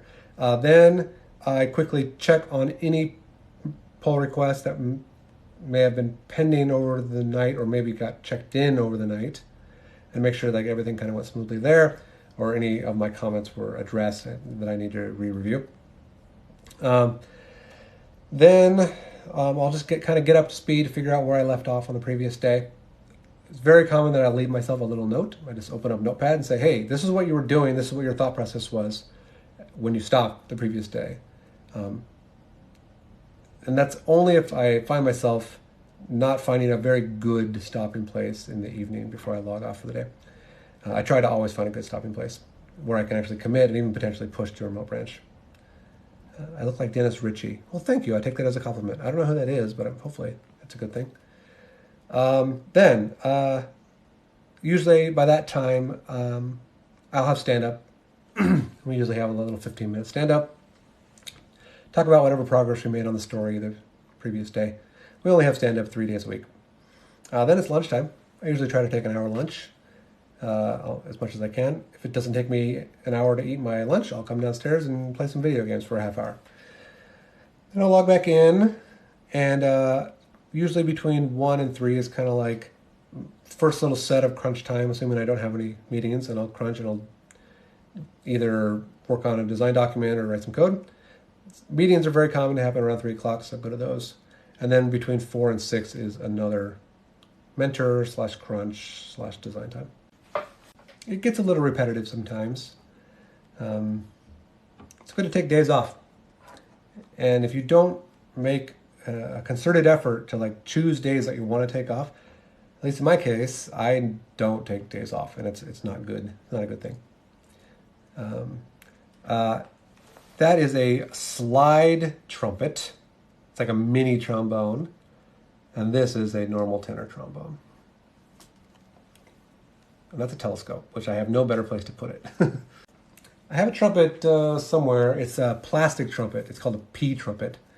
Can't really see, it's not in frame. And I also have a plastic trombone called a P-bone. They both sound like you're playing a toilet. They suck. They're not bad for introductory instrument, but he's the inventor of C and Unix. Well, I take that as a compliment then. Slide trumpet in B flat. I think it's actually in C. I'm pretty certain it's in C. Just like a trombone. I don't play it much because it's kind of cheap, but I thought it was fun. My wife got it for me for a Christmas present. Yeah, the plastic mouthpiece that comes with the P-bone is a pile of garbage. So it sounds moderately better with the metal one. More secrets about the software industry. I don't know if this is a secret, but my personal preference between open space work environments and office, like individual office space, is office space all the way. Like I vastly preferred having my own office with the fact that I would always keep my door open. I almost never shut my door.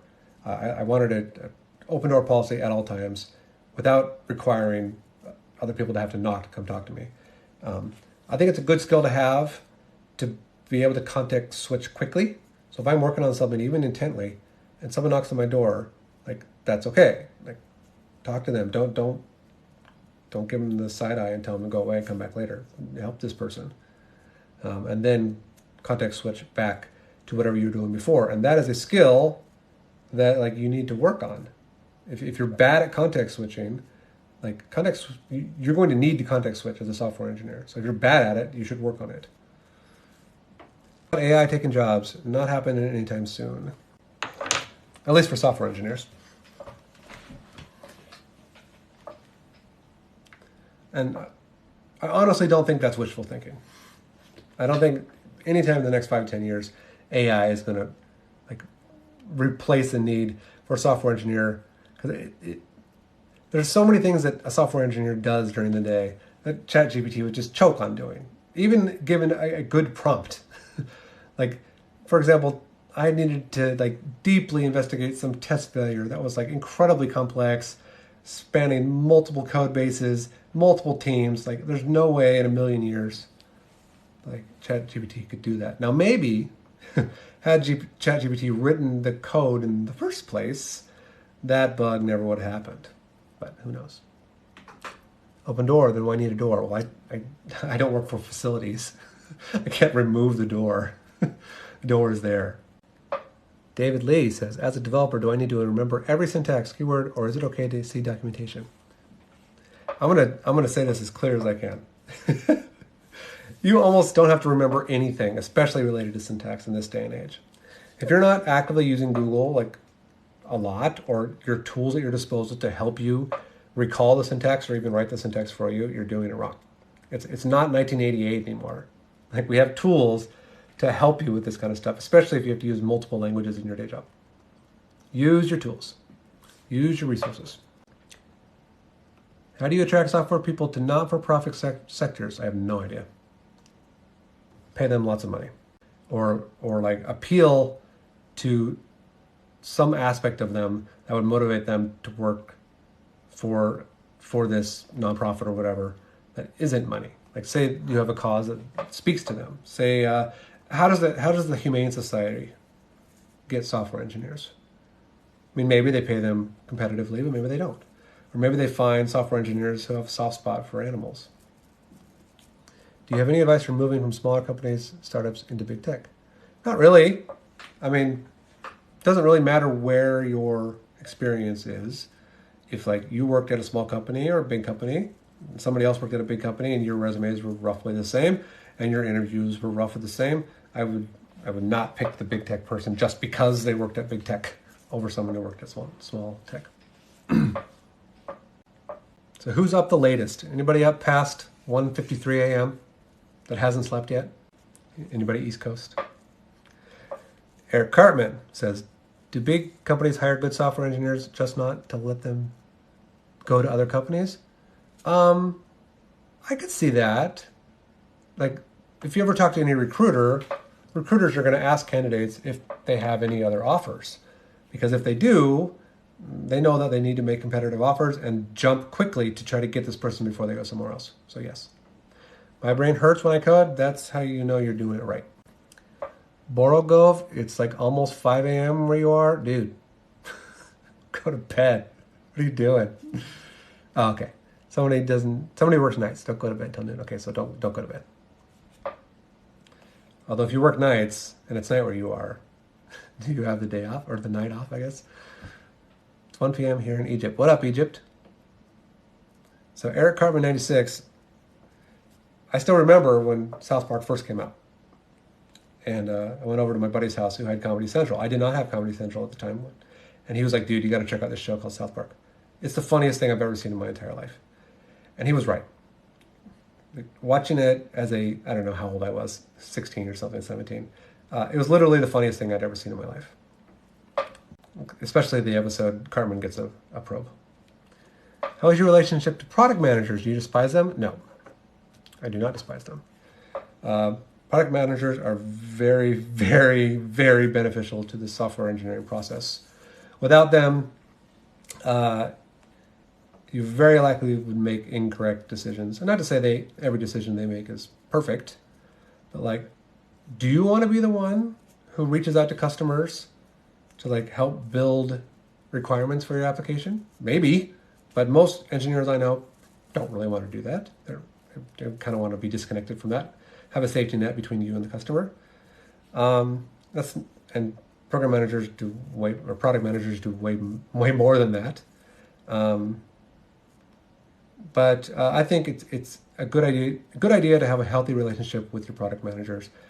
Don't despise them. Realize that they're there for a reason, and they're actually there to help you not have to work on things that you shouldn't be working on. 5 minutes left in this live. It's almost 2 o'clock in the morning here. I need to go to bed. But man, I don't even know how long I've been here. Maybe 4 or 5 hours. It's gone by in an absolute instant. It's been super fun. I should bring some water because, man, I'm thirsty. I just woke up, tried one LeetCode problem, adding 2 linked lists, preparing for an interview. Unhappy face. Yeah, LeetCode rarely puts a smile on my face because either it makes me like cringe at the fact that I'm going to have to solve a similar problem during an interview process, or I got the problem wrong and I question whether or not I should be a software engineer in the first place. Netflix decreased their subscription price down to $2.5 in Egypt. Wow, that's pretty low. Is there decent content in Egypt on Netflix? I don't watch much Netflix.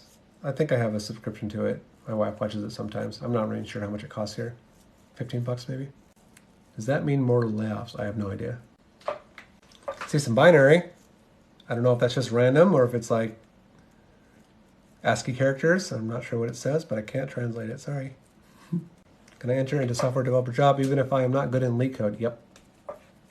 LeetCode, being good at LeetCode is not a necessity for being successful in the software industry. In fact, I would bet many of the software engineers that I currently work with, myself included, would not do very well on LeetCode. They could like work their way through it maybe, but like LeetCode is fine to help get your mind going into a way that prepares you for interviews. But like getting 100% on LeetCode hard, no, it's not a necessity for being successful. Do you have any advice on how to best develop my coding skills in the spare time? Yeah, make it a game. Gamify it. Meaning, like, if you're not having fun while doing it, then why the heck are you doing it? So if that means, like, solving a problem that you have, or building something fun like a game, or a music program, or I don't know, something fun like that, focus on it and, like, use it as a method for learning at the same time. 1 minute left on the live. Coming up on 2 a.m. My voice is hoarse. I'm tired as hell. I've been sitting in this chair for like 5 hours. Last question of the night. Alex M101 says, any advice on how to integrate new employees into projects where they haven't used the language? That's a tough one. They have no experience with the language. It's hard. Unless they have experience with other languages and that knowledge would like transfer quickly. Dumping them in the deep end with a language they've never used before and telling them to just figure it out. If they're a senior dev or a principal dev, no problem. That's okay. But if they're a junior dev, that's going to probably set them up for failure. And the manager should be able to identify this is a problematic scenario. And they should reserve some time for this junior engineer to take some training, even a day or two, just to get basics of the language down. Otherwise, they're not going to be happy campers. All right. David Lee, okay, really, this is the last question. If you ask a question after David Lee's question, I'm not answering it, sorry. David says, I can't remember what I learned last week. Any tips to retain info? Yes. I have been keeping a document for my entire career, which resets anytime I like change teams or to change jobs, called How Do I? Put this in whatever format you like. And anytime I like learn some new information that I feel I'm going to have to use again, and there's low chance that I'm going to be able to like pull it from my memory immediately, I just make a new entry in this document that says, how do I do this thing? And I just document it. But that's not the end of the story. I'll document it for myself, but I also make this document public. I put it in a location that is like easily searchable or easily accessible for the rest of my team. So if they have similar problems, they know it's there, and it may not solve their exact problem, but it can at least put them on the right mindset to figuring it out on their own. That's what I do. Hope that helps. It's 2:01. It's over. I'm going to go live again, I promise. This was super fun. I appreciate all your interactions and stuff like that. Hope you all have a great night, morning, evening, afternoon. See ya.